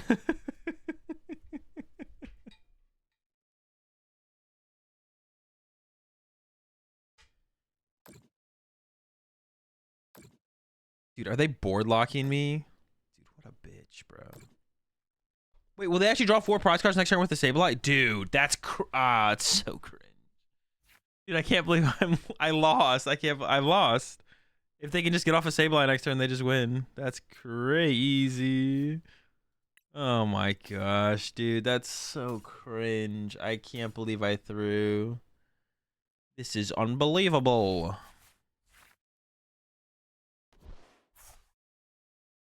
Wait, I have the switch card so I can heal once.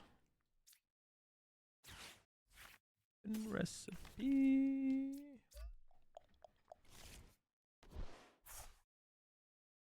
This has 7, 8, 9, 10. Ooh, we can get to 13.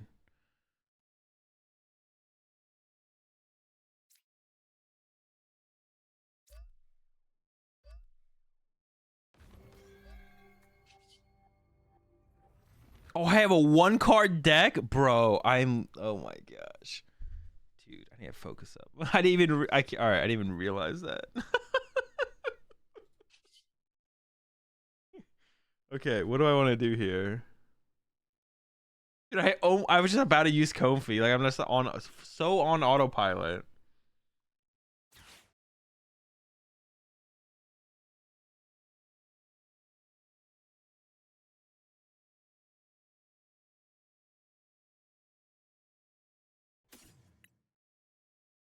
I want the access to Greninja.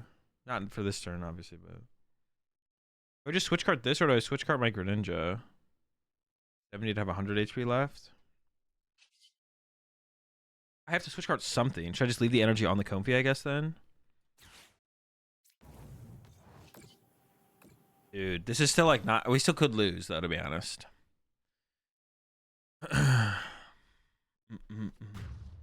Once you come to terms that this stream is just a tool for meta manipulation, you'll be at peace. Bro, it is like, with you saying that, it is crazy to me how many people think that top players like actually try and meta manipulate. Like, it is wild. It's, dude, like, look, someone tweeted, where was this tweet? Let me find this tweet. I mean, this person might have been serious as well. I don't actually know.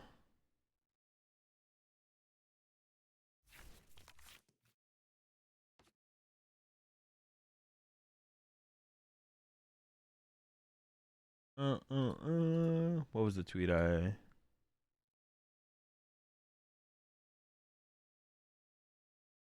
Well, some people actually think I'm serious with everything I say. So I guess if like you, I guess if you truly took everything I said at face value, which I don't know, I feel like whenever I'm being sarcastic on Twitter or something, it's pretty obvious. Or like maybe not super obvious on the first read, but once you like actually read it again, maybe like on the first time you'd read something I tweeted, you wouldn't 100% get it, but like on a second read, you should be able to tell that I'm obviously trolling.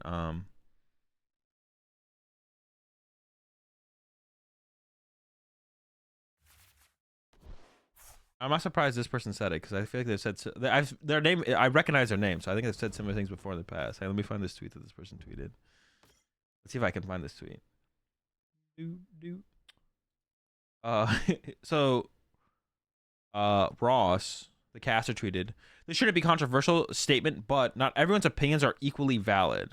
Which I think that's a fair thing to say. Some people have more knowledge, expertise, or experience, and that makes their opinions better informed and more useful. People with no knowledge can't give good opinions.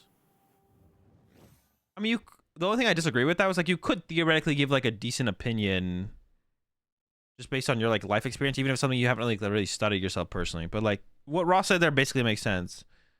But then someone tweeted at Ross and said, "The only exception is advice from Azul, as you can basically never tell what's a psyop or actual good advice. Don't forget he said put down the Mew and then proceed to top 4 worlds with it." And this person's name on Twitter is Cal White, which I've definitely seen that name before. But like, dude, but like I think that person really believes that, which like blows there's like in my head I'm like, there's no way someone actually believes. But I was like, dude, some people believe. I'm drawing 6 of these cards. I need to draw a Mirage Key, but keep an energy in the deck. 1, 2, 3, 4, 5, 6. 4 cards left in the deck. I could bench a... I'm just going to... Dude, I don't know what's correct here. I'm just going to bench a Sableye first. I just need to get the Mirage Key and leave 1 energy in the deck, basically. And I drew all 3 energy, bro. Are you kidding me? Are you... Oh, wait, no, I didn't! Let's go! I had triple water left. I literally thought I drew all the energy there.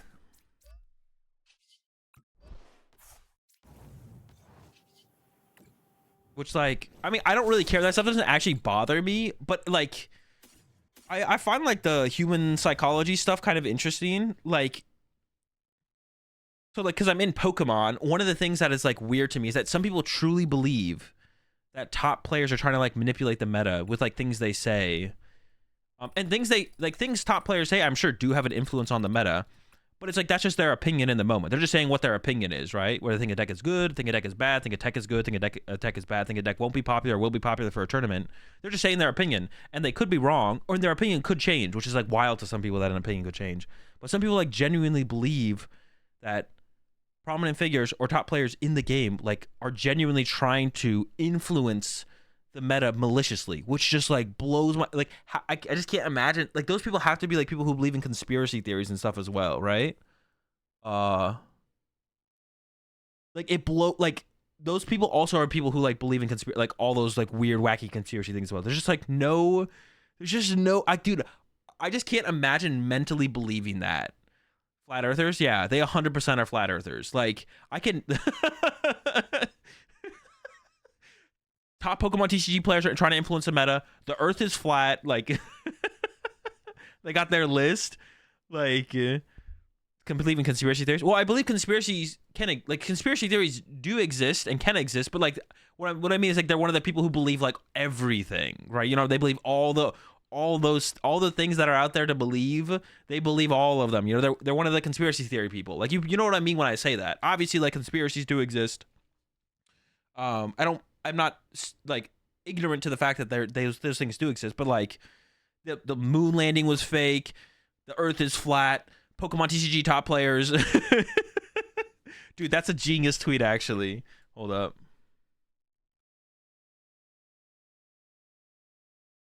I gotta come up with a tweet for that, like a list of. That's actually so good. I gotta come up with a couple more of those. That's a good tweet. I'm gonna make a tweet like that later. Yeah, I can't even imagine like mentally being on the level. I just can't mentally, like, where I could be on the level where I'd be like, Yes. How do you even get to that mental state where you're like, yes, top Pokemon TCG players manipulate the meta on purpose, maliciously, to try and give them a better chance at tournaments. Like, especially in the current day and age where there's about to be 1,700 people who show up to Pittsburgh. Like, that's wild. Now, to be fair though, in the past there was one instance. Oh, there was for sure one instance of meta manipulation in the Pokemon TCG. This is before I even played the game, but people were hyping up a Claydol EX deck that was terrible. Actually, Paul's in the chat. Paul maybe knows more about this than I do, or remembers knowing more about it than I do. There is actually one instance of actual true meta manipulation happened in the Pokemon TCG, but that's the only one that is like the only one that so it did actually happen once for sure, and I'm sure there's probably been other instances of top players trying to influence the meta in some ways, but not on the scale that some people believe it is. Like, or like even going past that and being like, top players are trying to influence the meta, favoritism from judges. There's a reason that top players always do well compared to other people. Like, just going down that rabbit hole.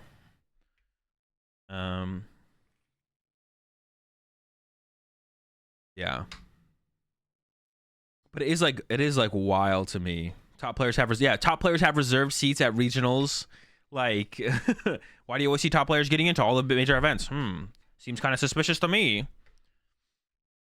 I don't think it's ever malicious. It's also gamesmanship to a point. It's up to each individual to evaluate decks and meta.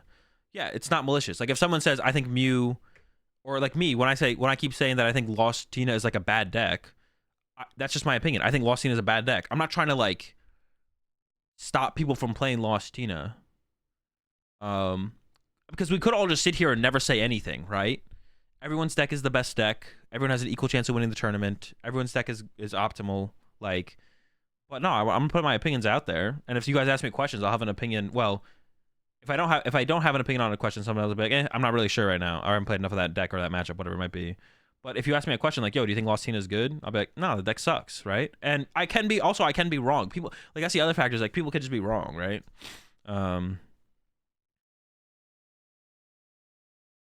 But yeah, like that blows my mind that some people actually believe that. But also, like, people believe in some like conspiracy theories also blows my mind. Why do you think Lost Tina is bad? Actual question. No, right now Lost Tina seems like it is a pretty solid deck, but in the past it just never felt like it. I mean, my answer for why I think a deck is bad because it just feels less powerful than all the other decks in the meta. That's like it. Well, that's not 100% true. Sometimes I think a deck is like bad to play right now based on like matchups. So like, if Mew and Lugia are really popular, I would say Rapid Strike is a bad deck to play right now. So it's not always true that it's just like, oh, the deck is just like less powerful than all the other decks. Like Rapid Strike's a pretty powerful deck, but it's got really bad matchups against Mew and Lugia. So if Mew and Lugia are popular, I would say Rapid Strike would be a bad play right now. But like last format before, I just like kind of neutrally thought Lost Tina was like a bad deck. Right now, it definitely feels like it's a little bit better, but I don't know if it's like worth being it's probably going to be the most popular deck at Pittsburgh. Lost Tina will be. I don't know if it like warrants being the most popular deck. I don't know. We're gonna play some more with it in a second here, though. I gotta run to use the bathroom, and then as long as Soda actually wants to play a mirror match, okay, Soda sent me the list, and then I'm gonna play a mirror match of Arceus Hammers with Soda. I'll be right back.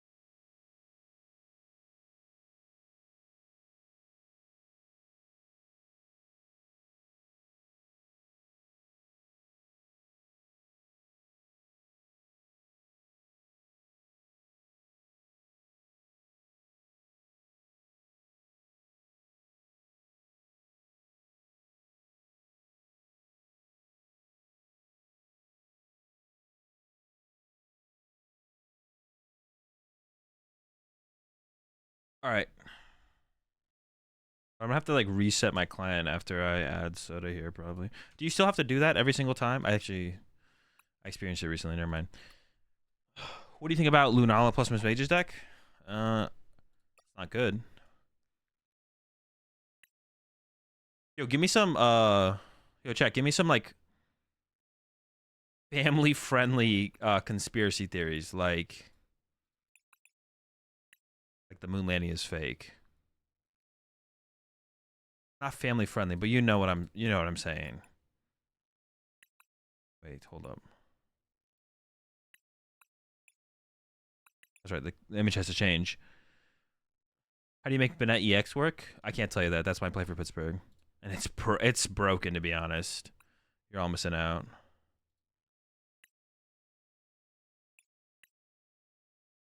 What I mean by that is like conspiracy birds are the bird one, let's go. That Earth is flat, moon landing didn't happen. Birds are drones created by the government. Okay, that's probably good enough. Yeah, that's good enough actually. I got that's good. I'm making a tweet. I gotta do this before I forget about it.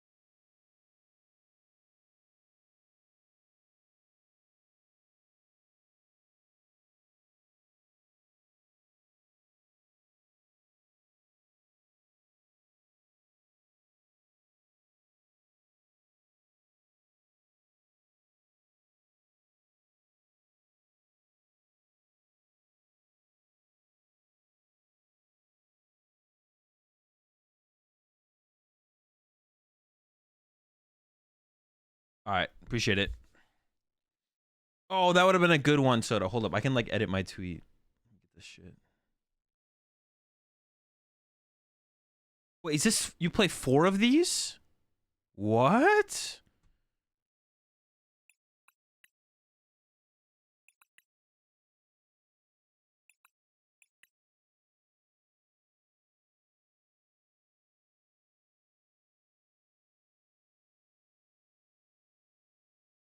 How do I do this?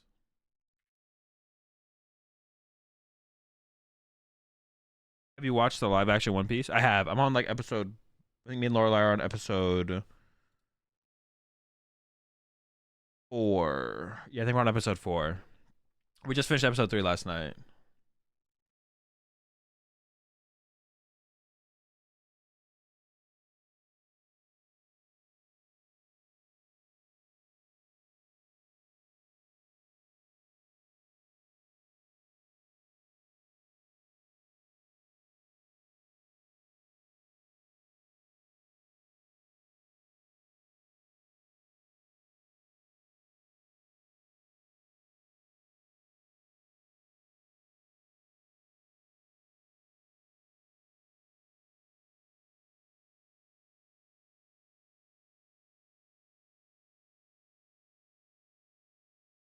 All right.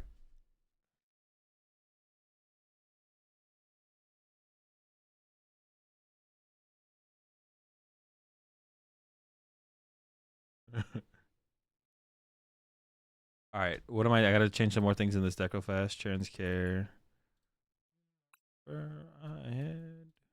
I don't have like. Well, I don't want to craft cards I don't have. And I don't have any. Box of disaster. I gotta create one of those.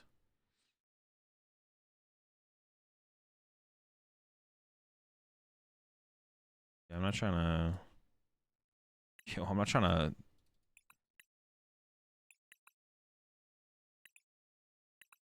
What's all my credits? Wait, 61. What did I add one of extra here?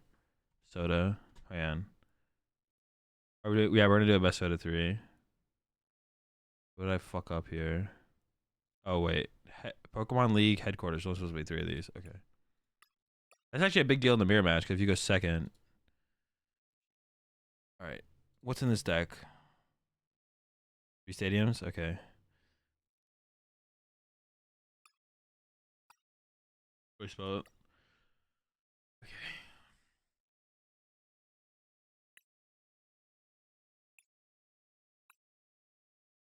What is your what is your name, Soda?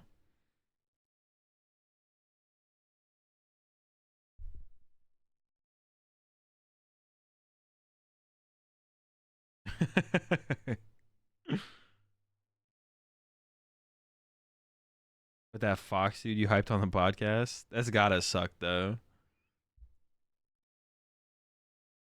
Mr. Soda.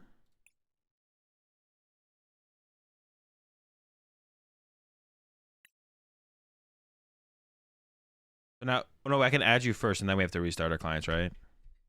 What's up, TP?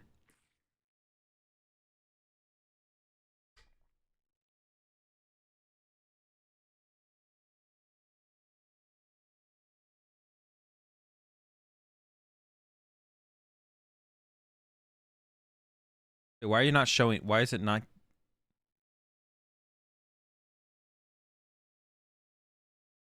Wait, I guess, what, did you get the friend request? I have to restart now, right? I have to restart it. Why is it, dude? How have they not fixed that, man? How have they not fixed the friend list? Bro, friend lists have existed for,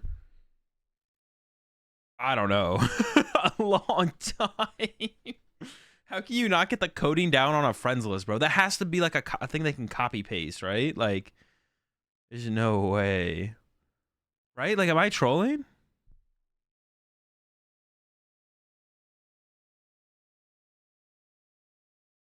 Like,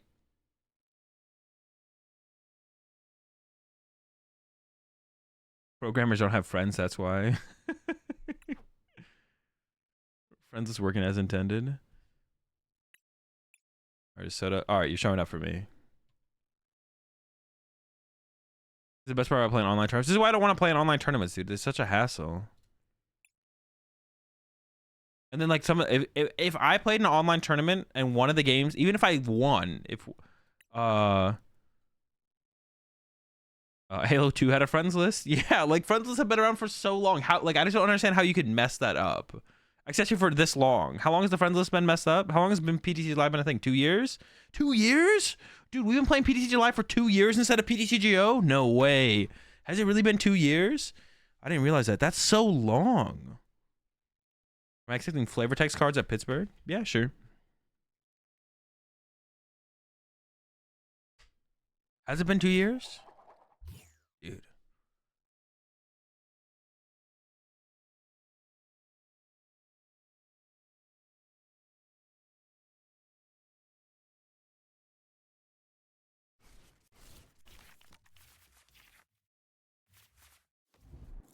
Okay, am I going first or second? I don't think it matters. I think we always open the Arceus here. Damn, 2 years. No. There's a choice belt in here, right? Hold on, I gotta pull up the list real fast. I gotta do this.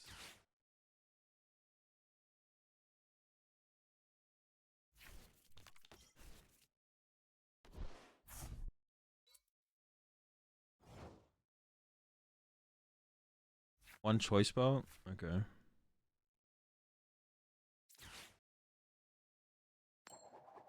Body. Literally get farmed.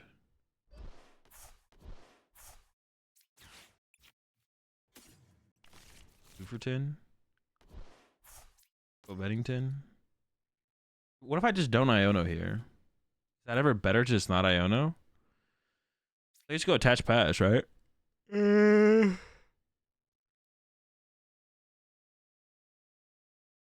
much HP does Slacking have? 230? I don't know. Attach. Do I Iono? My active can't die. I feel like I should just pass. I don't know. I'm not a Arc Hammers I'm on Archammer's mirror main, so can he see your hand? I mean, I'm assuming he's not looking at my hand. It doesn't really, to be honest, like, it's not that big of a deal if he can, but like, I'm assuming he is not looking at my hand. Here's for Canadians. Really, this is all their fault for not beta testing hard enough. To be honest, that's fair. Most things we can blame on Canada as Americans. This is like another of those things, I think, for sure.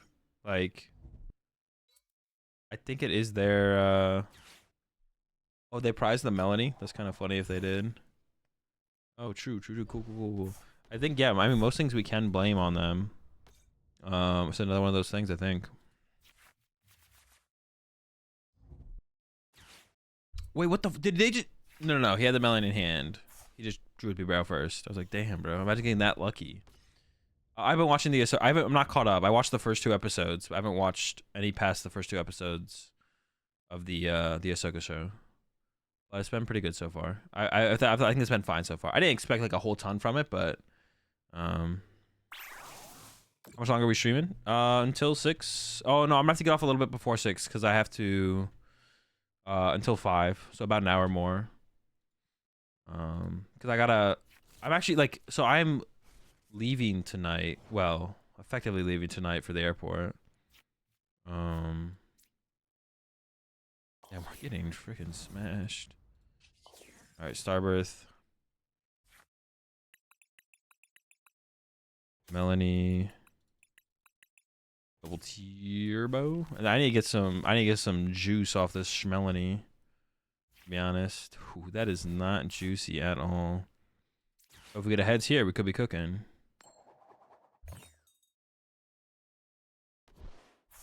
Okay, but if we get a B barrel here, we could be slapping. All right. Game two.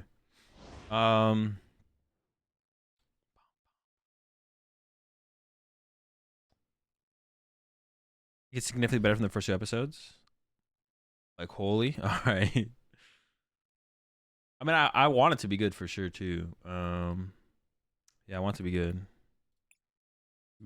I'm a huge fan of the Star Wars universe. I think they've just kind of failed. Oh, there's the edit button. What the fuck? Wait. Oh no, just as it was edited.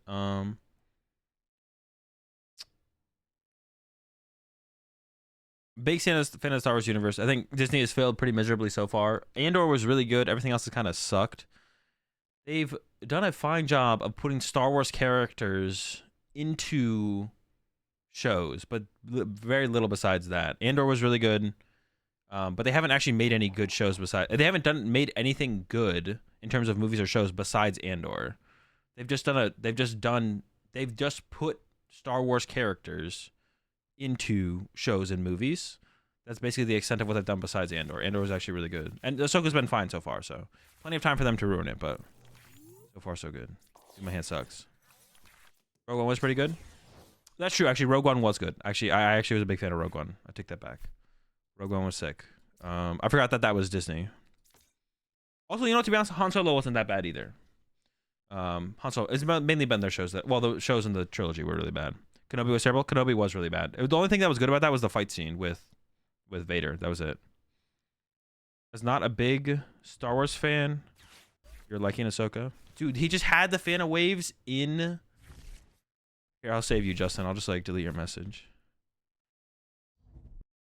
Wait, can I delete your message? How do you delete a message?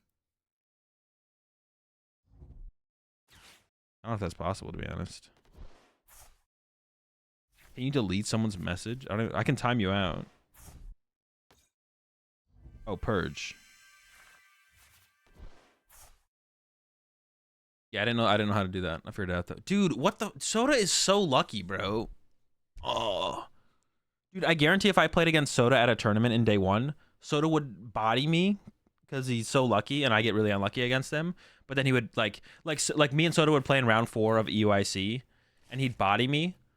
And then he would proceed to go 3 and 6 or something from there. Like, I guarantee that's the outcome of if we played. It's just such a luck sack, bro. You can't even attack with the slacking with this deck. You can't attack with oh, there's a spirit tube. There's a spirit tube. I was like, wait, what the fuck? Throw a pal pad. I think my out here. No, that's even worse. I don't think I have an out here. No, my water. Well, no, my melony's in my hand. I do have an out here. We go ultra ball water. Hit him with a wait.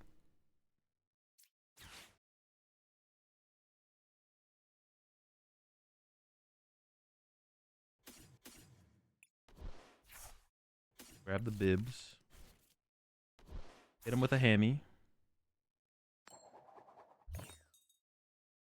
Alright, that's fine. I mean, Charon's seems pretty good, so I want to hold on to the Charons, but... Draw 2, then we Melony to the active, draw into a double turbo. Nope. Alright, hold up. Hey! Let's go! And I got the return slacking. Swings for 260. So it KOs other slackings.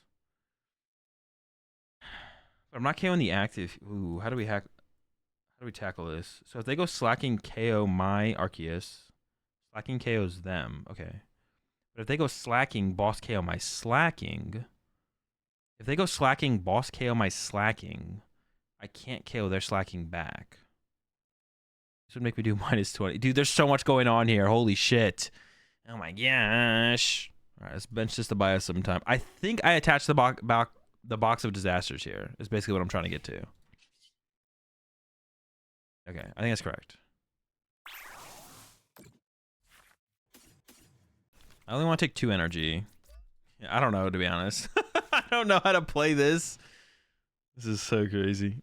Did you see the Regigigas V-Star instead of slacking? Like in an Arceus deck? No. Oh, I forgot about hammers, to be honest.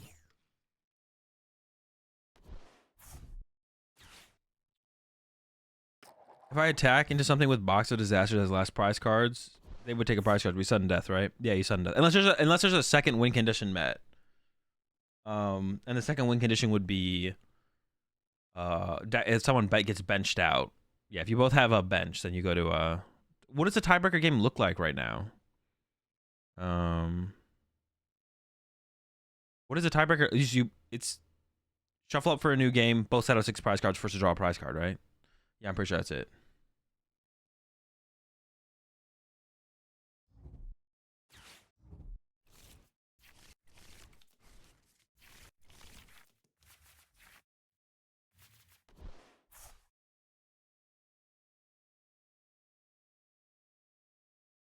Dude, someone even replied to my tweet, so I put out this. I tweeted out, conspiracy theorists be like, the Earth is flat, the moon landing never happened, birds are drones created by the government, PTCG Live, RNG is rigged, and top PokemonTCG players purposely manipulate matter to gain advantage of tournaments. And someone replied, and I assume they're being serious, right? That's what I was like, I'm assuming this person's being serious. I mean, do you not, though? Question mark, question mark. It used to be worse when every single top Pokemon player had their own web page, which was never a thing, with paywalls, and the free content they would release was junk, giving meta tier lists that were totally bogus. Maybe it's better now, but 2016, 2018 was pretty whack for this. So this person has no idea what they're talking about. No one, like, there was different article sites, but what they're talking about did not exist. Dude, they got the freaking V-Guard energy. Wait, I can Crushing Hammer it, though. Hold up. Dude, like, these people are real. These are real people. Like, that just boggles my mind. Dude. Like, dude, I assume these people had to be fake. Dude. Hi. Yeah. Alright. So I need to get double turbo and the Crushing Hammerheads or a Fan of Waves. Does he mean Patreons? I mean, maybe. I don't know.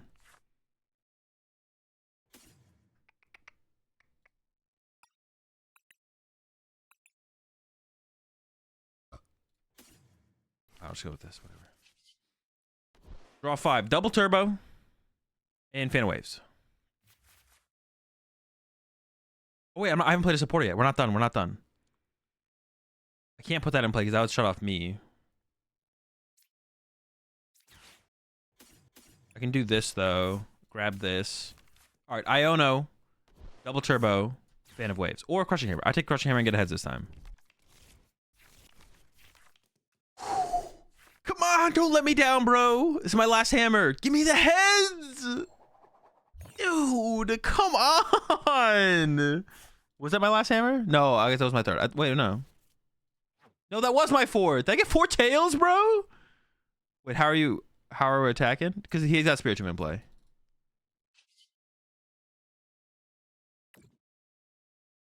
That's so tilting, man. Come on, dude. See what I was saying, bro. If I played against Soda IRL, this is literally how this game would go.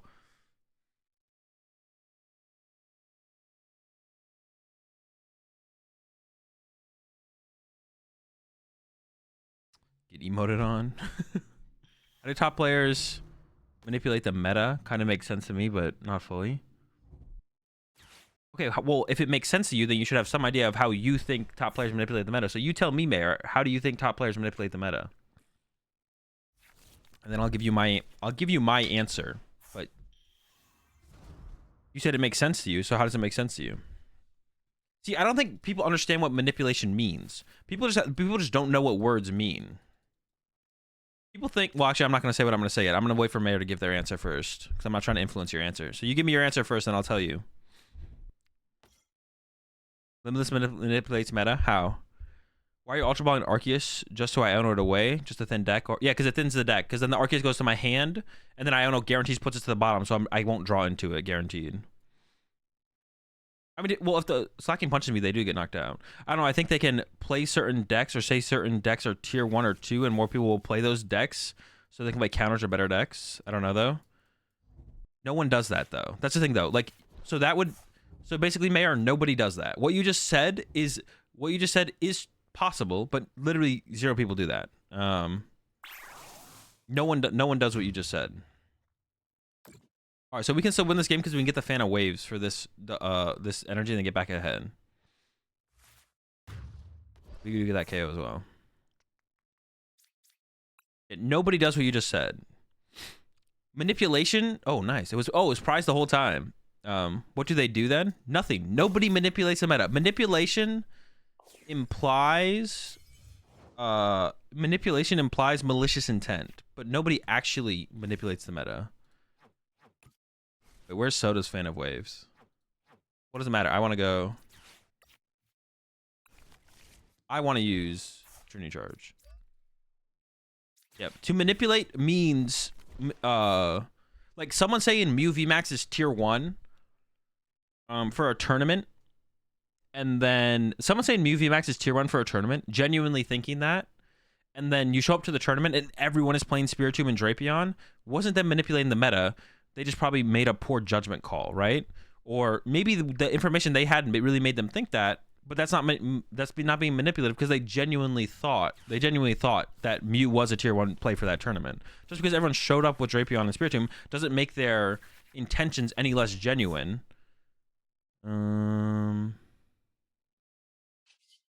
It doesn't make their intentions any less genuine. Manipulation implies malicious intent. Like you're purposely trying to get a result by the manipulation you're putting out there. But a lot of people just don't know. A lot of people just don't know what manipulation means. They don't understand what the word means. Dude, dude, I have nothing here. Oh my gosh, we're cooked. Yeah, a lot of people just don't actually know what the word means. So they hear one thing, they see one thing, hear one thing, and they assume it means more than it actually does. So they just affect the meta. Well, yeah, they potentially affect the meta, but to manipulate implies malicious intent or implies knowledge. Yeah, trying to take advantage of the information you're putting out there. Wait, this isn't fair. Soda has a Pyukumuku in there. Listen, I don't have the Pyukumuku. Oh, this is an invalid best 2 out of 3. Soda said a mirror match and then sent me a list, but did not put the Pyukumuku in my list.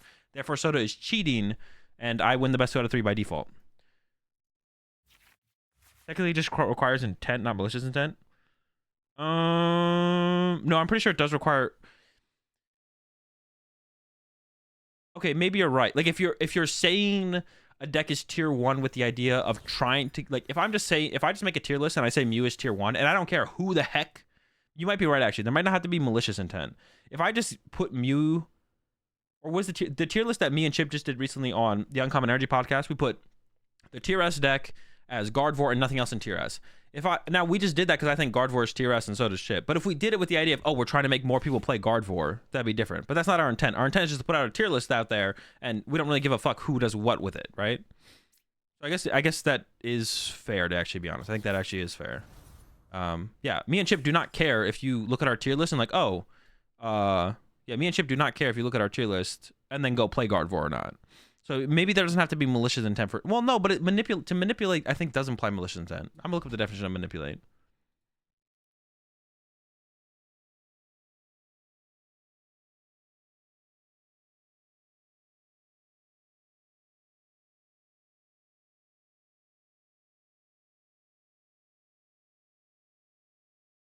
Okay, the definition is to control or influence a person or situation cleverly, unfairly, or unscrupulously. What is the definition of unscrupulous? Yo, any unscrupulars in chat?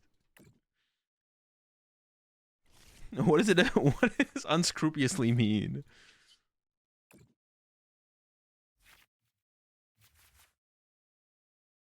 Oh, I haven't put a supporter yet? Yo, I might go hit up your doof, buddy. Come here, buddy. I slap a Bidoof. Showing no moral principles. Okay, yeah. So yeah, doing it. So like maliciously then, right? Showing no moral principles. So like malicious. That feels like malicious. I could be wrong. Unscrupulously things into my... Any unscrupulars in chat? That feels like malicious works then for that as well. Maybe not, but thanks for coming to Word of the Day with AzulGG. Unscrupulously? No, unscrupulous. There's a... Oh, no, there's not an R. It is... no, there's an R. Unscrupulously. There's an R in there. Unscrupulously. Dude. Wait, you only get 2 cards off this. I don't even care, Soda. You can have your 2 cards. Literally don't care. Did you get your energy, buddy? I didn't think so.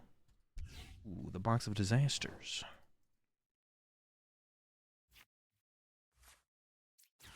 Dude, we're going Bidoof hunting. Hit the Iono off puke. Bro, this is such bullshit that actually I kind of want this, because if one of these gets boss... No. Of all this one. I should probably burn this just to get out of the deck. Ooh, wait, when did I have another? Dude, all right, was this Bidoof not just on my bench? I'm kind of losing my mind.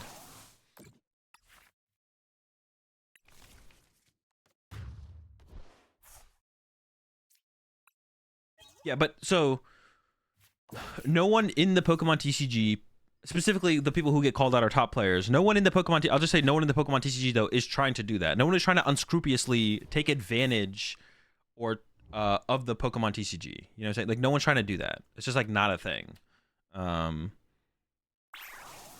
Yeah, it's just not a thing. And I have no idea why people think there is. Prize and Iono. Oh, okay. The word is killing me. Unscrupulously. Unscrupulously. So we're looking for a Charon Scare here, I think, though. I don't know how many Iono are left. If I get the boss, I just win with this one by going boss KO that. So I guess we should play... I don't want to use the switch card, though, because that could still be useful later. So I'm just going to draw. Are we with the boss? But I do be hitting that Charon Scare. I think we should just commit the Charons here then. 12 here. Can I bench this one safely? I can't do 220 because their tool slots are taken up. And I want to put the water on the bottom of the deck so that I can search it back out and put it on this one. How many Crushing Hammers are left? All right, all 4 are gone. We might be going to a game 3 here, bro. I'm feeling pretty. I think we got this one locked up. The easy dub. Yeah, there's no one in the Pokemon TCG trying to manipulate the meta for their advantage or whatever it might be. Yeah, well, one of the definitions of manipulate is cleverly, unfairly, unscrupulously. Unfairly would be you're trying to gain an advantage, which I guess in the end is malicious. I think works. Yeah, there's no one in the Pokemon TCG is trying to do that. There's no meta manipulation actually happening. There are people who put out their opinions in the Pokemon TCG space because people value their opinions and want to hear their opinions. So when I use Alex Szymanski as a when Alex Szymanski says Lost Tina is a really good deck and a really good play for a tournament, not Szymanski didn't ever say that or hasn't said that, but if Szymanski was trying to say it, Szymanski is not saying that with the intent of hoping the Lost Tina percentage goes from 10% to 20% and then plays an anti-Lost Tina deck. Szymanski's just like, Lost Tina's pretty good. I think it's pretty good. I think it's a good deck, and just puts that information out there as his opinion, and then whatever you want to do with that opinion is fine, but that's like on you to do. But like Szymanski's not trying to do that with the idea of trying to gain an advantage of putting that information out there. And if you think he is, then you are stupid, and that's it. All right, game 3, baby. Let's go. Still on this GT. I stay on this, bro. Yeah. Now there is one definite instance, like I said, and there's one definite instance in the past in the Pokemon TCG of meta manipulation back in like 2018 or 2008. My bad, not 2018. It wasn't that recent. Back in 2008, of a Claydol EX deck that was really bad, that was super hyped, and the deck was just bad, and people played it at Nationals that year. So it did happen once, a long time ago, but there's nothing in like recent history that has happened. Like Claydol EX, broken deck. That would have been. I would have been wild to experience that, to be honest. I kind of wish I could like go back. I wish I had been playing back then and I had experienced. Dude, I wish I had started playing the Pokemon TCG so long ago. Like, I could have been playing way back then, but they playtest and see the deck sucks. There was like there was like so much less playtesting, and there was like so much less information out there. Like back in the day, everyone's deck sucked and nothing was refined. It was so much harder to predict the meta, but it was also easier to come up with like surprise decks and like decks out of nowhere that like, yeah, there was so much easier to come up with like surprise decks and stuff. And like tech cards were like such a bigger influence in the games back then because yeah, the information just wasn't as widely spread. So it was definitely a different beast back in the day. It was pretty cool. I'm happy for like the growth of the game, but it was the game back then there was definitely something different to it. It was pretty cool for sure. I definitely want to try and get a basic water so I don't just get Fanta waved here. I'm not gonna box that disaster here. I think it's probably fine for like the slacking. But hypothetically, what if someone tried to manipulate? Is that just gamesmanship in poker? But hypothetically, what if someone tried to manipulate? Is that just gamesmanship? Well, we only ended up with special energy. That kind of sucks. Hypothetically, what if someone tried to manipulate?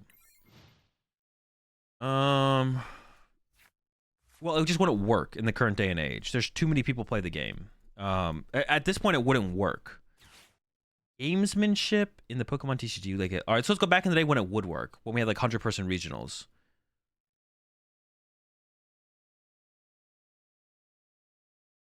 Okay, so the thing is,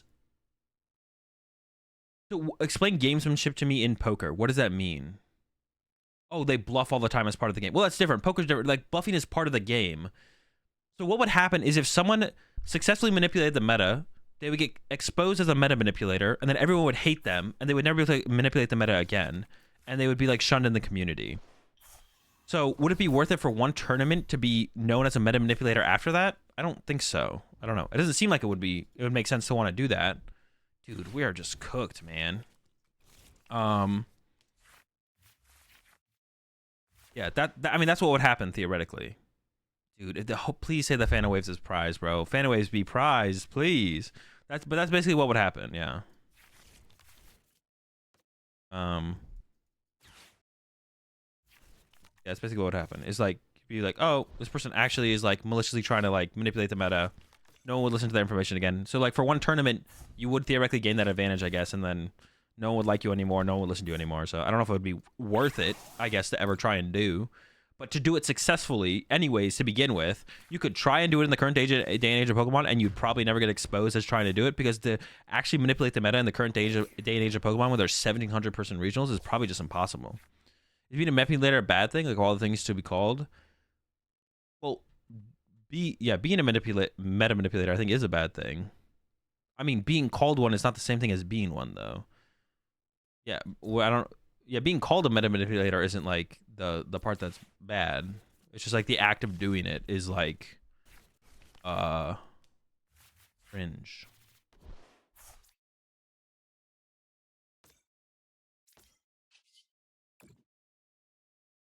Yeah, it's nothing to do with being called a meta manipulator. Do I grab triple water here?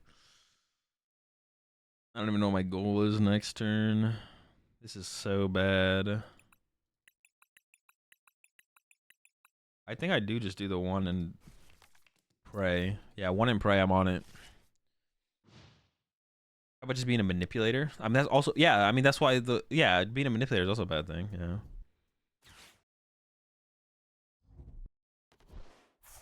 Manipulating locals metas. I mean, it's just like a toxic thing to do. So then you just be known, like, it's just like it's like a weird, the way I think about it is it's just a weird, scummy, toxic thing to do. And if you want to do it for one tournament and then get exposed as a meta manipulator, and then, dude, don't go after my doof, bro. That's so toxic. Then sure, but then you're just a shitty person, I guess, at the end of the day. I don't know. But at least weekend, I have no problem with someone trying to manipulate. I would lose respect with them as a content creator if they're, yeah, that as well. Like, I would lose respect for any top player or content creator. That's what I'm saying. You just become like kind of a scummy, toxic person. I have no problem with someone trying, but that's like weird to say. I have no problem with someone trying to manipulate, but then I would lose respect for them.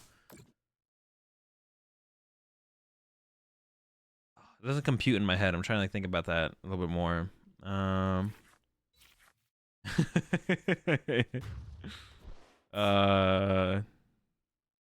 But at least weekend, I have no problem with someone trying to. It's like someone trying to maximize their odds of winning the tournament. You have no problem with, is what you're saying. I can't see the board, bro. I can't see how many. Dude. Okay, I was like, can I click on it? All right, it's got 3. I don't know what's correct to send up here. I'm just going to go ahead and say this, but I don't know if it really makes a difference to me. Do I boss there? Wait, I actually can't KO it. Never mind. I definitely have to go. Well.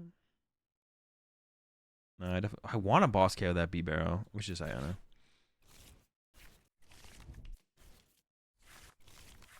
I want to try and set up slacking here. Dude, my hand is cheeks.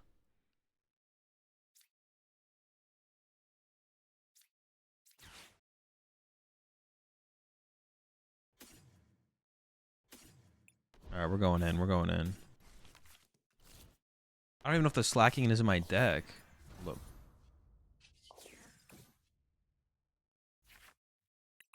All right, we got slacky.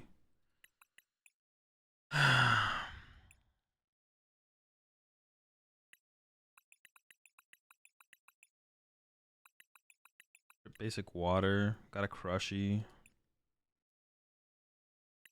I don't want my slacking to just die, though.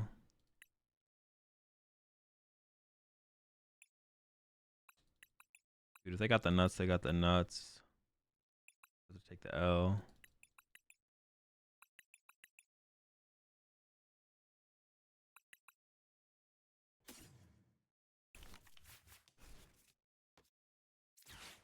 Yeah, I think they got it. They got it. All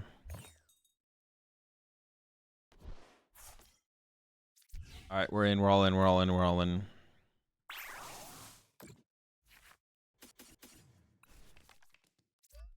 All in on this. Oh no, dude! I discarded my Spiritomb. I literally can't attack with slacking.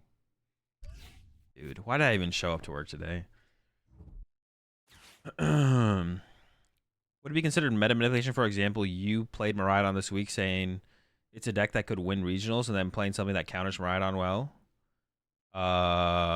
No. I still think that. No, that wouldn't be meta manipulation. Like, I would, like, Miraidon specifically, I already said I probably won't. I wouldn't play Miraidon at Pittsburgh. It doesn't seem like a deck that can win the tournament. But, like, if I said, I think Gardevoir's a deck that could win the tournament, and then I play a deck that counters Gardevoir, I'm not saying I think Gardevoir is a deck that could win the tournament to purposely try and make people to play Gardevoir. I just think it is a deck that could win the tournament. And then also, if I think Gardevoir is a deck that can win the tournament, I probably want to be able to beat Gardevoir if I think top players will play it or I think it'll be really popular, right? Meta influence versus manipulation. Yeah, there we go. That's a good one. I had no way to kind of break down the two. But yeah, there's a difference between meta influence and meta manipulation. So it's the intent that matters? Yeah, it's the intent that matters. If I tell you right now that Gardevoir is a really good deck and you should look out for it at Pittsburgh and it probably has the highest chance of winning the tournament out of any other deck, I don't care if more people play Gardevoir. I'm just saying what Gardevoir is currently in the meta. And what you do with that information is on you. Dude, I can't believe I did this play with the slacking, bro. That's so bad. I don't think I'll ever mentally recover from this. I have to, like, I'm going to go for Nest Stash and then Boss Kit B-Barrel, and then I'll turn my slacking online, and that's going to be my out. Nope. All right, punch.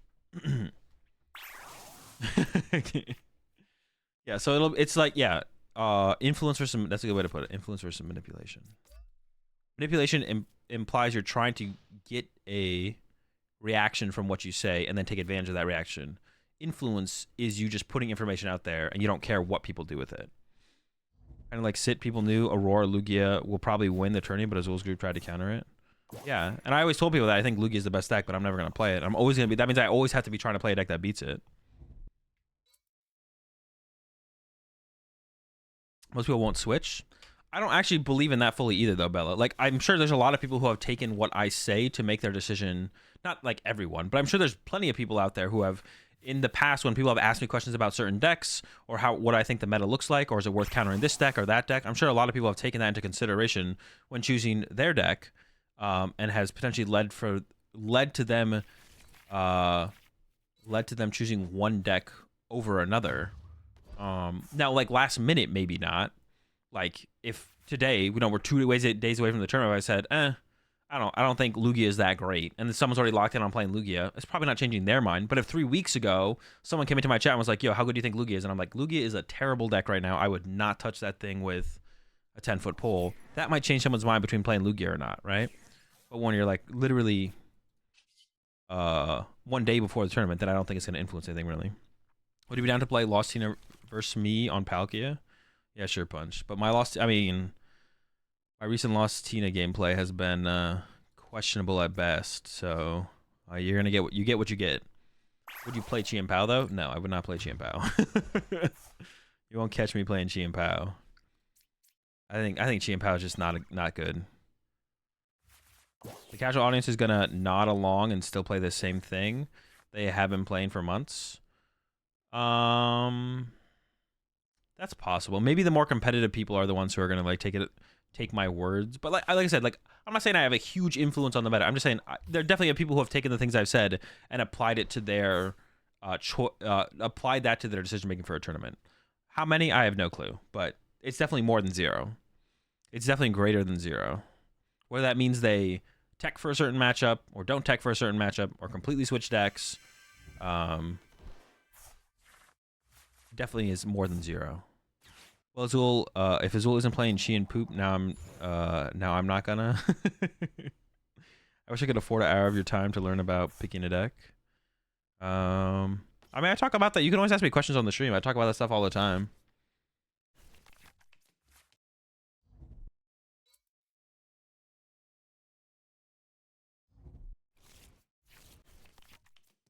You can say your opinion is, yeah, my opinion can also change before the whatever the opinion was stated on result changes as well. Wait, am I not dead? I'm so confused. Why don't I have 80 damage on me?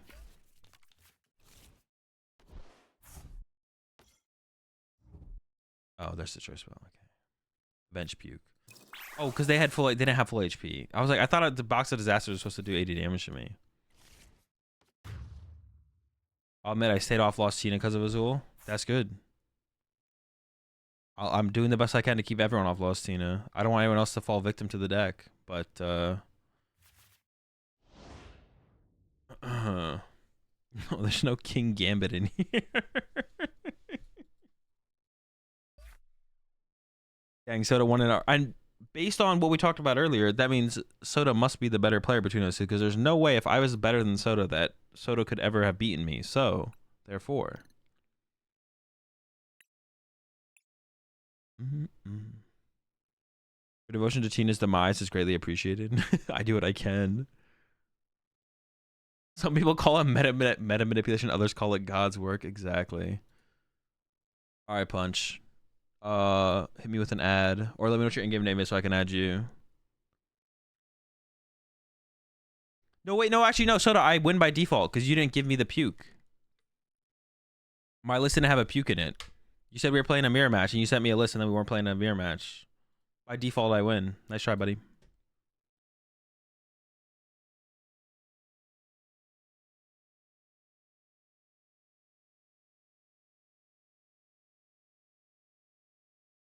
Yeah, nice try, buddy. Appreciate the 7 months there, swag. Master. I need to meta manipulate Lostina harder because I hate facing that deck. I'm doing the best I can. I need some help over here manipulating this meta. I can't do this all by myself. There's too many players now.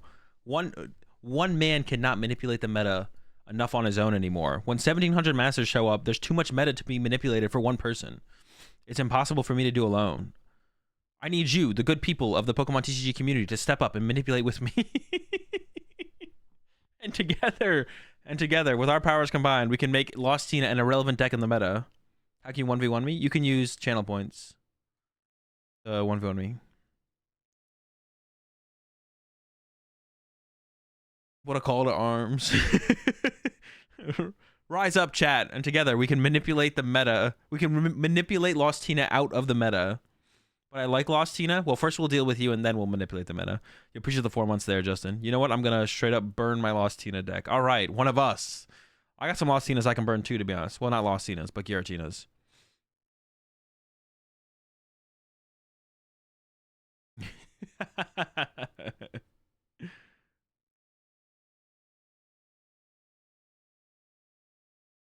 Your channel points. In the bottom left corner of the chat, there's a little Tapu Bulu with a number next to it. Yeah, the bottom left corner of the chat box.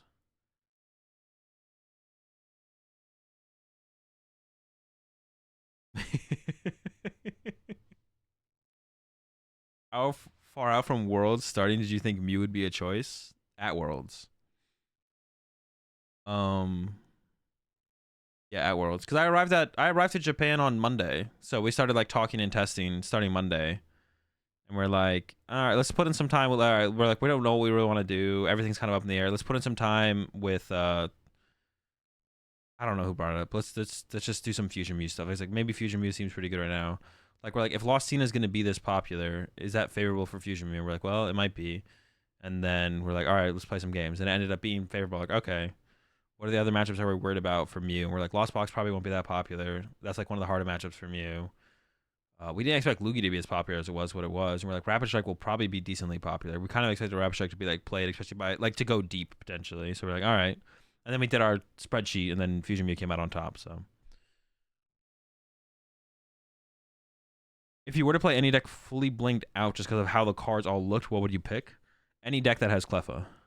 Did you bring whole binders to Worlds or just like 10 decks or to Japan? I brought every card that I would need to build every single meta deck with me. Oh wait, are you talking about bringing binders with like trade in stuff, or? I did not. No, I don't really have like a, unless I'm not sure if that's what you mean. The cards I brought with were the cards I needed to build every potential meta deck, and that's it.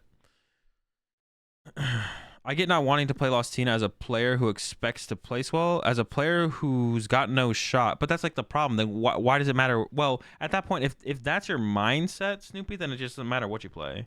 Seems like a good choice. If you get hot, you day 2 or top 4 or something. That's just like, that's not a, I just don't think that's as much of a thing as people think it is. The whole, if I play this deck and run hot, I can beat good players or people better than me or people with better decks than me, and then I'll get top 32 maybe. Like, if you think the deck is bad, just play a deck you think is good and learn how to play that good deck.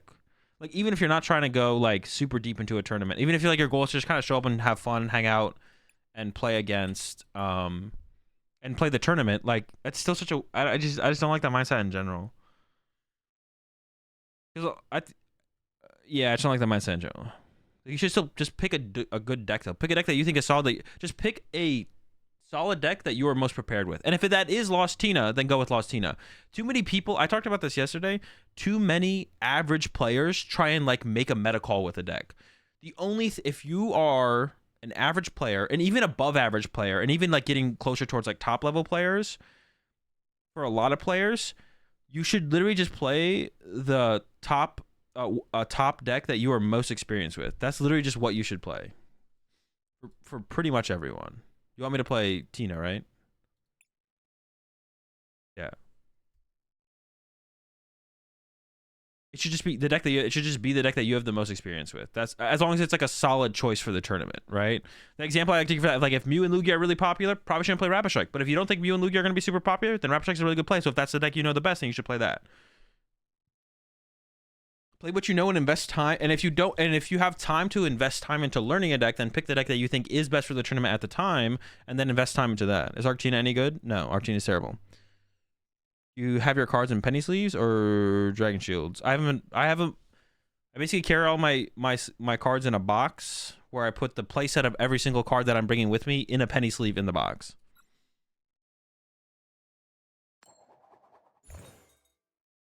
You appreciate that prime sub there. J Mentrier. I think I got close there. Appreciate it. Welcome to the Rat Pack. Fresh out of vanilla, we got plenty of caffeine. What do you think about Charizard DX with Pidgeot or Anarchus? I think it's pretty mid. Yeah, definitely pretty mid.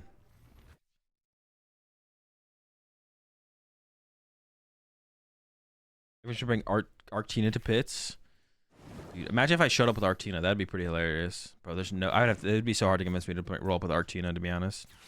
But, you know, to be honest, I'm kind of down. Let's do it. Oh, shoot. I prized the homie. If I prize Greninja, do I just go triple Comfy? I'm kind of inclined to do that. Let's just do it. I mean, the way my hand is set up, triple Comfy works out pretty well, to be honest. I should have counted my energy. Dude, I never check my prize cards with this freaking deck. What is checking prize cards? You know what I'm saying?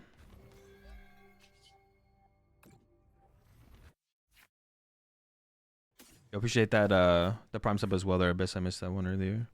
Welcome to the pack as well. We're out of ketchup, but we got plenty of refrigerators. I just don't overbench though. They can never KO anything, right? Yeah.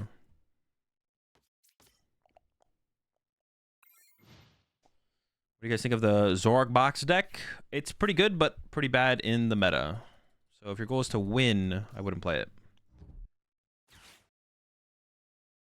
Chance of Duraludon on top 8 at pit. I'll give it a 3% chance. That might be too generous, to be honest. No, I'll give it 3%. These have been cringe flower selectings. They have not felt good. Yeah, looking back on them, those have not felt... Well, the Sableye I didn't really care about, to be honest. I don't know where the... Yeah, the Sableye I didn't care about too much, to be honest. But yeah, they have not been great. They've not been great. Careful, Soda. I'm close to timing you out for a comment like that, to be honest. There's a lot of things you can say, Soda, where I won't time you out, but if... What the fuck? Dude. This card can't... This isn't... Is this a real card?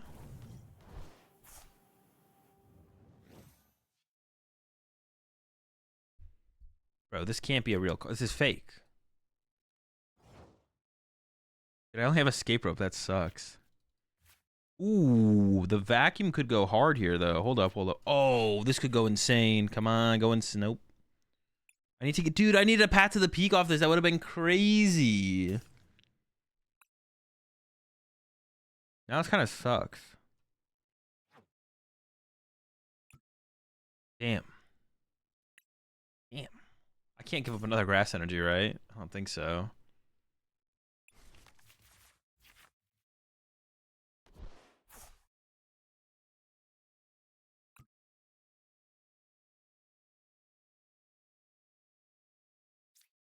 Damn, bro. Yeah, if we got a path there, we could have gone play the path. Dude, that would have been sick. And now we're just stuck with this shit. Okay. Dude, escape room here is so bad.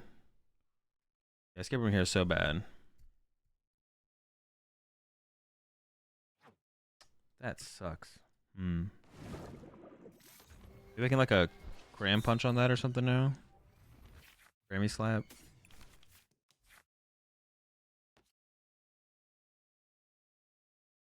I don't even want to cram slap this, to be honest.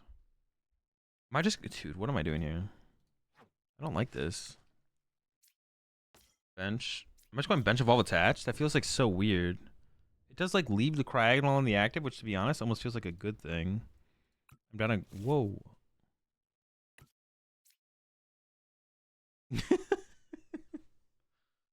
He's bigger than you.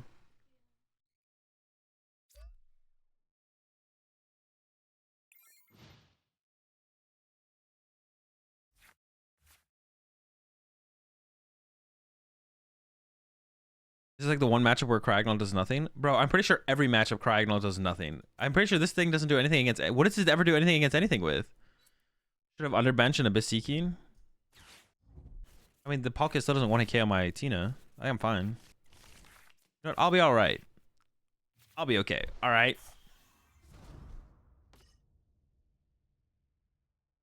Dude, underbench Abyss Seeking. They should not want to KO my Tina. All that would do is like let them punch my Tinas sooner with Palkias, right? Ninja is incoming. Yeah, I know, but it's fine. I just gotta take that L. I'll accept the L. Can stop a Guardian attack in turn 2 if they have Mew in the active.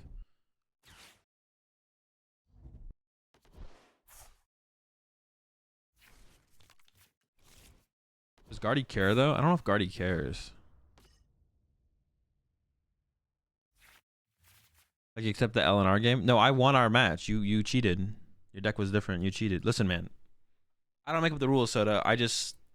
You cheated. I didn't cheat. Like, that's just it. You know what I'm saying? I'm not sure about this play. Because they have to Melanie every turn from here on out now. And they're not one of KOing my Tinas, which means they're never hand disrupting me. Oh, they went after one of my team. No, but now they're on odd prize cards. Odd prize cards. What do I do here? I don't want to... What do I... Floors? Oh,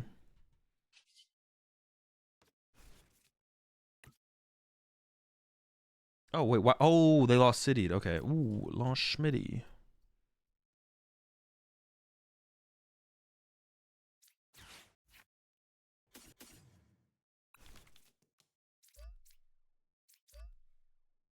Oh, we'll be done. So if I get a boss here and I boss KO this, we're cheesing. Yeah, I can still do this one now though. Boss me. Wait, do I have any? I don't know. There's probably some boss in here.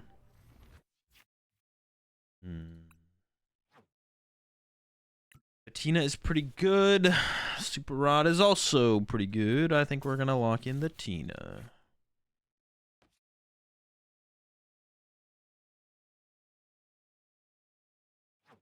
At 9. I could have played this differently, to be honest. See, I'm just like so bad with this deck. I should just literally just...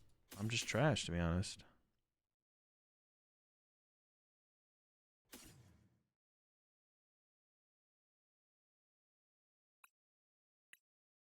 Alright, well, I guess we're just gonna go Sableye KO B-Barrel here, right? Every time.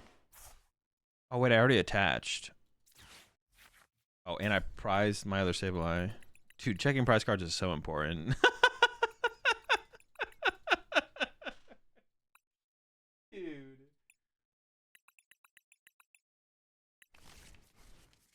Check your prize cards, kids.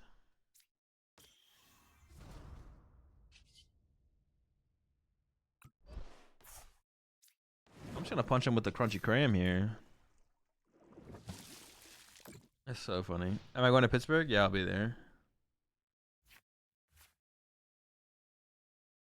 Fell off? Yeah, but I did this on I did that on purpose, Soda, so you could beat me. Dude, checking your prize cards is just such a big deal, bro. It is funny that, like, now I'm thinking about checking. Dude, the amount of times I've played against a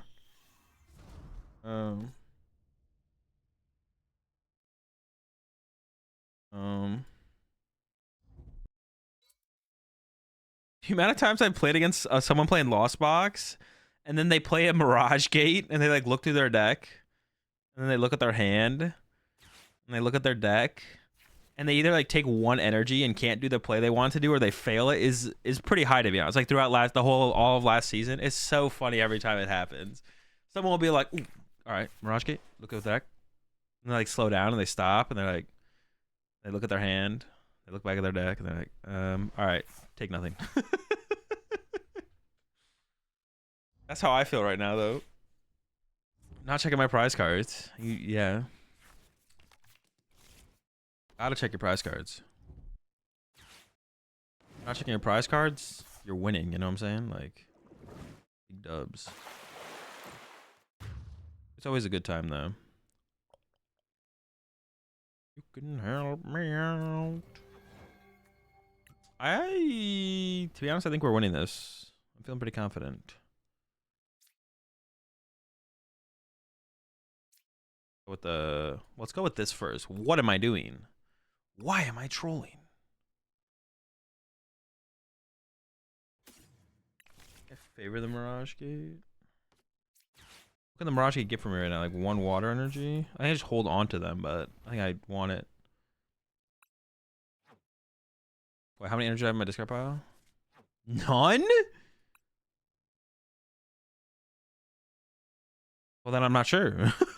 I'm actually not sure. None? 0? Huh? Alright, I feel like the super rod still has to be the correct play though.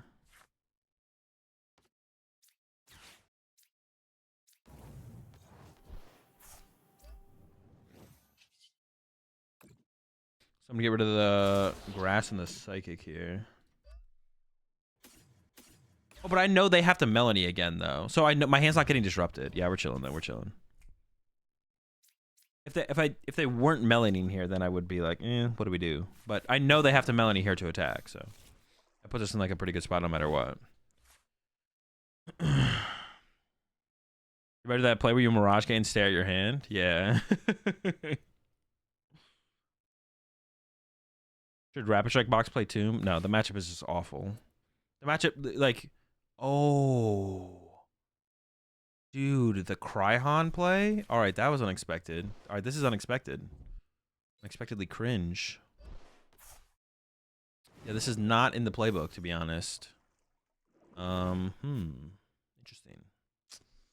All right, we have a play for this. I can just like attack with Sableye and KO the Greninja and the Cragonal. And then we're still just like fine. Yeah. Yeah, unexpected. Pretty cringe, but we do have an answer for it.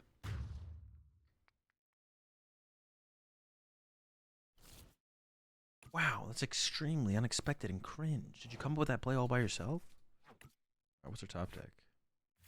Ooh, and we can path. Well, it's pathing them really. Well, it stops Chian Pao, I guess. It's like, okay.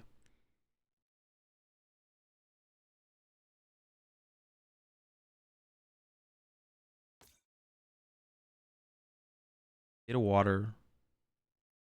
Retreat.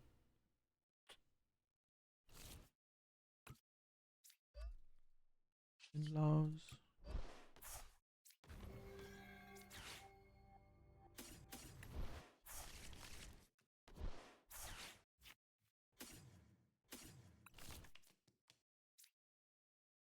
Can you imagine if I didn't have 10 in my loss zone?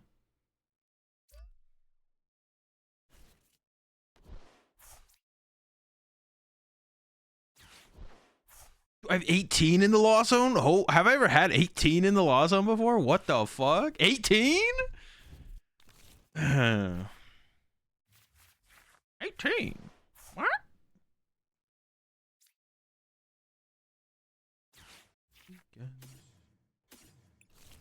Dude, to be honest, my board is like kind of perfect. Very nice. I would like to use the vacuum here, but I think, well, yeah, keeping the path to stop the Chian Pao matter that much? Probably not, right?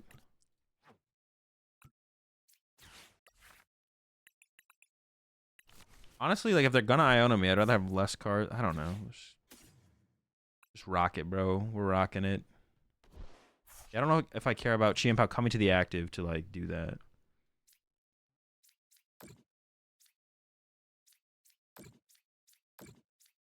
I got 1 left. 280, 280. I guess Cram can KO B barrel now. I don't know if that ever matters, but I always try and take them both at once. Dude, why can't they just let me take them both at once? 20 in the lost zone, calm down. Dude, that's a lot. I don't know. Have I ever had 20? I mean, I don't play this deck. I don't really check my lost zone like past. Once I know I'm at 10, I don't really count my lost zone after that. So maybe it's not as crazy as I think it is. Yeah, it might not be as crazy as I think it is. Cause like, who checks their once you get 10 in the lost zone? Who checks how many cards are in their lost zone at that point, right? Like, it'd be a weirdo move for sure.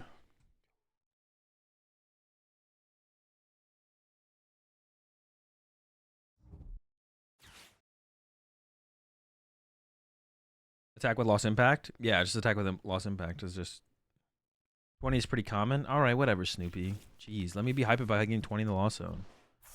You're just checking what energies are specifically gone after 10. Yeah, that's true. Yeah. Well, I think we won this one. It doesn't matter how much I throw, bro. I always make the comeback. Wait, they could double cross switch your KO. No, wait, I maybe lost actually. Wait, I have 190 HP though. 100, 160. They need 2 more bench Pokemon. Oh. A B-Barrel stall? Ball barrel? It's like sending up a 1-prize Pokemon even makes... Well, no, I could not have boss. Yeah, no, it does make sense. It does make sense. Could you imagine if 20 in the lost zone made Sableye spread? Oh, that'd be so sick. I'm down. Yeah, if you had 20 in the lost zone and Sableye did 240 damage anywhere...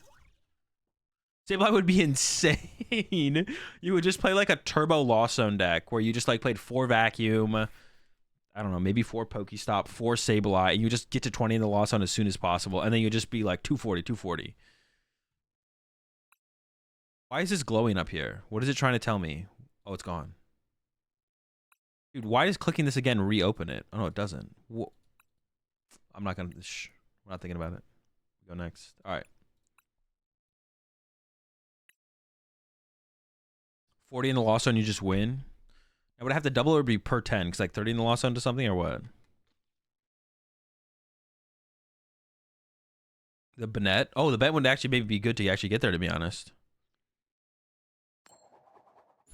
Why Palkia is bad in Chi and Pao? Dude, they're not. This is the Palkia deck. It's not even a Chi. All right, dude, I'm so tilted. There's a Palkia deck, and there's a Baxcalibur deck. There actually isn't even a Chi and Pao deck. I mean, you can call it Chi and Pao if you want, but you're trolling. But there's not. This is not. I'm just can't, man.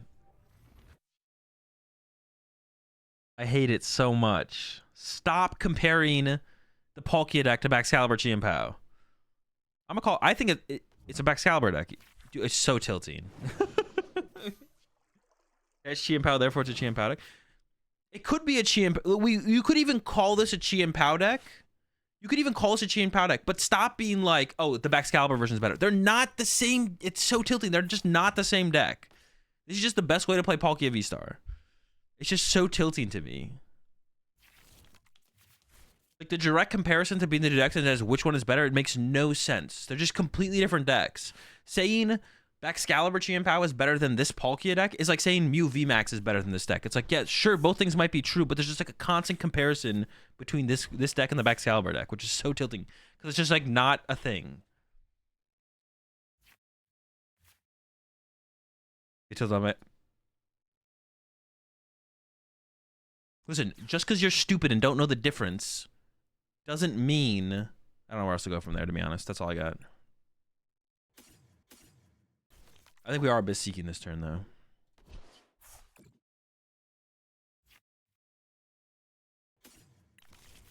Listen, man, he was coming at me. He was coming at me first. No, keep going. No, that's all I got. I'm fresh out. He double VIP pass and only got 3 bench Pokemon. He must have benched bad pricing. What the fuck? 3? Wait. Yeah, what are the prize cards?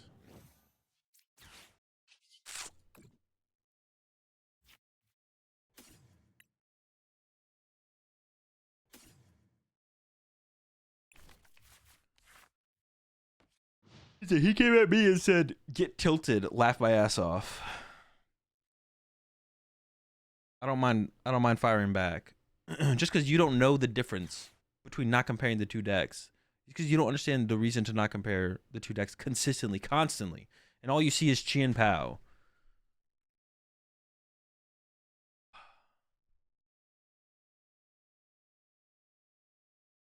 Never not fire back. Yeah. I mean, I've gone too far sometimes, but I don't think this is one of those. Streamer, can I add a Fan of Waves to my Rapid Strike deck to troll Mew Arc players? I mean, I don't know if you're really trolling the Mew player. You're giving them a free win. Like, you you Fan of Waves them and then laugh at them, and then they knock you out your Pokemon and then win the game.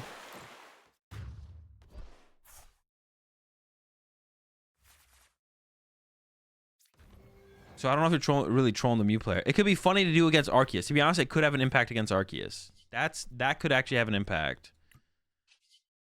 But I think the Mew player would laugh right along with you, and then I think the Mew player would laugh with you and then beat you. Like, I think like, you know what, this actually is, you know what, they'd be like, you know what, you're right, this actually is hilarious, and then they would win.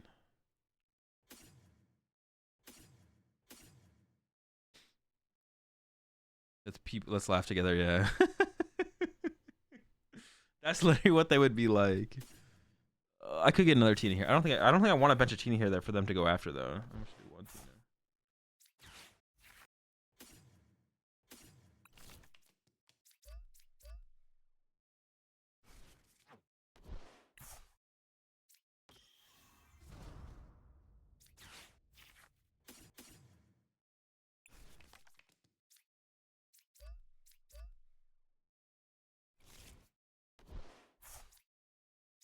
Getting Jetty to the active. Jetty Spaghetti.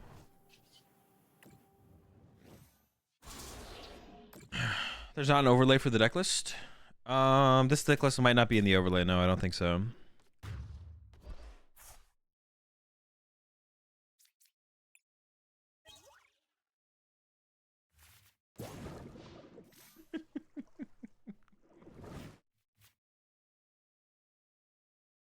Add a puke to my Arc Hammer's mirror deck to troll a streamer. You can, but then I get the dub by default. I'm okay with that if you give me the dub by default. I was waiting the entire time at Worlds, waiting to point and laugh at someone using Fan of Waves. Actually, I like Rapid Strike, but the Mew matchup is just a pain, and there's a few of... I mean, okay, so I actually talked about this. I did put a short out on this. Like, okay, so there's... You should tech for local meta, but there's a point where a matchup is so bad that it's untechable that you just should, like, not play your deck if your goal is to win. It depends if your goal is to win or not. If your goal is to, like, maximize your win percentage, and Mew is something you're struggling with at a local tournament, you shouldn't play Rapid Strike anymore. Now, if you're hell-bent on playing Rapid Strike, you can tech for Rapid Strike, but the techs aren't really good, and they're still favored no matter what. So if you're hell-bent on playing Rapid Strike, then if the local meta does have Mew as being a problem, then you should 100% tech for Mew, right? You should go out of your way to tech for Mew. You should tech for Mew then at that point. I had one more thing I was going to say. I was going somewhere else with this. You should tech for Mew at that point. But if your goal is to maximize your win percentage and like get better at the game and win as much as possible, you should just put Rapid Strike down. But otherwise, yeah, put like probably Double Drapion. Double Drapion is probably better than the Spiritomb, but you're still unfavored with Double Drapion. Like Fusion Mew is favored against Double Drapion. So but also not everyone's gonna play optimally, so Double Drapion might be enough for you to beat all the Mew players at your locals as well, though, to be honest. So put the Double Drapion in. Double Drapion does seem better than the Spiritomb. If they're playing double Turbo Mew, play Spiritomb. If they're playing Fusion Mew, I think Double Drapion is probably better. They play Lost City. They're gonna Lost City or Drapion, and then you don't get it back. Giacomo is a good card to tech for Mew Lugia. Giacomo does nothing against Mew if they have any idea what they're doing.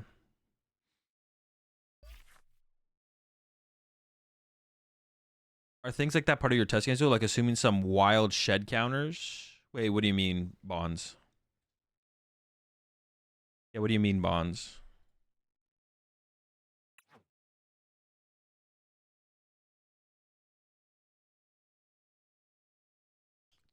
So this is what I was thinking of that. This is what I thought of. The only hard counters? Yeah, of course. That's part of like if I think everyone's gonna play, like if I thought everyone at Worlds was gonna play 3 Drapion in their deck, we wouldn't have played Mew, right? But we did not think that was gonna happen, or anything similar to that. Um,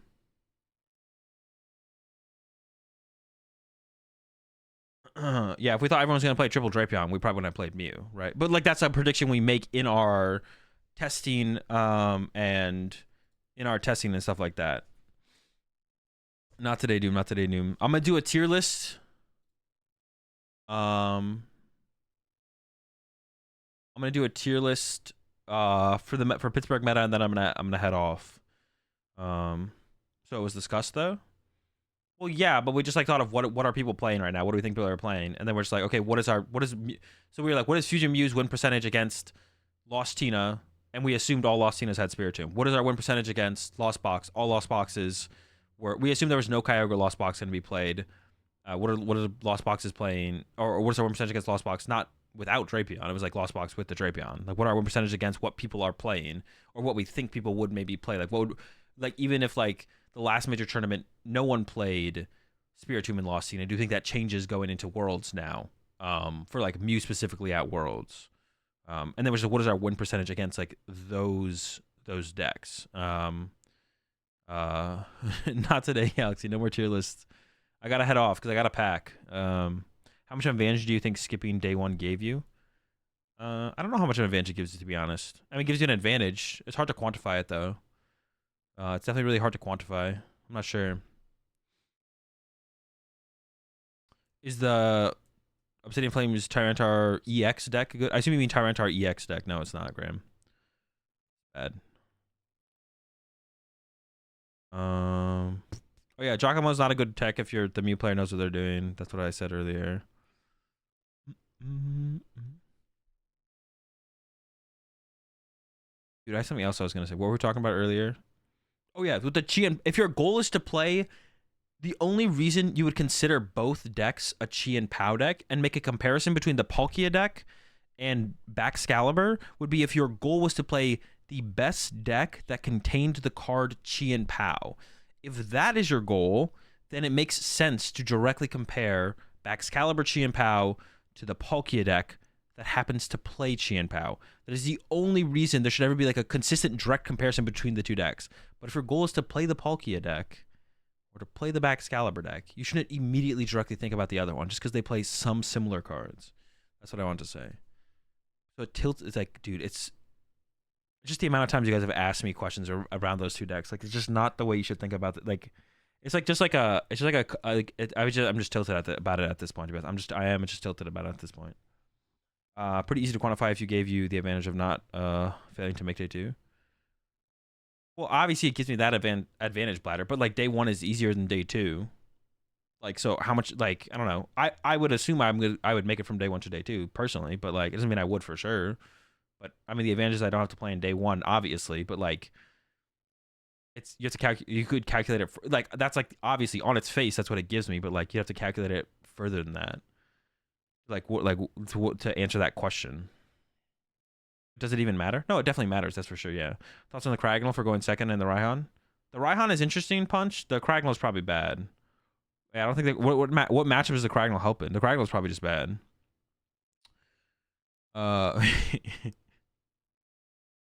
He said tier list for meta, then hop off. Yeah, that's the plan. You appreciate the 68 months there, Chip. How much of the meta will be Charizard EX in Pittsburgh? Probably around 8%. That'd be my guess. I think that's too high for the deck, and maybe more people come to their senses with the deck, and it's like around 4% or something. But my because there is like, it is the cool new deck, the only cool new deck. There's a decent amount of hype around the deck still. I feel like some people, and it's like not a terrible deck, and people are getting fine results at local tournaments. So it'll probably be around 8%. That'd be my prediction for Charizard. Would be around 8%. If enough people come to their senses, then I would say 4%. But yeah, I'm very underwhelmed by the deck. I want it to be better than that as well because I think it'd be cool if the Charizard deck is like really really good. But yeah, that's my prediction. The people who ride or die for Charizard, yeah. So yeah, I would like it if the deck was like a tier 1, tier 2 deck. That'd be cool, but I don't think it is. So, and it seems like the success of it, like you can look at its success in online tournaments too, and it's like pretty bad success in online tournaments overall for how much it was being played at some point. But it was still pretty popular in online tournaments, so that'll carry over a little bit. But it is the only cool new deck to play, so that's going to increase its popularity in online tournaments by a lot. It's like the only cool new deck was Charizard, and people just want to play Pokemon and play cool new Pokemon decks. So that's a cool new Pokemon deck. So, Does Tomb Giacomo and Rapid Strike beat Mew? No, it does absolutely nothing if the Mew player knows you play Giacomo, it does 0.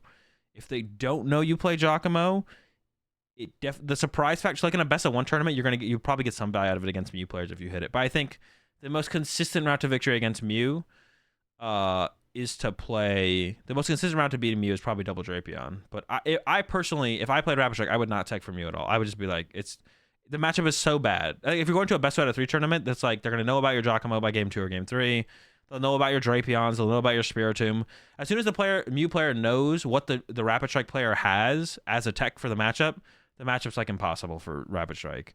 So you can definitely cheese them game 1 or a game. You can cheese them as Rapid Strike a game with any of the tech cards because the Mew player won't know exactly what you have immediately. So like in best of 1, like League Cup, League Challenge, any of the tech cards will be more effective. But like a best 2 out of 3 at a regional, it's like after game 1 you're just toast. So that's why I don't like the idea of teching for like that kind of a situation for a matchup in a best 2 out of 3 tournament. I just don't like teching for those kind of matchups because it's a best 2 out of 3. So after game 1 you're just gonna get bodied. And then as the tournament develops, more players might know if you have the tech or don't have those techs, and then you just get bodied from game 1 on. So, it's just bad. Double Drapion is auto win. No, it's not. Not if they have Octillery, or not if they have Meloetta, which they do. Listen, you can think double Drapion auto wins. You should play double Drapion in your Rapid Strike. Yeah, it auto wins. You're right. My bad. You're right. Double Drapion auto wins Mew. Put 2 dead cards in your deck, please. I would love to see every Rapid Strike player roll up with double Drapion. I think that's a good. I think it's a good choice, actually. I agree. You're right. It auto wins. My bad. I'm sorry. I didn't think about it like that. I forgot Octillery auto looked for the stadium. You're right. Like if you're playing like a different type of deck, like if you want to if you're playing like Tina and want to tech from Mew, that's reasonable because like actually teching from Mew in Tina actually does something. Like your win rate actually increases to like 50% or better depending on the tech card. I mean, if you went like double Drapion, you probably just beat them, but there's your goals manipulating my locals. I do have a girlfriend, yeah. Mew usually plays 1 path. Yeah, if it's double turbo Mew, they're playing like 3 or 4 of them. If it's the fusion Mew, they usually have 1. At that point, just play Drapion V-Star. I mean, yeah, let's get it in there. Let's get the whole squad in there.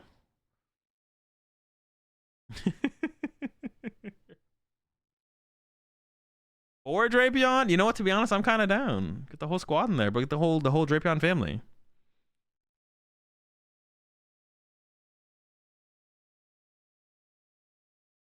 Yeah, no matter what tech you play, if it's like a best of 1 tournament, then I think teching. If you're hellbent on playing Rapid Strike and you know Mew's gonna be fairly popular at a local tournament and it's best of 1, then I think there's merit to teching for it because you can just like cheese them with whatever tech card you choose to play. But once it gets to the best 2 out of 3, it's like you can definitely beat them game 1 with the tech card, Spiritomb, Double Drapion, Giacomo, Spiritomb. There's a third one. It's in there, or is that it? No, I think that's all of them, right?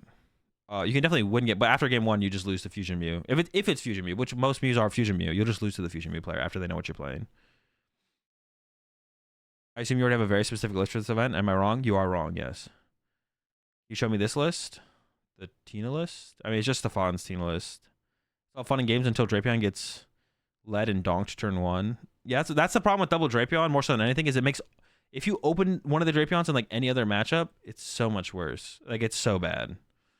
Yeah, it's really, really bad at that point, but... G's game 1 into brick game 2.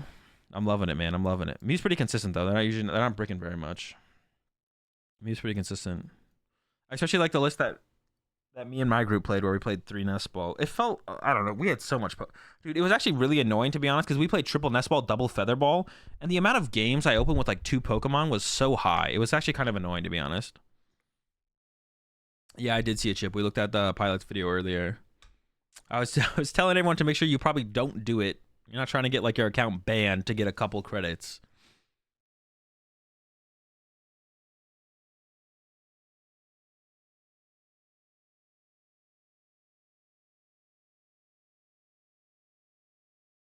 Do it. Don't listen to Chip. Live is ready for launch. Dude, live has been launched. Actually, live launching is fake. Never actually truly launched. These credits are just because I got 400. What did I get? I forget. I always for the pack name. 400 celebrations. I just got 400 packs of celebrations. That's it. Do it accidentally. Do you ever collect your battle pass rewards? Yeah, I do sometimes. We can do it right now. You know what? For you, Chip, I'll click collect all.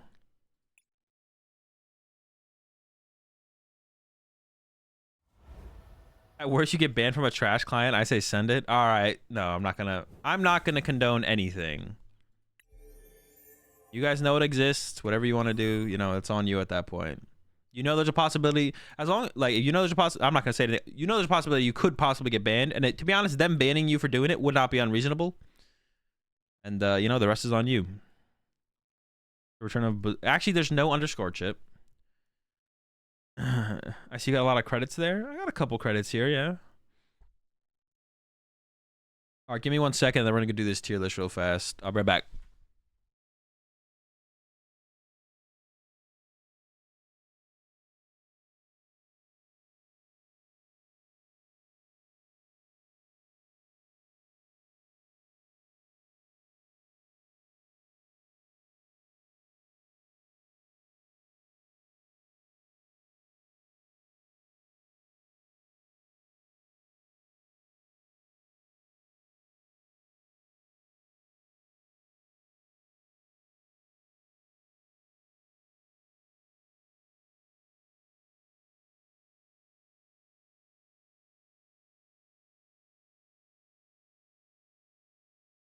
Charizard with lost bar, lost bar. I would definitely do.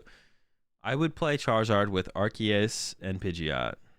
It's legal to use an LCD writing tablet in a tournament. If it's on airplane mode, I think, yeah. I'm actually not sure, to be honest. Wait, what does LCD mean? LCD writing. I don't know. What is an LCD writing tablet? Is that what I use?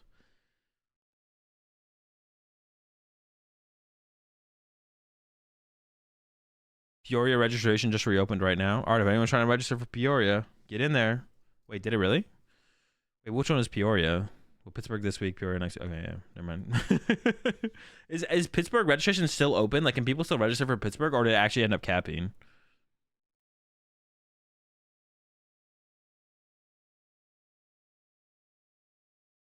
What do you use for note taking at tournaments? The lock just called it a magnet pad, so I'm gonna go with that. It's basically like an Etch-a-Sketch. It capped in a few minutes each time. No, not Peoria. I'm talking about Pittsburgh. Oh wait, maybe that's what you guys are responding to.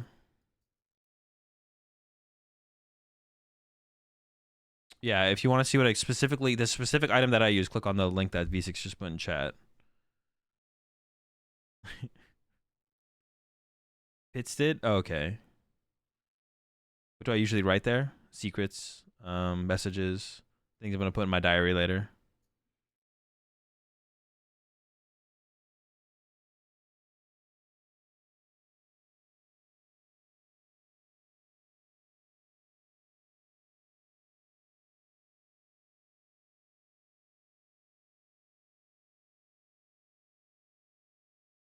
Why did I stop declumping? I didn't. I still do. You also draw those lions like on the picture? Yeah. I also do pandas. And people are playing in Pittsburgh, like 2K. It'll be like 1,700 Masters players. It'll probably be around 1,700 Masters players.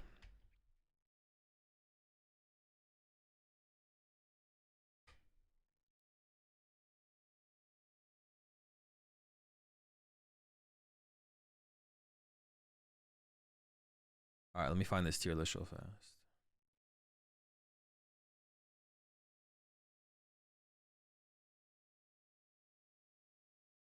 Almost as much as yeah, I know. It's pretty big. It's big. It's a big regional. Gonna need a disclaimer for this tier list to avoid meta manipulation.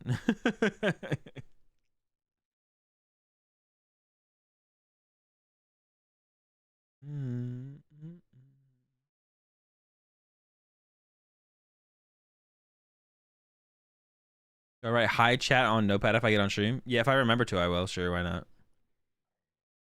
I'm gonna get the productions, and I think I put something else on my Notepad. I'm gonna get banned from Pokemon because chat asked me to say hi to them. It's fine though. It's worth it. Worth it for chat.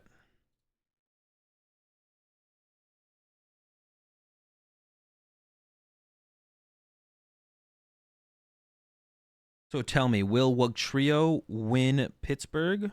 Unlikely. If you win the tournament, you should say you manipulated the player base into the win. And my handwriting is really bad. So they could, I mean, they might think it's all kinds of things, to be honest. I could write it big and slow. I'll be able to do it. I'll put high chat on my notepad.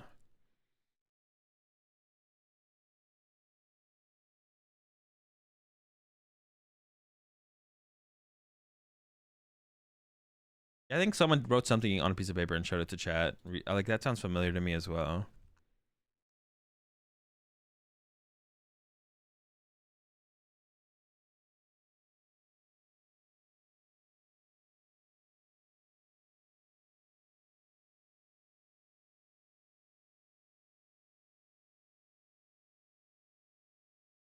Mew Pukumuku? That's kind of genius, to be honest. If Pukumuku had free with tree cost, you could play 4 Featherball, and you'd have outs to Mew, Mew VMAX, and Pukumuku all at the same time. Imagine waiting for a Lost Box turn, and you just start writing notes to chat. That's actually kind of funny.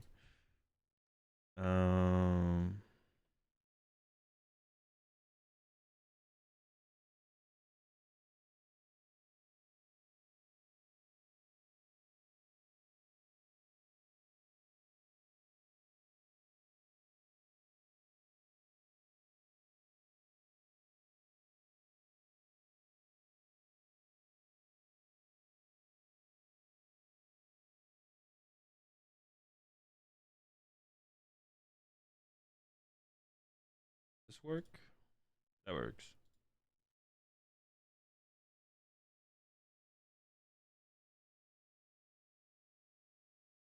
I feel about Urshifu there. I'm a pretty big fan of Rabbit Shark right now.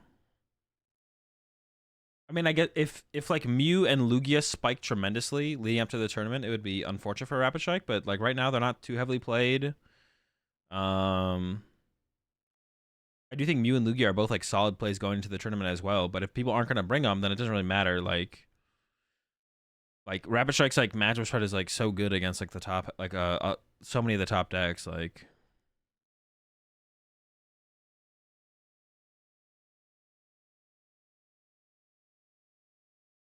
is it gonna look any different from the one from the podcast? Probably not, but not everyone in the chat has seen the podcast, and not everyone on my YouTube channel has seen the podcast. So I think doing a separate tier list is fine.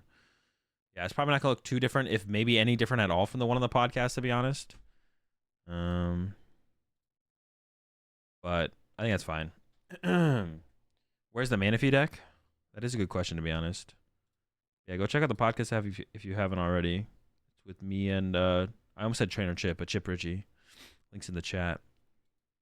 All right, let's get into it. So I'm gonna go over each deck. This is for Pittsburgh Regionals. I'm gonna go over the meta percentage I expect the decks to be, as well as how good I think the decks are and where they will stand in the meta. The first one is Lost Zone Giratina, which will probably be the most popular deck of the tournament. It's been doing very well overall. I am still not a huge fan of the deck, though. I'm not going to put it... It's not like the D tier deck that I had it at once. Overall, it has like fine matchups. It'll probably be around... It'll be the most popular deck of the tournament for sure. It'll probably be around 15%. But I'm going to put Lost Tina in the B tier. The more I played this, the more I continue to still play with the deck. I'm still not a huge fan of it. It's solid, but not a deck that I would want to bring to a regional championships or any major tournament in general. So Lost Tina for me, it did move up. It used to be a D tier deck for me. It has moved up to being a B tier deck now. But yeah, about probably 15% of the meta is what we can expect from Lost Tina at Pittsburgh. Gardevoir is my only, because it's gonna be my only S tier deck. I still think Gardevoir is the standalone S tier deck in the meta, and will still be fairly popular as well, like it has been. Probably around 12% will be my prediction. Although my predictions for recent metas have not been... Well, I guess it was at Worlds. Worlds is always a little bit weird for predictions. Like, I did not expect Lugia to be the most popular deck day 1 of Worlds at 15%. I did not expect... what was the most popular deck day 2? Lost Box at like 20% or something, which was actually absurd. That was kind of insane. But yeah, Gardevoir is going to be my only S tier deck in this tier list, and probably will fall around the 12% mark. It seems like a lot of people seem to tend to shy away from Gardevoir as a play in general, because of like the perceived skill level needed to play the deck. So I think that's why it probably isn't gonna. I think if less people felt that way, then more people would. The Gardevoir probably would be the most popular deck in the tournament. But a lot of people seem to like shy away from playing Gardevoir because it is perceived as like a harder deck to play. I need to put a little more time into it. Lost Box, I'll put in the A tier. Like I said, Gardevoir's my only S tier deck. There's a lot of ways to play Lost Box right now, and I'm not sure of what the best possible way to play it is. Some people have been doing Kyogre lately. Kyogre Lost Box was the only build to actually make top 8 at Worlds. I think some form of Lost Box is for sure A tier. I'm not sure if it's Kyogre or not Kyogre, but the other versions of it are probably like B and C tier. So there's like Kyogre.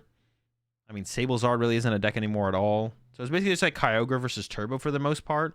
I've seen some one prize type Lost Box builds like Alex Szymanski's that he's been playing recently at League Cups and has tweeted about is like the other build that I've been seeing going around a little bit, like one prize type stuff. So some build of Lost Box I think is tier 1 or tier A tier. The rest of them are like B and C tier. Which one is A tier though? I'm not really too sure, to be honest. I'm not sure if I would prefer to play a Kyogre or non-Kyogre build overall, or maybe even like the one prize build that like Szymanski's been playing. But yeah, some build of it's A tier, and I'm not going to break them down all into like the 3 or 4 different builds. So I'm just going to put Lost Box in general in A tier because one of them is good. Miraidon.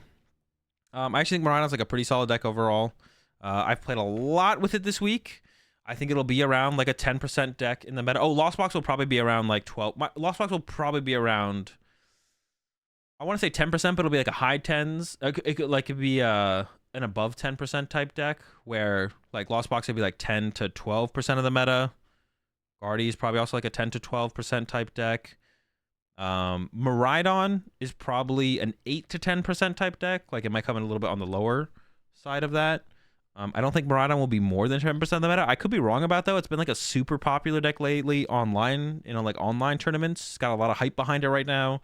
The quad path build that Andrew Mahone kind of popularized after Worlds has been seeing a ton of play, but then we've still been seeing like Sage and Park doing well in online tournaments with the non-path build still that Sage has been playing for forever and did play at Worlds as well. So Miraidon is also a deck that I expect to be pretty popular, like a 10%, 8 to 10% for the Miraidon deck. But I don't think it's like got any like, it's not like it doesn't have like an outstanding matchup spread or anything like that. It's just like a solid deck. It's okay. I think it actually in my opinion it struggles against the better players, because I think the matchups it struggles against the most is like Guardy and Lost Box, which better players generally tend to play Guardy and Lost Box. So I think for Miraidon to actually like do really well and like get a top 8 or win a tournament will be hard, because I think better players generally going to be doing the best. Better players tend to like stuff like Lost Box and Gardevoir. So I think it'll just be hard for Miraidon to win the tournament overall, and that's always my goal at a tournament. So I got Miraidon in the B tier. It's still a solid deck though, like overall. In general, Charizard been super underwhelming for me. Probably the best way to play it is with the Pidgeot and the Arceus. That's the question I get a lot, is Pidgeot and Arceus versus like the Lost Zone build. And Charizard will probably be around 8% of the meta. I don't think it really deserves to be 8%, but it's really the only cool new hype deck that exists. So I understand why it'll be a little bit more popular than maybe how good it actually is. So I expect it to be probably around 8% of the meta. Could be a little bit lower than that. And yeah, C tier deck for me. I only have one D tier deck here as well. Sheambab Excalibur. I am just like super underwhelmed by this deck. Every time I play against it, see it being played, yeah, I just don't know why anyone would actually play Sheambab Excalibur if their goal is to win. It just, the deck is like super underwhelming in all ways. Yeah, not a big Sheambab Excalibur fan at all. Rapid Strike, I actually think is like pretty solid right now. It's two bad matchups. Mew and Lugia have not been as popular lately. So I think for Pittsburgh Regionals specifically, it's looking like a really good play. Normally, I'd probably have Rapid Strike in like a B tier, but for the Pittsburgh Regionals meta, I got it in the A tier. I think it's actually like pretty solid right now. Lugia and Mew are the two bad matchups for this deck, but they're not looking super popular heading into Pittsburgh. They will still be there. But like Mew is probably going to be around like the 9%. Lugia probably less than that.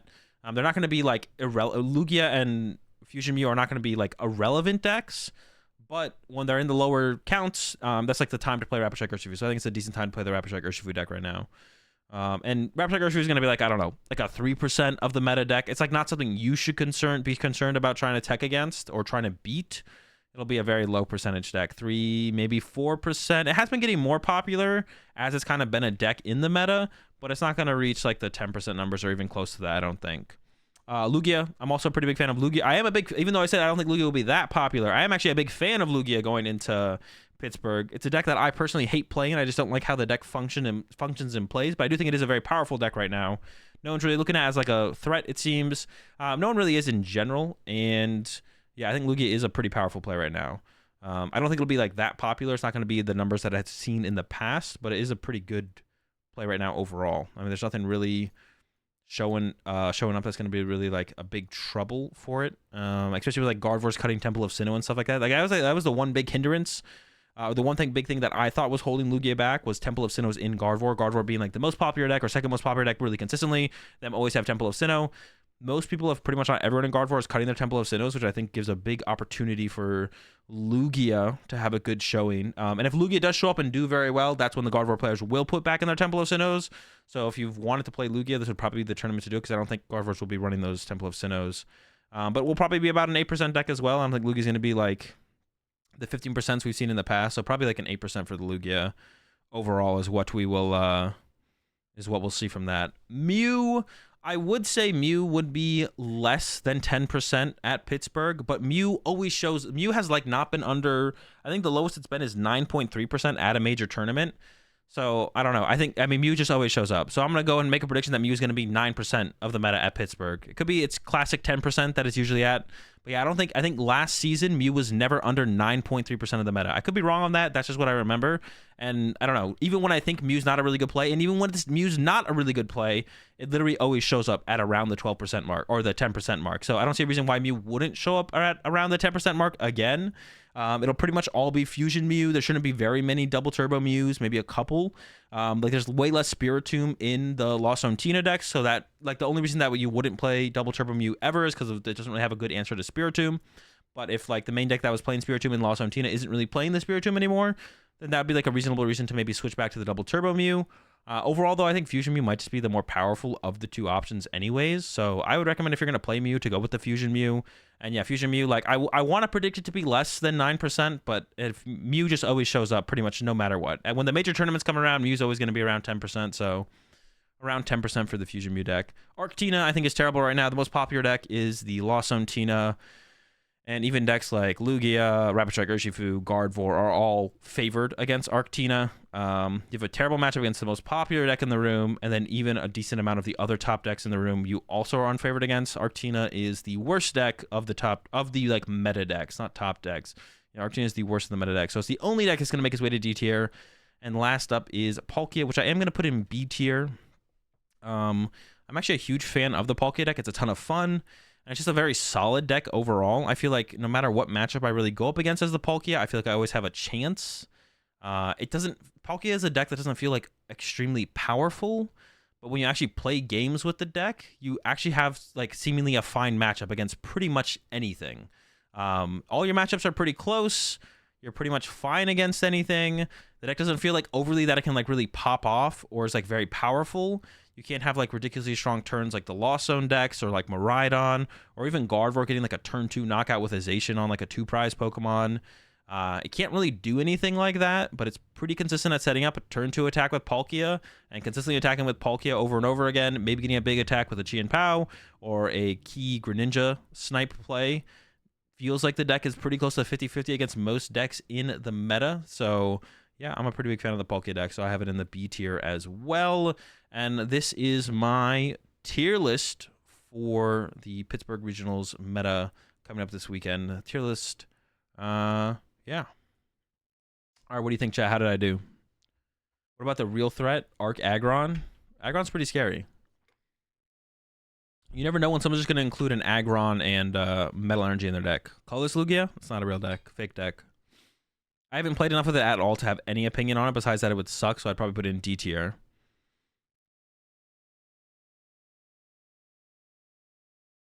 Is there a reason Colorless Lugia isn't on people's radars? I mean, the deck's usually just because the deck's... Usually if a deck is like not on people's radars just because the deck is not good or no one knows about it, which means you have a secret deck or the deck just sucks. Where's Punch Zard? I didn't play enough. They didn't seem very good. Is this for regionals? Yeah, this is for Pittsburgh regionals coming up. I feel like there's no reason to not play Single Strike. Yeah, that as well. There's no reason to just like not play. Single Strike just feels like the more powerful of the two Lugia decks. Like, what deck is your title referring to? Whatever deck I'm currently playing. Where would I put Zorobox? In D tier.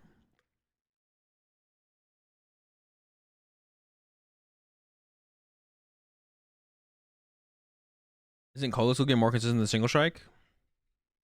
I guess theoretically it is a little bit more consistent because you only have Colorless Energy, but being consistent doesn't make something better.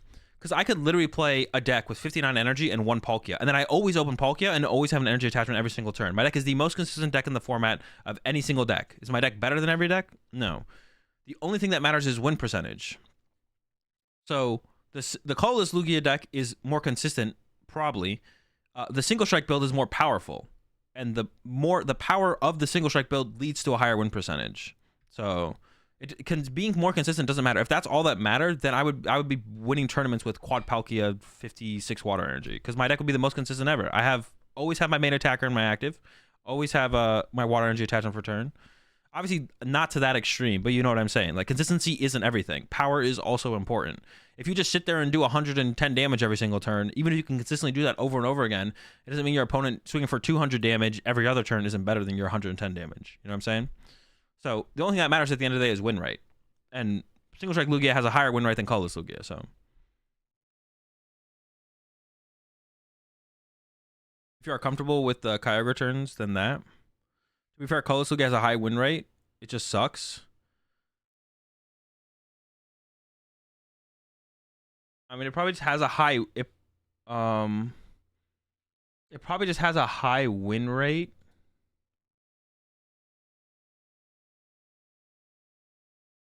It probably just has a high win rate because only like good players play it or something like that. But like that's also just on Limitless. So.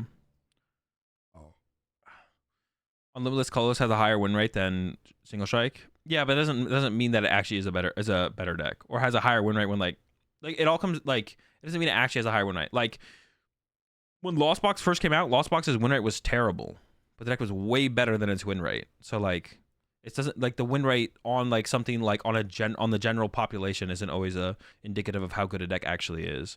Like when two good players pick up a deck and play it optimally, it could entirely change how good the deck actually is. I haven't really heard a reason for why it sucks besides normal Lugia problems. It's just less power. Like the Single Strike Lugia is just more powerful, and I think that makes it have a higher win percentage. I think it just has a worse win percentage than Single Strike Lugia. So it's just worse. Now I could be wrong, and Colorless Lugia could be better. And if you think that is true, then you should take that information and run with it. But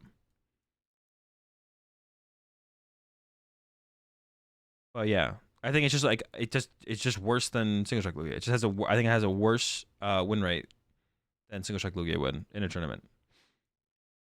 It's just a less powerful deck. Not even powerful. Not even less powerful. It just has a worse win rate. The only thing that matters is win rate or win percentage. The only thing that matters at the end of the day is win percentage. The expected win percentage from the deck.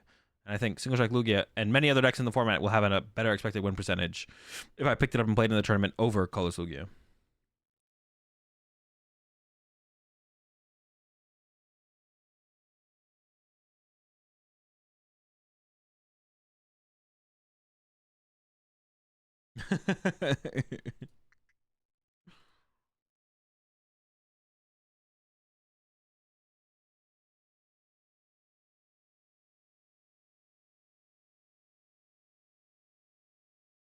Dude, Pablo just tweeted this.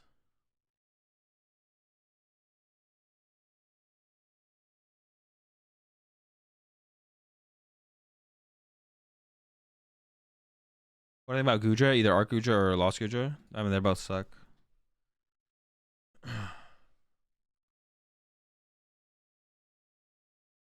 Oh, hey, let me just put this down here. I don't know where Pablo got this from. I don't know where this comes from, but Pablo tweeted this. Oh, you guys can't even see it because my camera's not. I'll just read it for you. We're always working to innovate the Pokemon TCG and provide the best possible experience for fans who want more ways to play outside of the tabletop version of the game. As Pokemon TCG Online launched over 10 years ago, Pokemon TCG Live not only provides an opportunity to update the game and underlying technology, but also to engage more fans by offering an easily accessible online game on smartphones, tablets, PCs, and macOS devices. True. Pokemon TCG Live comes with a suite of improvements, including a new card logic engine that provides more player feedback around gameplay events, as well as a ranked ladder, which we do not have a ranked ladder. They just call it is. It's just a progress ladder. Battle Pass, duplicate card protection with credits, 3D avatars, updated visual effects, and more fluid gameplay. Bro, what? Now I wonder, because like I don't remember when this statement was made, but they had to have like some test build of PTCG Live at the time. But wouldn't they have known everything they were putting in this was a lie if they had some test build of PTCG Live at the time? Like everything in this is just not true. Everything is just not true. All those statements, besides it being accessible on smartphones, that's a very unscrupulous of PTCG Live to say. How's that a ranked ladder? It feels the same as your ranked games in Dota, because there's no leaderboard. You're not. So a ranked ladder implies that you're ranking yourselves up against someone. But then you would need to be able to see what your rank is compared to everyone else, which you can't do. So there's no leaderboard to reference your rank to. So your rank doesn't mean anything. So it's not a rank. It's just a amount of points gained by having a certain win percentage. Which if you have a 51% win rate and can spend a ton of time, it just literally just depends how much. Well, all right, that's not fair. It's not a ranked ladder because there's no leaderboard, so you can't compare your rank to other people. So that way you don't have your rank doesn't mean anything, so it's not a rank. And then there's no variable based on skill. You can only see the leaderboard in high elo, like Immortal, not in low elos. No, but you still have but you have a rank though. But that's the same thing. When you get to Arceus League, which is the final league, you can't compare your rank to anyone's. That's the point. It's like once you get to Arceus League, you should be able to compare your rank to other people. It's the same thing, but you can't do that. Like once you get to the highest rank. No, but that's not even true. Like,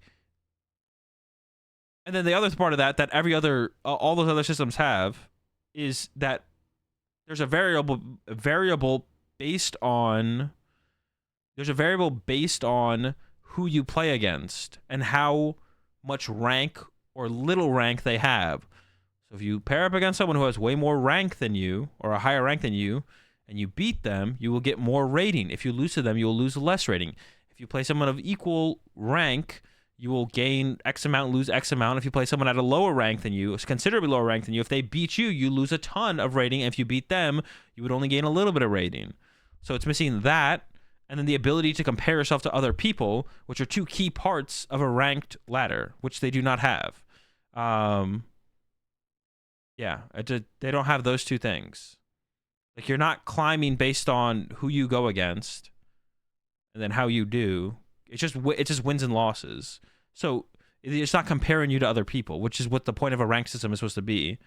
You're not being compared to other people, and then, or you're not gaining and losing rating based on your comparison to other people. And then when you get to that high rank, where you then are trying to achieve a certain rank, based on your skill, and it's all based on skill, which is not being applied at all. Let's just be honest, ranked ladder is just free play with a number doesn't mean a whole lot. That's what I'm saying. Yeah, it's not. PTCG Live doesn't have a ranked ladder. They just have a number progress. Whatever it is. They just have whatever it is. Whatever it is what they have. The rank system in Dota and PTCL is completely different and not comparable at all. Yeah, it's just not comparable. It's not a ranked system. There's a reason that people get addicted. To climbing a ranked ladder in Valorant and League of Legends and Dota, that you don't get that same feeling in you don't get that same feeling on the PTCG Live ranked ladder. Now that's probably because it takes a year to play a single game of Pokemon on PTCG Live, and that's already a drag to begin with. But another part of that is it's just not a real ranked ladder at all. So yeah. There's a reason that people get addicted to like playing League of Legends and Valorant and stuff like that, because like it's a ranked ladder, and it's like the dopamine hit from doing well and then progressing with your rank and gaining LP and all that shit. But that's like not a thing on PTCG Live. So save from addiction. Well, not addiction in like a bad thing, but it's like something you want to do, right? It's like something you want to do. It's like you want to climb to the next rank, but you don't get that same dry. Or same thing in like Hearthstone, even getting to Legend in Hearthstone, and then from getting to Legend in Hearthstone to climbing up in the Legend ranks, it's the same thing. But there's no real, there's no incentive to play ranked, and then there's just no, it can't be ranked because there's no comparison. Yeah.